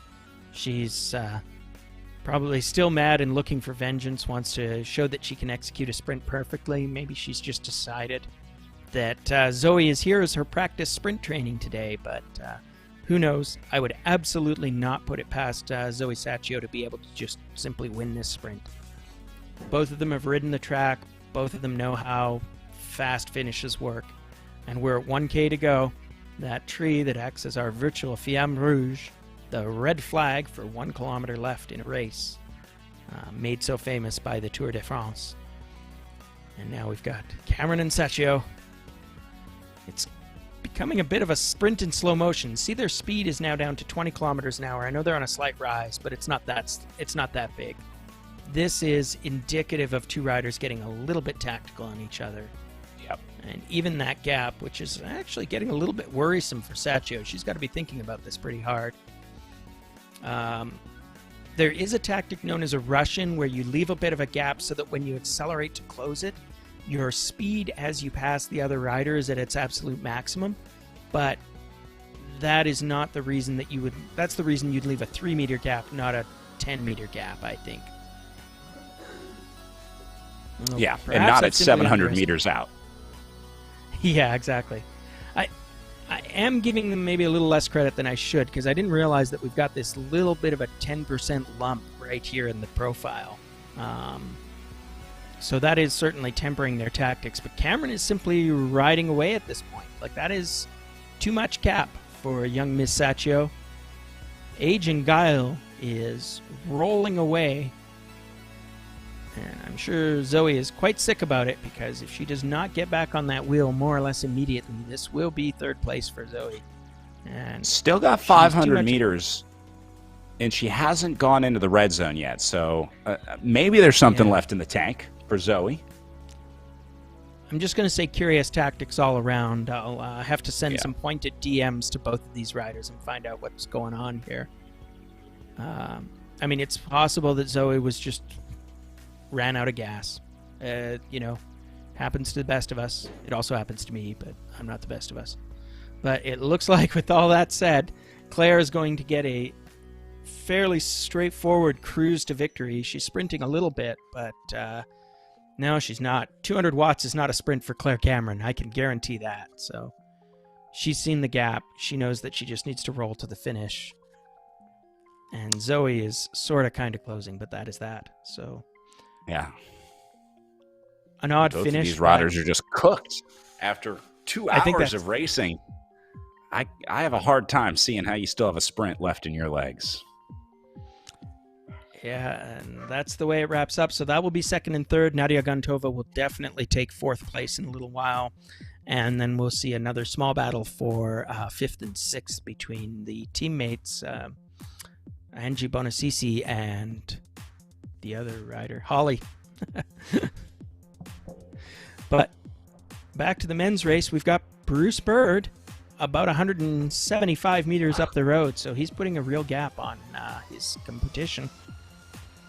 And he's a danger man. Confidence. To ride away from this field with that ease. Usborn leading the chase back behind him. No surprise there, although normally I would expect to see Usborn going with Bruce Bird in a scenario like this. I think Usborn is maybe the only guy who loves breakaways more than Bird. I wonder if the calculation here is that Bruce was in a 2-up breakaway with Usborne last week, and it only sort of worked out for him because basically what he was doing is providing free work for Usborne to keep his teammates protected in the field. And as I understand it, Bird doesn't have any teammates, so why give out any free gifts? Do a solo attack, do all the work yourself, which is the bad news, but win all the rewards for yourself, which is the potential good news. But, on the other hand, it's a long way to go. He's got 40 kilometers of racing left, so solo attack now. That's, well. Bruce, we appreciate your efforts to animate this race, and best of luck to you. Let's see how that goes.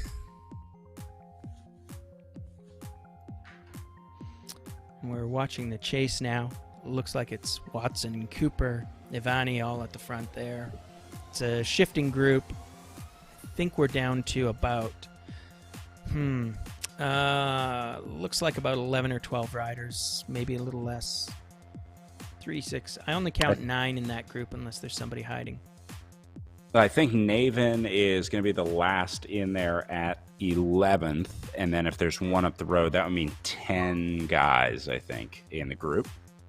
And now Naven's going to get to the front and put a little gap in here.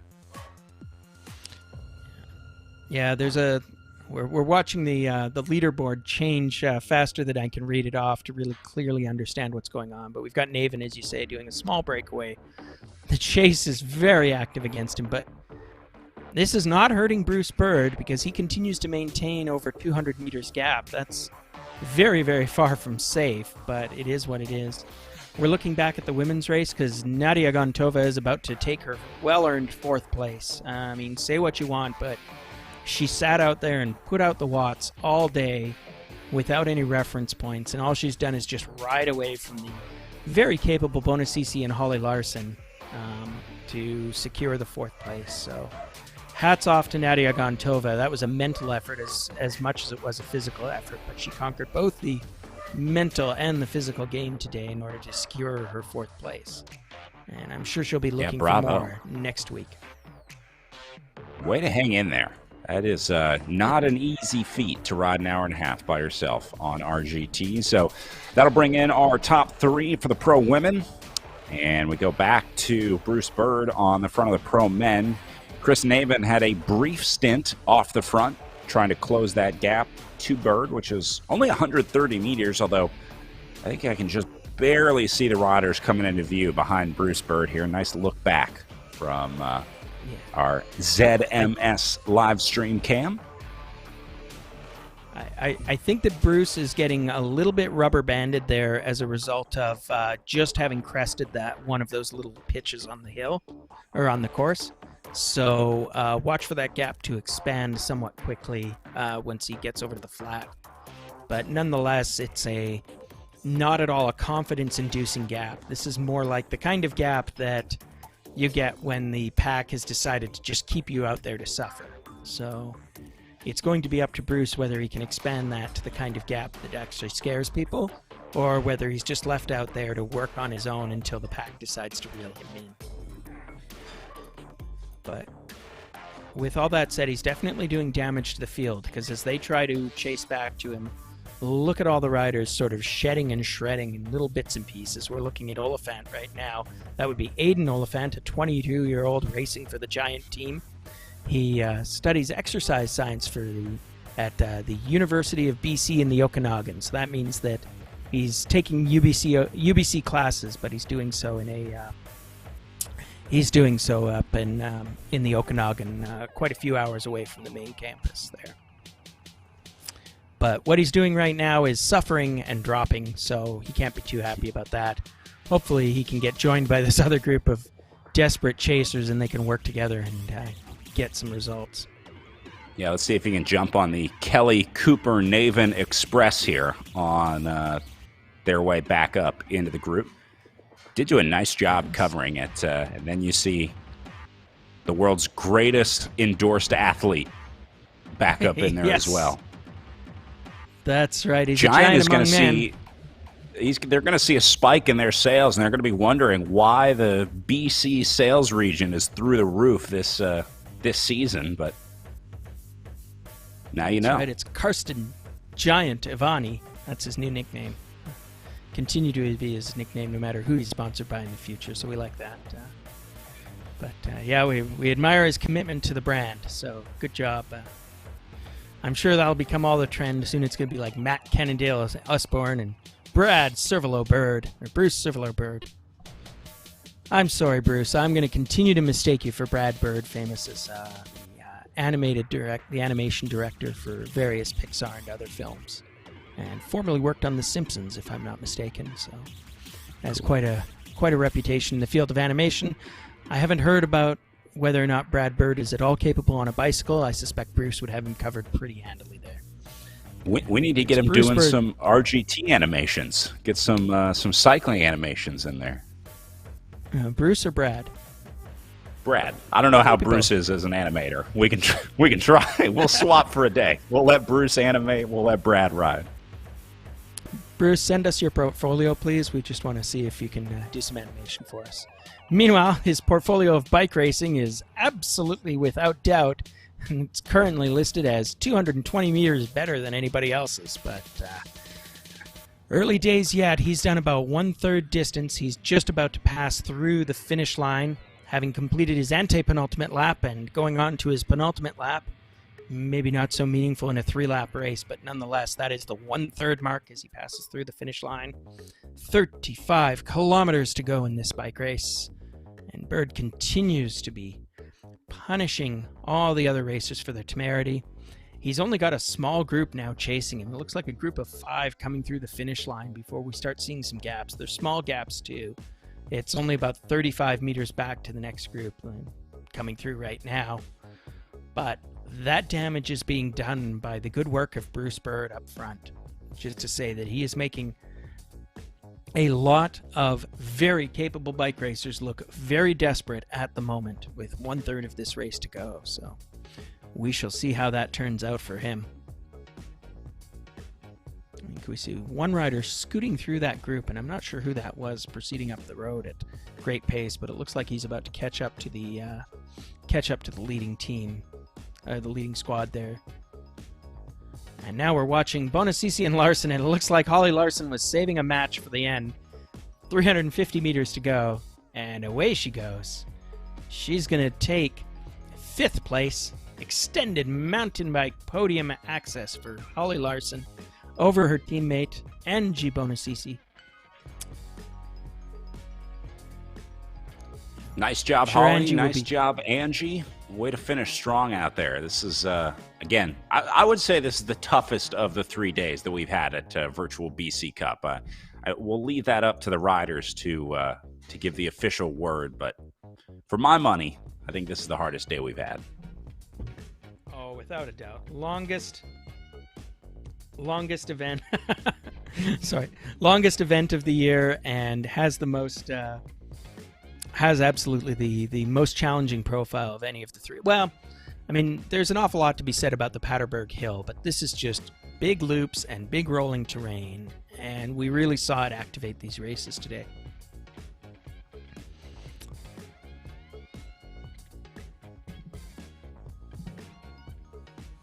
So there you go, Jackie Godby with a 4.18 average watt per kilo on a day that took her just under an hour 40 to finish. Claire Cameron comes in 12 minutes behind her at 1:51.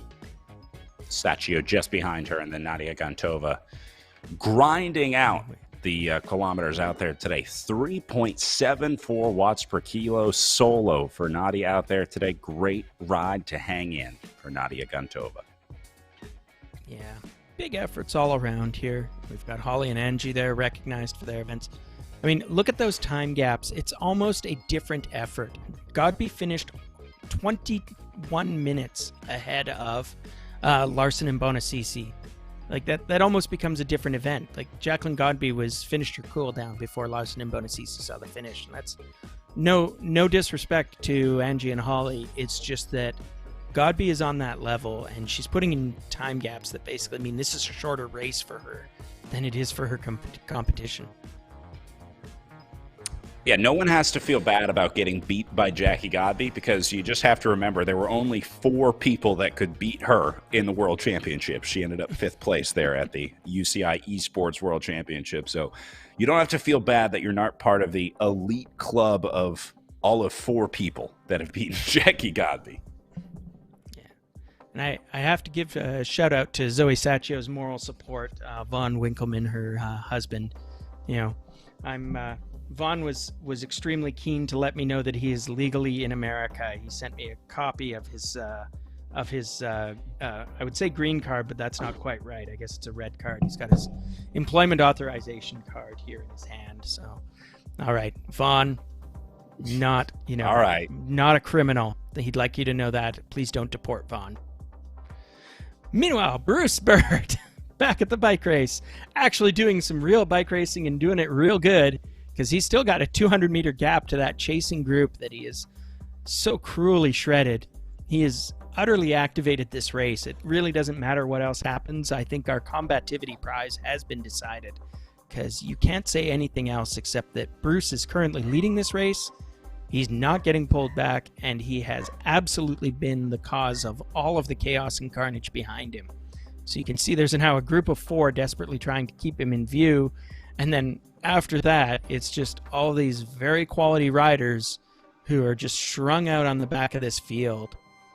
There's Mr. Hill there, sitting in no man's land 100 meters behind the chasers and about 200 meters ahead of the next chasing group. So you've got stuff like this. I mean, it's a group of 4 guys, all legitimate Cat 1 riders, and they are, half a kilometer behind the leader and having trouble keeping up with the chase 1. So this is just, it tells you how selective this course has been and how zesty the racing has been for this first third of the event. Yeah, talk about that effort for Bruce Bird on the front, trying to get away. I think he was trying to get away from the Above and Beyond Cancer team as a whole, because they are so aggressive when these guys get control of a race. Usborne just kind of dispatches these troops off the front. So you'll see one after another of those white Above and Beyond Cancer jerseys attacking. I think Bruce Bird was trying to get ahead of that today. He was like, I'm going to call the shots today. We're going to sort of take them out of the driver's seat and put Bird in charge early, because otherwise this is what would happen. Matt Usborne, Hayden Warner, these guys can team up. They can link up and start launching attacks out of the group. But today, Bruce Bird gave them a dose of their own medicine. Yeah, I think we got to go with the meme of from the movie Captain Phillips of Bruce Bird saying, "I'm the captain now." That's right. Everybody likes the relating of memes over the air without any visual reference. It's a classic commentary tactic. Right? Nothing's better. We'll just spend a few more minutes describing the detail. Yeah, it reminds me of my childhood watching Phil Liggett describe memes to me of the Tour de France. That's right. He would just open his box of metaphors and pull out a suitcase of courage, sir. So meanwhile, we're watching the giant Karsten Ivani. He's, again, another one of these riders who's sadly stuck in no man's land, wondering if he's the captain of his own destiny, and knowing that he's seeing destiny, when whatever form it is, riding away from him. Karsten's digging deep. He's probably looking for a suitcase of courage. He'd even be happy with a handbag of courage at this point, just anything to get him across that gap. As we see, Usborne is also activating this race. I'm not sure. He just seems to have decided that Bickley and Warner are not worth keeping around, or else he's riding his own pace as he goes up the road on this 6% climb. And that is, in fact, Bruce Bird that you can see in the distance, because there's only about 90 meters from Warner all the way up to Bird. So there's your top 5, or all your top 4 are all kind of right there. And Karsten Ivani Giant is not so far away. He's only 170 meters behind Bird. So if things come back together, it's not impossible. This could regroup. And this looks like it's going to be Usborne and Bickley together making the catch on Bruce Bird, because we can see that gap just disappearing now. And it looks like that'll be Hayden Warner trying to make good there too. So, well, Bruce Bird is not going to make it easy, is he?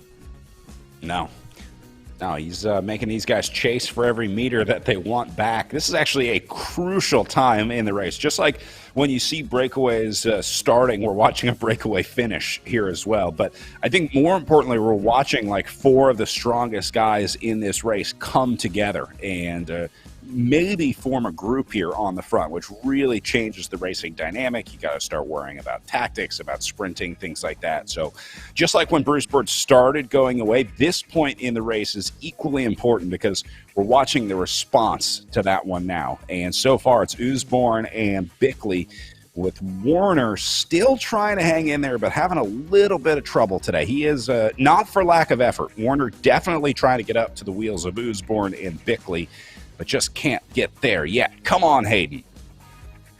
I think when our friend Cosmo does a how the race was won for this virtual bike race, he's going to point out this very moment that we're watching right now, because Bird is either going to stay away, which will be absolutely critical to the outcome of the race, or Bird is not going to stay away, which will be absolutely critical to the outcome of the race. And we can see now we're watching Hayden Warner. Putting in the work. Oy. Yeah. And he's only got 40 meters to catch up to Usborne and Bickley. And Usborne and Bickley only have about 45, 50 meters to catch up to Bird. But boy, those gaps are not the gaps are not going away. I was confident at one point that Bruce was caught, and Bruce had other ideas. He's thinking maybe I'm not caught. And, this is the dangle. This is what a decisive breakaway looks like. That, it's all well and good to get within 60 meters, 50 meters, even 40 meters of the lead rider. But if you never quite close that gap, then you've never gotten the draft and you've never shut that down, and the breakaway survives. And we're at the situation we are now, which is all of a sudden that breakaway gap is over 100 meters again. So, Bickley and Usborne understand exactly what is at stake here, and they're just basically going to be in the ride of their life. I mean, if I was giving Matt Usborne advice right now, I would simply tell him to pedal harder. How hard can it be? That's right, Matt. Come on. I've seen you ride bikes. You're pretty good at riding bikes. Just ride your bike a little more so. So, Usborne and Bickley apparently taking that advice for what it's worth. And they've got the gap below 100 meters again, but it's not closing quickly. So we're simply seeing that this is an all-out chase, that these guys will be sort of at their aerobic limits, trying to make that gap go bigger or smaller, and knowing that this is going to be the race. Like Bruce Bird knows without a doubt that if he wants to win the race, he's got to stay away right now. It's his best chance by far. An all-or-nothing move for Bruce Bird. Either wins solo here or dies trying. Bird knows no stranger to solo efforts off the front. I was doing a little bit of research on his Palmars. He is the owner of 2 rainbow jerseys, both for age category road race wins at the UCI Grand Fondo Championships. His most recent one came in 2017 in Albi, France. He won the men's 45 to 49-year-old category in, surprise, a solo breakaway off the front up against David Rowlands of New Zealand and Marc Farr of France. So that was, he was 41 in 2017. So he was at, started racing at 41, getting my notes mixed up here, and then qualified into that 45 to 49 age category in 2017. So guy likes to ride alone. Guy likes to go solo, that's for sure. Yeah, we've certainly seen him put off some big efforts on the front. I think, if I'm not mistaken, Bruce was Bruce the teammate or the breakaway mate to Matt in last week's Canary Wharf escapade? Yes. Or yeah. So Bruce and Matt were willing to do all the work in order to stay away for more than half the race on a course that had nothing to offer to a breakaway group. And I hear the Jaws theme playing in the background right now as Usborne approaches the rear wheel.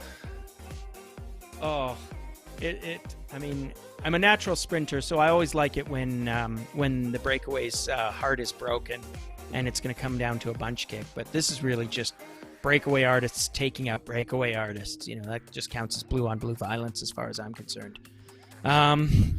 What we're seeing here is Bickley and Usborne just rode past Bird like he was standing still.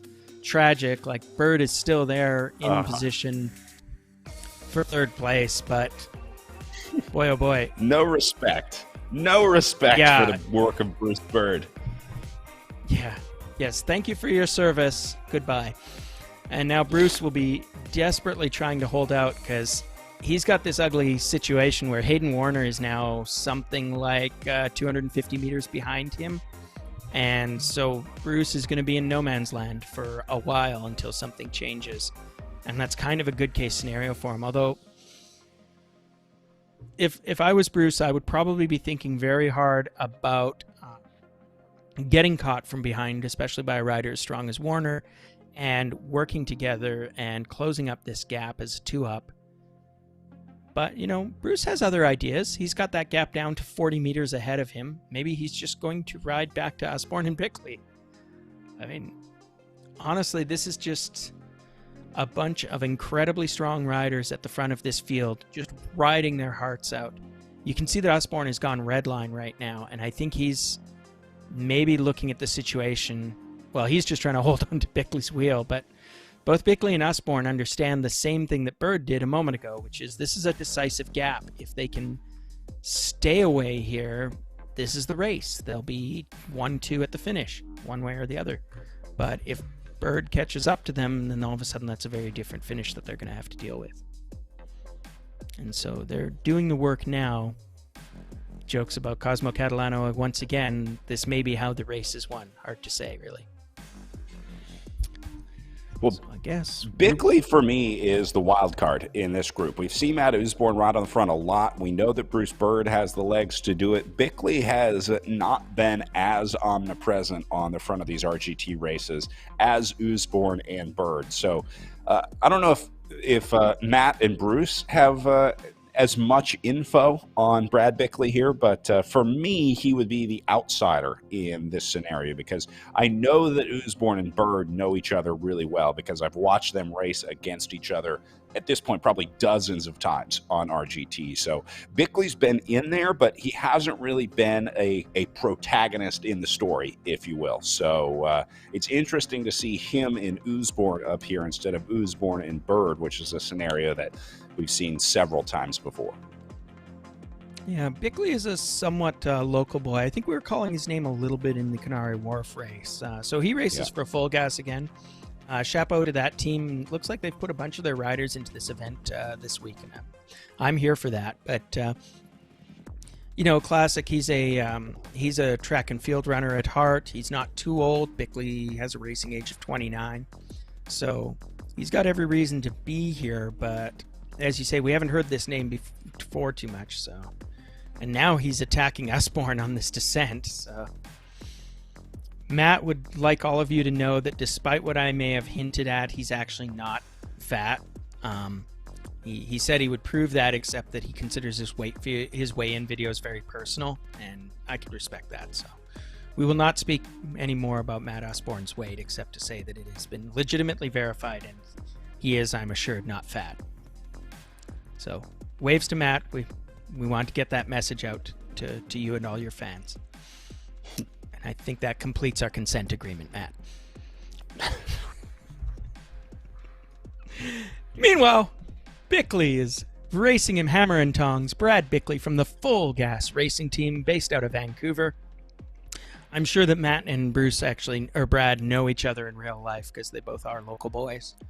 And they are racing very well together. They have now put about 130 meters gap on Bruce Bird, although again, they're on a descent, so that's going to be... We won't really know what that true gap is until we're done. But look at how much the Bickley, Bird, and Usborne group has completely separated itself from the rest of this race. The gap between Bird and Warner is now around 900 meters. So, yeah, that's right. It's about 800 meters odd back to Warner. And Warner similarly has a gap. I know this is a very difficult course. It's got lots of ups and downs. I simply did not expect a group of this quality to shred so completely and relatively early for such a race. Like, we're not even at the halfway mark. This is a race that they're going to run out to just over an hour's duration. We've been at it for half, I guess actually a little longer than that, because we're at the half distance now, and it's been 47 minutes of riding time. So it's going to be about another 47 to get to the end, I would guess. And we can see one of the groups. This is like... Go ahead.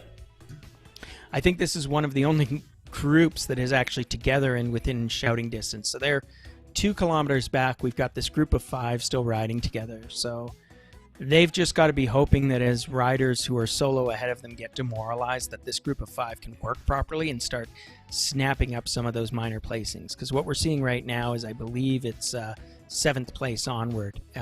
But everybody ahead of them. And now we're watching, because Damon is showing us that there's been a regrouping at the front here, Brad. Yeah, I think this was bound to happen. This is sort of the inevitable with Bird, Bickley, and Usborne linking up here at the front. It was only a matter of time. Bruce Bird tried to go solo, but you got to be pretty strong to solo away on this long of a course and this difficult. So I think this was inevitable for these 3 guys to link up. Hayden Warner is now going to be the wild card. Can he close this now 620-meter gap? It hasn't been looking real good for Hayden so far today, getting dropped out of the group early on. But you got to give him some credit for holding off the Eric Hill group behind him, because if Warner was having a terrible day, he would have already been swallowed up by these guys. His day would be over. So he's having a decent day today. Maybe not great, not quite where he wants to be, but still good. So don't count Hayden Warner out of this one yet. And we're looking at Mr. Hill and the giant Karsten Avani. They're the riders who are 5th and 6th who are trying to chase down Warner, and who, you know, as you say, he's been having an okay day. I mean, it's pretty bad when we're describing the guy who is solidly in 4th place with a 400-meter gap to 5th as having only an okay day, but it's just been that kind of a race where things have just completely shredded. I mean, I don't know how it's looking here, because Warner's gap to the front of the field is increasing, not decreasing, but his hope for a podium finish has to be that Bickley, Usborne, and Bird start working each other over and they don't cooperate. Because if you start seeing attack and regroup, that'll actually lower your average pace, not raise it. What'll happen is the little attacks will go off, they'll get ground back, and then often the group will regroup for a moment and rest. And it's that regrouping and resting and looking around that is the only thing that Warner has to hope for right now. And you can sort of see it happening, like the group, the gap ballooned up, and now it's back down to about 550 meters. But now the pace will ramp up, and you'll see that gap start to expand again. And then it'll collapse, and it'll accordion. But what Warner has to do is ride inside of himself, just ride his real time trial tempo, and hope that that gap starts shrinking rather than growing. You know, it'll rubber band bigger and smaller, but hopefully for Warner, the smallest numbers will keep getting smaller and smaller, and we will watch that. Yeah, you said Hayden Warner's best shot is that these guys up the road don't work together. They start fighting against each other instead of working with each other. I don't think Hayden Warner has to worry about that, because I don't see Matt Usborne and Bruce Bird holding hands and singing Kumbaya for the next 22 kilometers of racing. These guys will race against each other. They will attack here. So whether that's good or bad for Hayden Warner, I'm not sure if that lifts the overall pace or they wear each other out and generally slow things down. But I expect to see Bird and Usborne racing against each other instead of racing with each other. Yeah, there's so much attacking spirit in that front 3, and you can see it, right? We saw Usborne rubber band off the back, and Bird is making a little dig here. This is not a group that is like decided to ride to the finish as 1, 2, 3. This is a group that is looking for every possible advantage and attacking each other on every little rise in the road. Look at this, Usborne off the front again. Bird closing. We put 2 hungry bears together in a cage, and we're basically expecting them to play nicely here, but that is not happening. So there's only one piece of steak in the cage right now, and Usborne and Bird both want a bite of it. Yeah, and in the sneaky scavenger role, we've got Mr. Bickley there. I mean, I would not write him out, because, you know, we just say we don't know what his quality is. His quality is that he's still here with Bird and Usborne, and everybody else in the race wants to be there. So whatever else he's got going for him, he's smart enough and talented enough that he has gotten himself into the selection for this race. I mean, I'm not quite willing to write off the chasers yet. There's still 20 kilometers to go, but as we said before, yeah, this is just these 1, 2, 3s that we've got here, Bird, Bickley, and Nussbaum. That's a quality group, and it's not coming back unless there's a real active will in their chasers. Yeah, the problem is that the front group needs to chill out, and chill out is not in any of these guys' vocabulary, at least when it comes to virtual racing. I'm not sure they've gotten to that section in virtual racing school yet, because from what I can tell, Usborne, Bird, and Bickley have pretty much one speed, and that's really fast up on the front. Yeah, they're setting a murderous pace right now. So look at them. They're on a not quite level piece of ground, and they're sort of at 35, 40 kilometers an hour. Group of 3, you know, adding into your calculations a little bit of the dilution of speed because of the rolling resistance formula for this quote-unquote gravel virtual event. That's a killing pace. And watch Warner over the same ground, right? He's peaking out at 37 kilometers an hour. It's a credible result, but he's just got to keep that the whole time. And look at this the attacks gap. Go again. Yeah, the group over in the front. I think there was better cooperation amongst the Donner Party than these guys have going right now up in the front. Yeah. It's like watching a South American rugby team, and it's dinner time, and they're in the Alps. That illusion's probably too subtle, but I decline to explain it. Bird, Bickley, and Usborne, all gruppo compacto again, as my old friend Jeremy Story might say. We told you should track the rubber banding effect. It's still about a 600-odd meter gap back to Warner, so that's neither good nor bad at this point. That's just about the same as it was the last time we looked in. Bickley going off the front. Warner riding within himself. He's got that gap down below 600 meters. I mean, that's enough to inspire hope, but not enough to get him there. 21k to go. Giant Karsten Avani. He's riding together with Mr. Hill there. I keep calling him Mr. Hill, a sure sign that I can't easily find him on my start list, but never mind. I'm sure somebody will text me soon and explain to me who I'm missing.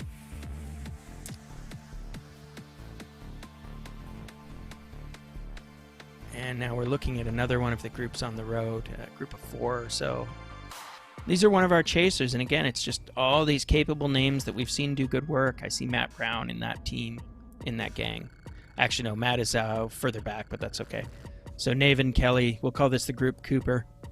And, you know, they're just riding within themselves, but they're not making up much time on the lead bunch, which is Bickley, Bird, and Usborne. And, yeah, they're riding like their race depended on it. They are riding as if there was no money for 4th place, which is completely true. 19.6 kilometers to go, so they're going to get the bell lap in about 2K. And everybody knows the course now. There's 2 major climbs. I suspect, given the attacking spirit of these riders, there will be fireworks on all of the remaining climbs. I suspect there will also be fireworks on all the places where there aren't climbs. There's just going to be a lot of wattage. And a lot of carnage. Yeah, meanwhile, look at this group on the right-hand side of the screen. We haven't talked about these guys a lot today because we've been monitoring this battle up on the front, but the 7th, 8th, 9th, 10th, and 11th positions on the road with Oliphant, Kelly, Cooper, and Naven turning into a pretty good battle down here. Yeah, you can mark that in your copybook. The gap is about 350 meters and dropping very rapidly to the people they're chasing most proximately, which is Mr. Hill and the giant Avani. If they can catch those two, it'll only add to their numbers. The problem is that all of these riders, these 4 plus the 2 ahead of them, are just not making inroads onto the lead of this race. I mean, we were talking about big gaps developing in some of the earlier races, especially the women's pro field, but The gap from this group Oliphant, the front of the race, those 3 riders, is 1.7K. That's a lot. And speaking of the front of the race, Bruce Bird activating the event again, up 60 meters on Usborne and Bickley. Usborne, having none of it, is trying to close that gap and is now dropping Bickley, so Bickley is desperately trying to close. It's just, there's a 10% grade on the road, so everybody attacked. Why not? I mean, the pace is murderous. Bruce Bird attacked this group. I mean, can you imagine starting the breakaway, 2 guys chase up to you, you finally get back in, and then it's like, yeah, time to attack again. That's Bruce Bird's psyche right now. Yeah, but he's doing damage because Usborne put out a peak of 700 watts in closing that gap back. And Usborne is a strong, strong rider, but there are only so many times he can emit 700 watts without feeling the damage. Right? Every one of those matches burned, as Rike Racers say, is a match burned. And when you run out of matches, you run out of sprints. And so, hopefully for Matt's sake, he's got it timed so that he's got enough matches left in his little matchbox to be able to keep burning matches all the way to the end, because otherwise he's going to start having bad days. But the same, of course, goes for Bird and Bickley, right? Everybody here is doing work, burning matches. When you see Bird go up the road in those attacks, he's burning matches as well. It's a veritable bonfire waiting to happen here. I don't know if Bird can help it. I think the fire might be out of control for him. He's just burning through those matches whether he likes it or not. Everything's on fire. Yeah, perhaps Bird didn't start the fire. It was already burning. There you go. Meanwhile, we watch our chasing group. It looks like they have, in fact, no, they're still a group of 5. No change to that composition, and they're still about 400 meters, 400 to 450 or so gap to Hill and Navani, the giant Karsten Navani. See, now that group that we were looking at earlier on the right-hand side of the screen, that's how gentlemen race, right? Keeping it together, groups taking turns, taking pulls. I don't know what these 3 guys are doing up on the front, though. Well, I mean, Avani and Hill are being the epitome of nice guys, but I'm afraid that at the present pace, nice guys may finish 5th and 6th. Yeah. Meanwhile, we've got Hayden Warner, and we were talking about what that gap is looking like. The gap is still about flirting with between 550 and 600 meters. That's just basically meaning that he's still yo-yoing. He's maintaining about the same pace, as far as I can tell, as those lead 3 riders, even as he tries to ride within himself and they try to murder each other. So he's just stuck in 4th place unless one of these riders cracks, which Bruce Bird may be just about to crack because he's got a 50-meter gap to close again. And it's Bickley and Usborne riding together. I'm starting to suspect that this might be like a WWE situation where these guys are just paid actors trying to get the most amount of action possible in a bike race here, because the back and forth of Bird, Usborne, and Bickley all day today has been remarkable. And here comes Bruce Bird coming back into the fold now. I love watching these guys race. Oh, man, you couldn't script this. It's unbelievable that they can keep it up for this long. I mean, there's no sense to it. Oh, my showmanship from Bird. Cheeky wave by Bruce Bird to Matt Usborne and Bickley as he catches up. At this point, I wouldn't be surprised to see Bird's character pull out a chair and try and slam it over Usborne's head here. I guarantee you there's going to be a run-in, right? There's going to be somebody's going to rush in from the side of the course and push one of these riders over. It's the only thing we have left for a last-second dramatic finish. We're inside the last lap, well inside. It's 16 kilometers to go. Don't forget, we've got a real nasty hill comes up at about 11 kilometers to go. I would tell you it might be the decisive moment, but the truth is these guys have been making decisive moments about every 500 meters for the last 10 kilometers. So what I'll say is it'll be one of the 10 decisive moments we're going to have between now and the finish line. My goodness. And the pace they're maintaining, like these guys are not riding slowly between attacks. There's no recovery. They're riding so hard, they're attacking so hard, And they're actually now, you can see the gap to Warner has grown.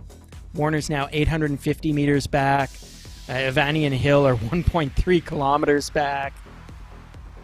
These are big gaps in a field that I did not expect was this disparate in ability. And I'm not even sure they are. I think just a lot of people got sawed off the back, and right now, Bird, Bickley, and Usborne are just riding out of their minds. I mean, they must be all three of them on the verge of vomiting at this point. This is where I wish we had suffer cams, because these guys, oh my lord, it would actually be entertaining to see the pain faces. Watch the way Usborne responds to this gap here. Bird's going to open up a little bit. Usborne will wait as long as he can, but then he goes all in to cover it. See, like right here, into the red zone. He'll cover it immediately. He'll get up there, and then almost like he's sort of toying with Bird, he kind of lets off, right? Yep, there you go. See, he stops pedaling, and he's like, I'm here. You can't shake me, and that allows Bickley to get up there as well. Yeah, Usborne hit over 1,000 watts instantaneously during that sprint. So I realize at this level, these guys will actually have true sprints that are even stronger than that. But nonetheless, that's like a full-on sprint effort, or at least a town line sprint effort, just to close that gap back. So he's leaving nothing on the table. He's become determined that that's how he's going to race this race. And oh my goodness, folks, just watch. Like, I can't add anything to this. Maybe Brad can. He's a bit better commentator than I am, but you're just getting a textbook example of some glorious, glorious racing, and it's just as good virtual as it would be if it was on real roads.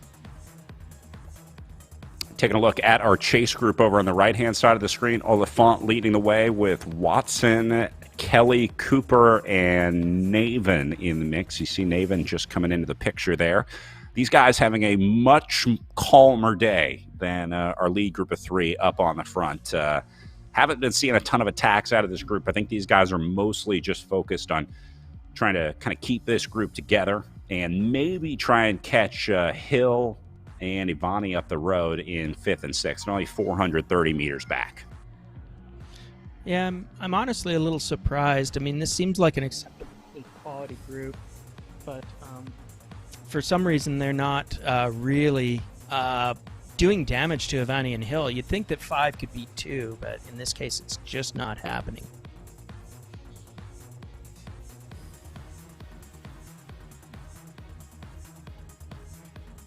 Back up to Usborne and Bird. I think I just saw Bird's character put a shank away. It's getting aggressive up there. Oh, I hope they're not using any foreign objects in this particular event. That would be just unfair and not in the spirit of professional wrestling. I mean, virtual cycling. Right.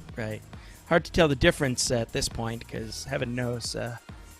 As we say, we've seen everything so far except for a run-in and a chair attack or a foreign object tucked into a jersey. Seriously, if it's worse, I'm calling the cops. I'm worried for their safety up at the front. That's right.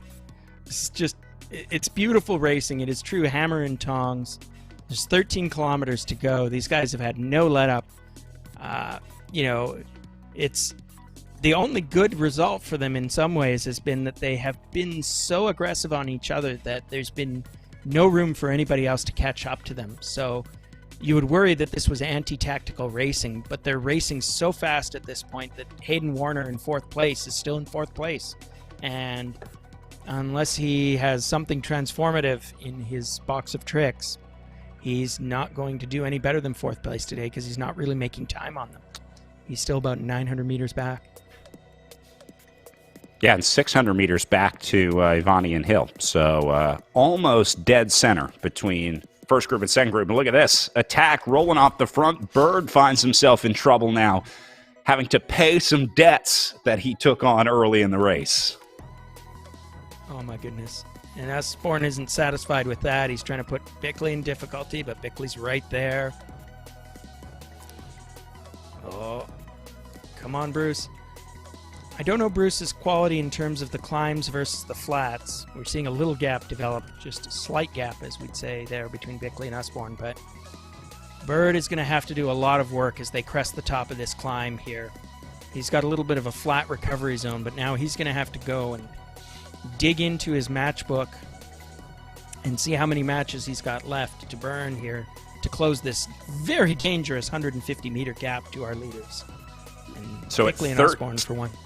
13K to go, the biggest gap of the day that we have seen for Bruce Bird.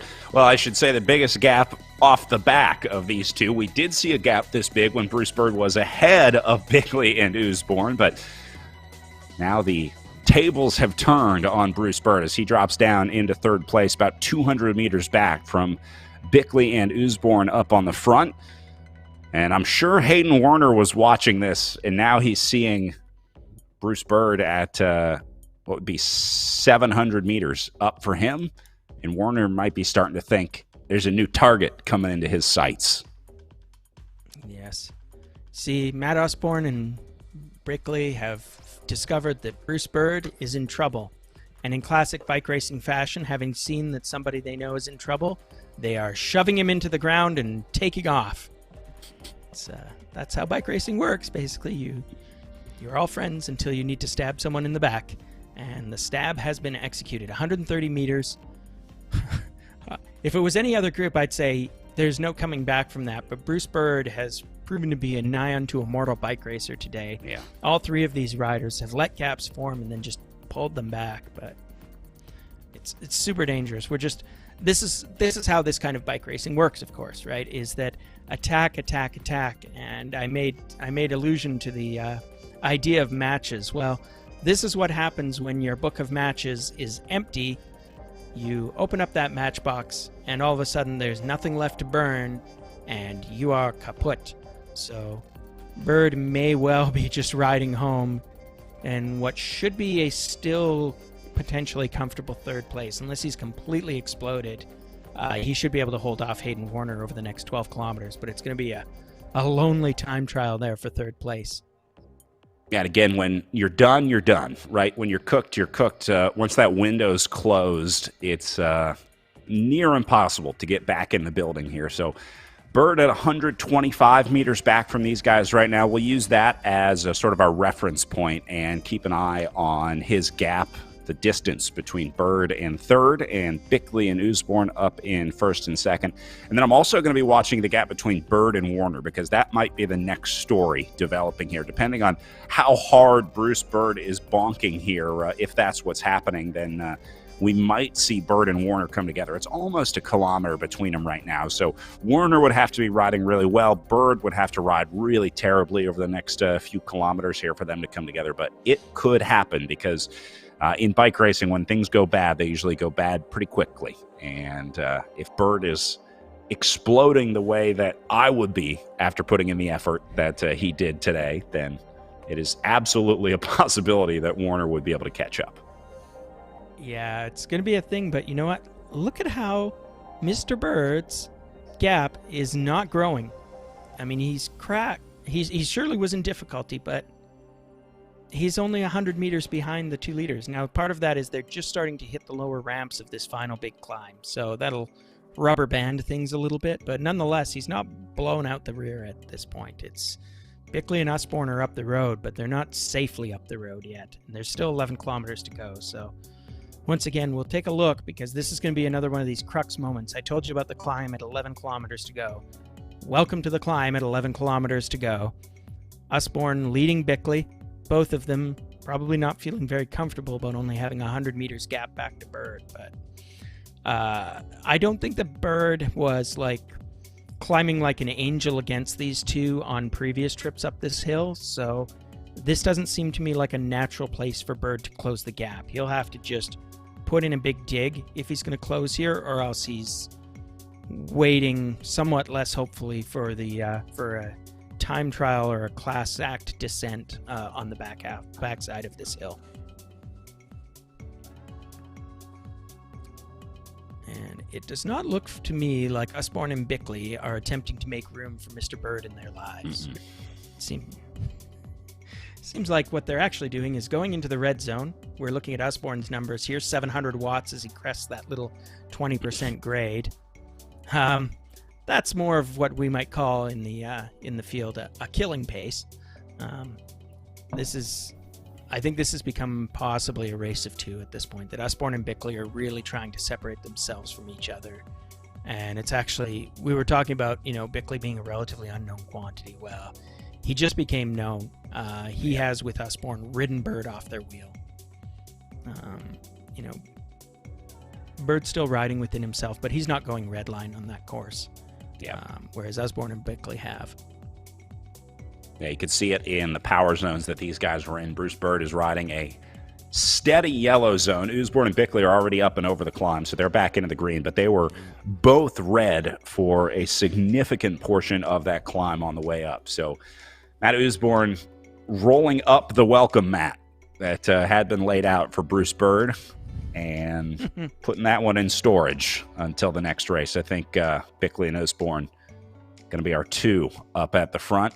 All the credit in the world to Bruce Bird today. Certainly made it interesting out there. This has been one of the more dynamic virtual races that I think we've seen all season, to be honest with you.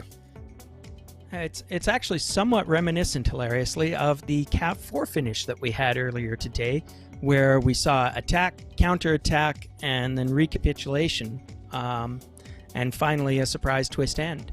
So now the attacker has become the attacked, just as we saw earlier on. I think the difference is, I don't think that the Cat 4s envisioned the idea of attacking so intensely that they would just sort of like hammer at each other once a kilometer for the last 20 kilometers of the race, and that's really what we've seen so far.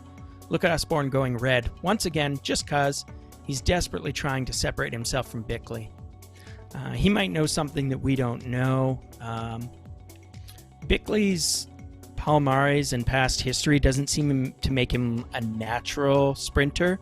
I mean, if you tell me that you're a 1,500 meter runner, I tend to think about you as a pursuiter or a middle distance kind of guy. A guy who wants to attack from, say, on a course like this, something like 4 kilometers out. But on the other hand, I don't think that Usborne is that natural a sprinter, but he's so powerful that I think that, basically wildly guessing, we're going to give the predicted sprint to Usborne. So Bickley may be attempting to gap himself, but we will know soon enough. We have 9 kilometers to the finish, and meanwhile Bickley and Usborne are definitely still attacking each other, so they see everything to play for.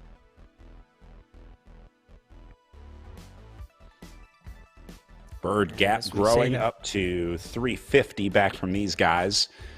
And then over on the right-hand side of the picture, keeping an eye on the race for 5th. Yeah, this looks like Hill and the giant, Karsten Aveni, continuing to ride together. Maybe they're just happy to be here. I mean, this is kind of a finish for honor. 5th and 6th are not money-paying positions, but perhaps they're both content to just ride together and come down to a sprint finish. They're not making any inroads on Hayden Warner ahead of them. He's about 500 meters up the road, but it's I'm not confident that that's a gap that they're going to close at the end. And Bruce Bird still sitting in 3rd place. I mean, chapeau to him. We talked about him being cracked and all that, but Bruce is going to finish ahead of everybody in this strong field except for 2 riders, unless he literally explodes at this point, or his Wi-Fi connection does. And we look at Usborne and Bickley. Well, gentlemen, in what way have you chosen to entertain us now? Well, 8.3 kilometers to go. They are rapidly running out of time to execute any plans that they may have. I don't know if I see either of these guys getting any separation between Bickley and Usborne. Bickley has been doing a really good job of saving his energy today. Obviously, Usborne has been the aggressor in this group of 2. I don't think anyone would argue that. And Bickley's had a lot of opportunities to just sit back and save. Now, he has had to go on the defensive, right? He's kind of been on the back foot for most of the day. So he's been responding to moves as opposed to being able to dictate when they go, when he might feel a little better. So this one's a wild card for me, a real toss-up between Bickley and Usborne at the finish. But I think I got to go Usborne on this one. If we're going to Vegas and taking odds, you go with what you know. And I've seen some impressive wins from Matt Usborne here on RGT, so I'll take him in the sprint. Okay. I'll pencil you in as an Usborne believer here, and we'll make note of how that goes in about 7.3. They're wrapping up their descent, which I don't think is a fruitful place for either of them to make a move. Meanwhile, I'll tell you what. Let's wager a Dogecoin on the sprint. They're like 37 cents or something right now. So, okay, I think I can see my way to wagering a Dogecoin or a Dogecoin on this. Yes, probably costs more to transfer it than a coin is worth, but whichever one of us wins will have the newfound title of the Doge of virtual bike racing. Not quite as prestigious as being the Doge of Venice, but it's slightly easier to get to. Usborne and Bickley continuing to ignore our silly commentary and actually race their bikes. And they're still solidly gapping Bruce Bird with 360 meters between them and 6.7 kilometers between them and the finish line, which is what they're really thinking about at this point. So I'm not saying that Bird is out of it, but Bird is going to have to do the ride of his life to be in it. And Usborne and Bickley are just not letting up. I mean, this is a fairly fast run-in. I think there's one little mini hump before we get to the actual finish line that goes up over 10%. It'll be a sprint climb for both of these riders, but nonetheless, it's the one place that a non-sprint attack might get sprung before we see the finish arch.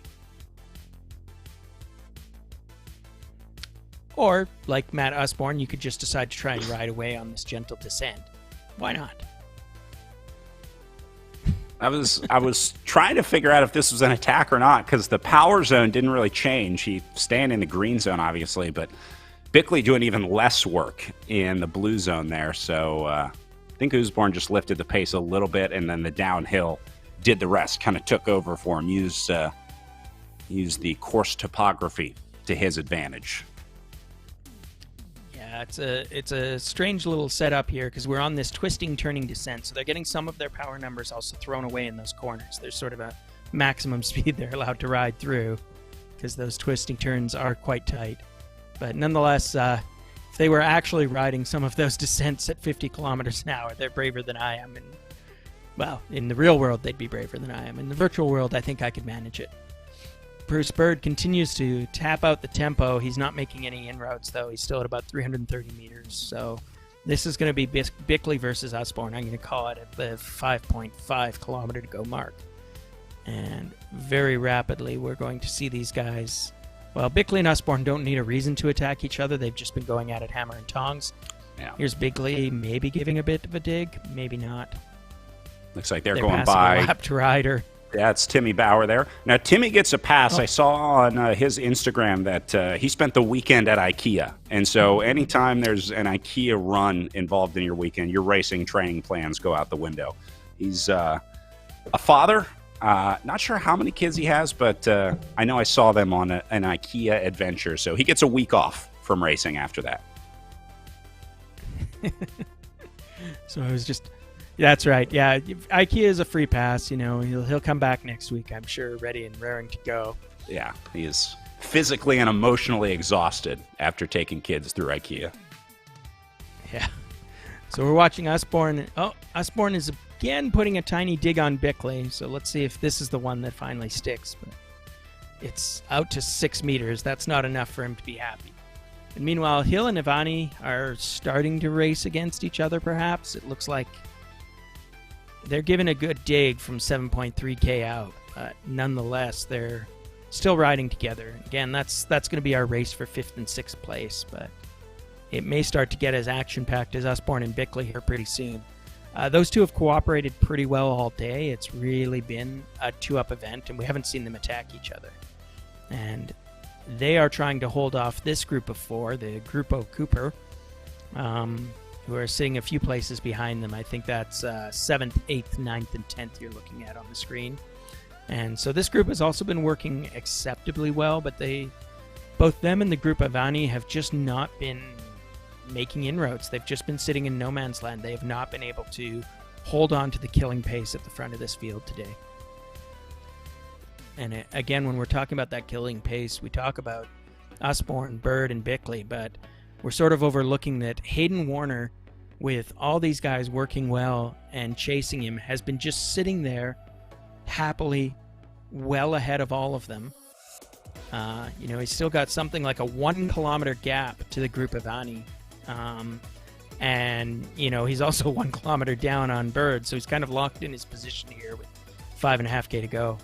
But we jump back to the front of the race. It's 3.9K to go. Bickley's attacking again because there's always someone attacking.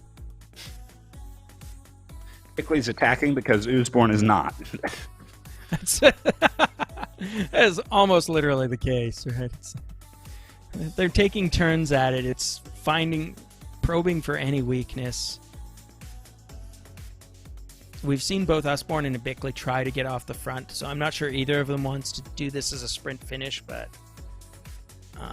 man, it's just been fantastic racing all day. And these are two of the guys who have utterly activated this event. I'm just so charmed. I mean, you always love it when, it comes down to a sprint royale and it's a beautiful sprint finish, but sometimes you have to admit that the breakaway artists get their day. And today is that day. It's going to be Usborne and Bickley going head-to-head. Bruce Bird has nothing to be ashamed of. This is going to be one of the hardest won third places I have ever seen. He's just sitting there drifting, and it doesn't look like he's doing much of anything, but he has put in so much work to get to this place in the race against so many strong opponents. Like all the guys who have been wreckage left behind this trio at the front, now a duo. They're all quality riders. There's no bricks in there. They just got beat today. They just got beat bad. When you got to remember the foundation of this breakaway was laid by Bruce Bird pretty much at the start of this race. Had the guts to go away and to be able to still hang in for third after Bickley and Usborne bridged up to him. He rode with them for a while, but eventually just couldn't hold the wheel, but didn't blow up. So Bird deserves some credit for that. At 3K to go, like you said, he's looking pretty comfortable in third. Not a whole lot to worry about behind him, and not a whole lot to worry about in front of him because it's looking more and more like Usborne and Bickley going to stay together to the line. It's only 260, 270 meters from Bird up to Usborne, but that might as well be 270 kilometers when Bickley and Usborne are riding the way that they are as Usborne goes on the attack again. Little uphill. Bickley gave him a little bit of flavor just a couple minutes ago, and now Usborne countering that.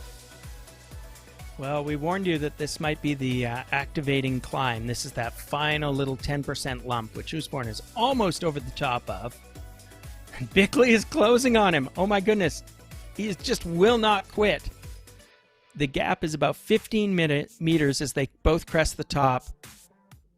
Bickley's got his work cut out for him to get back on that wheel, but he's still in the red zone while Usborne is sort of cruising a little bit on this descent. I think Bickley is absolutely putting out more power here, but he has closed the gap. Oh. He's going to go right by him. Must be wondering, oh my goodness. Can Usborne match this? It's 2 kilometers left in this race. This is not much, and it's going to be a more or less descending than flat finish. There's not really any more climbs to activate it. They're riding side by side. Mm-hmm. There's just no quarter given. Got to be utter respect between these two riders. They've both done everything that they have to drop the other rider. They managed to shred the incredibly capable Bruce Bird. I mean, he's a Fondo world champion. That's not nothing. I like to make fun of Masters racers, but you don't win a world Fondo title without being a pretty good bike racer. And Usborne and Bickley just rode away from him at the critical moment. Bird is back there. The gap now is 600 meters, but we got 1.5 kilometers to go, and Bickley and Usborne still haven't decided this race on their behalf. So we're going to come again to our little tree that will be the virtual Fiamme Rouge. Bickley and Usborne are now sitting at 48 kilometers per hour. It's a small descent, so that's a factor in their speed, but it's going to flatten out, and we're still seeing them probably over 40 kilometers an hour. It's just monster. These guys are putting out the hits. Yeah, and this will pretty much answer our question about if we're going to get any separation before the line. I think these guys are sprinting it out as they go inside 1K to go. No separation between Bickley and Usborne, so this one's going to come down to the line. It'll probably be on the pavement that this one will be decided. Remember, there's that very brief paved section before. Bickley going to try and give himself a little bit of breathing room. Usborne will go right over the top of that. Bickley responds back and forth in the final 800 meters now. 800 meters with this little hump coming up for them. That's a long way out to engage, but I think maybe this is an assertion that Bickley doesn't trust his own sprint. He wants this to be a long haul, and Usborne is right with him, so I don't know. This is a bit of a lump, this little climb, but it's over as quickly as it begins. Oh, look at that attack. Yeah. Look at the response. There's nothing in it. These guys, it's just 600 meters to go. This is Give awesome. Nature. Folks, just watch. What? Yeah. I mean, this is like watching two grown men in a slap fight, just back and forth, trading blows, one after another. 400 meters. There's not even any time. They've got to basically dial it up now because there's no room to not sprint. All right, so Bickley going to go from 250 out. Here we go on to the pavement. They both hit the pavement side by side. Usborne going to wind it up here from 180 out. Did he go too early? Bickley still there in the red. They got one last turn here around the right bend. Bickley with a late surge, and I think that's going to do it. Bickley gets Usborne on the line. I did not see that coming. Bickley left enough in the tank. Chapeau. He rode the race he wanted to ride, and he outsprinted Matt Usborne. So, amazing work there. That was... We're watching Bruce Bird. He's almost overlooked at this point. He's going to cruise into third place after totally activating the initial half of this race, doing the break that, still deserves the combativity prize because he really shaped this race and made it his own. He made it into a race of initially just himself and then eventually a race of three. And he just couldn't hang on to the killing pace that Bickley and Usborne were able to maintain. But as I say, he is completely earned this third place. I'm sure he's not satisfied with it, but he deserves absolutely nothing less on the day, and he put in a huge effort. I think Bird can at least be happy with the ride today. Certainly made it interesting for the rest of the riders out there. Now Hayden Warner in his final kilometer of racing. Again, looking like this one's going to be solo. You see the Hill and Ivani group back in the battle for fifth. That's a whole kilometer behind these guys. So we'll bring Hayden Warner in and then see if we can sort out fifth place as we wrap up our pro men's race here at the virtual BC Cup. Credit to Hayden Warner, too. You talk about the steady effort required and how difficult it is to ride solo. Warner been out there for about an hour 15 by himself. I think that separation came about 15 minutes into the day. So not an easy place to be solo on the trainer. Absolutely. I mean, the record book is going to show that he finished out of the money. He got a fourth place. That's only a podium position if you're riding a mountain bike. And yet he's demonstrated he's the class of the field here in some ways, in the sense that there were 20-odd riders who started this race, all strong, all knew who the danger men were. And Warner may have been left in no man's land by those top three, but nonetheless, there's no way of getting around it. He rode away from everybody else in this race, and it's a strong field. I mean, Karsten Ivani repped very well last week, and even with a teammate working with him, he couldn't catch up to Warner. So,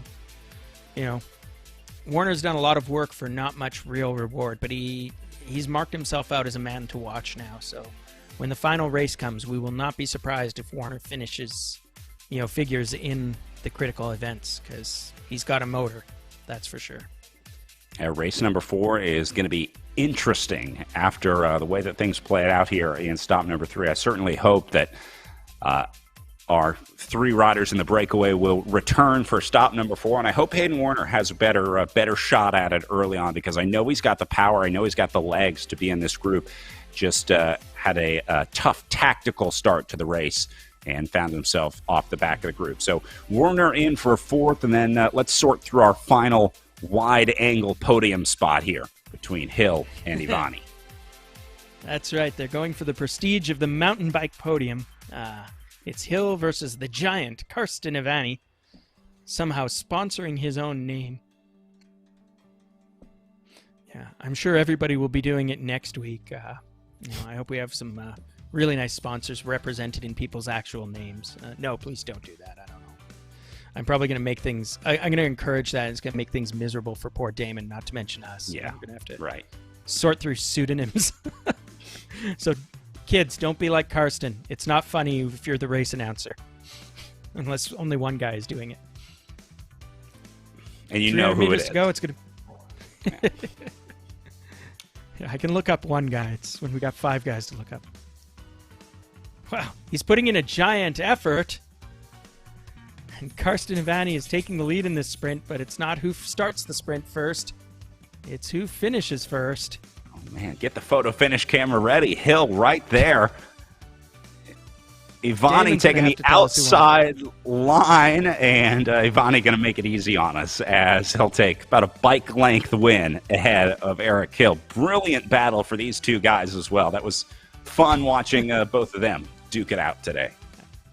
A giant effort for 5th place by the giant Karsten Ivani. Oh, a giant effort to get over the hill. Oh, perfect. Oh, the puns just Couldn't have write written themselves. Well, ladies and gentlemen, we're going to show you the results here. You can add Karsten Ivani to that extended dance remix podium, but it's Bradley Bickley over Matt Osborne in a beautiful, beautiful attacking finish. Bruce Bird, full effort, give him the combativity prize for activating this race at the start, and then barely getting shuffled out of the finish. And then we've got Hayden Warner, the solo effort to end all solo efforts. And then we saw Karsten Ivani win his little sprint over the hill. Oh, Groner. And then we see the group finishing behind them, a sprint that we didn't watch, but it was Kelly, Oliphant, Navin, and Cooper. And you can see that they all finished within seconds of each other.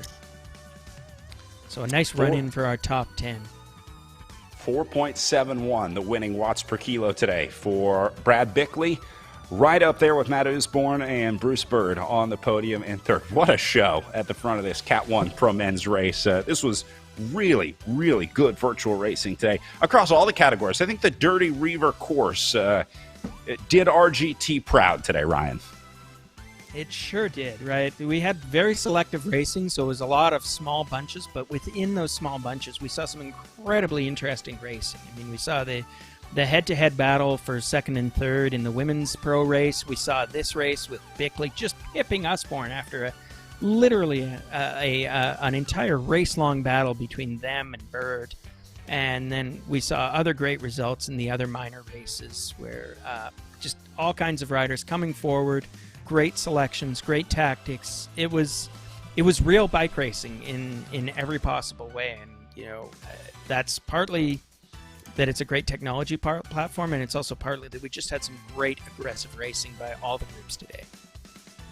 Well, one more day to go here in the virtual BC Cup as we take next week off, and then we're back at it Saturday, May 1st for the final of the 4 races here in the virtual BC Cup presented by Cobotix. As we wrap up day 3 from the Dirty Reiver course here, we'll say goodbye from the virtual world of RGT. This has been a production of ZMS Livestream. For Ryan Cusino, my name is Brad Soner saying thanks for watching. Again, May 1st for stop number 4, the virtual BC Cup. We'll see you there.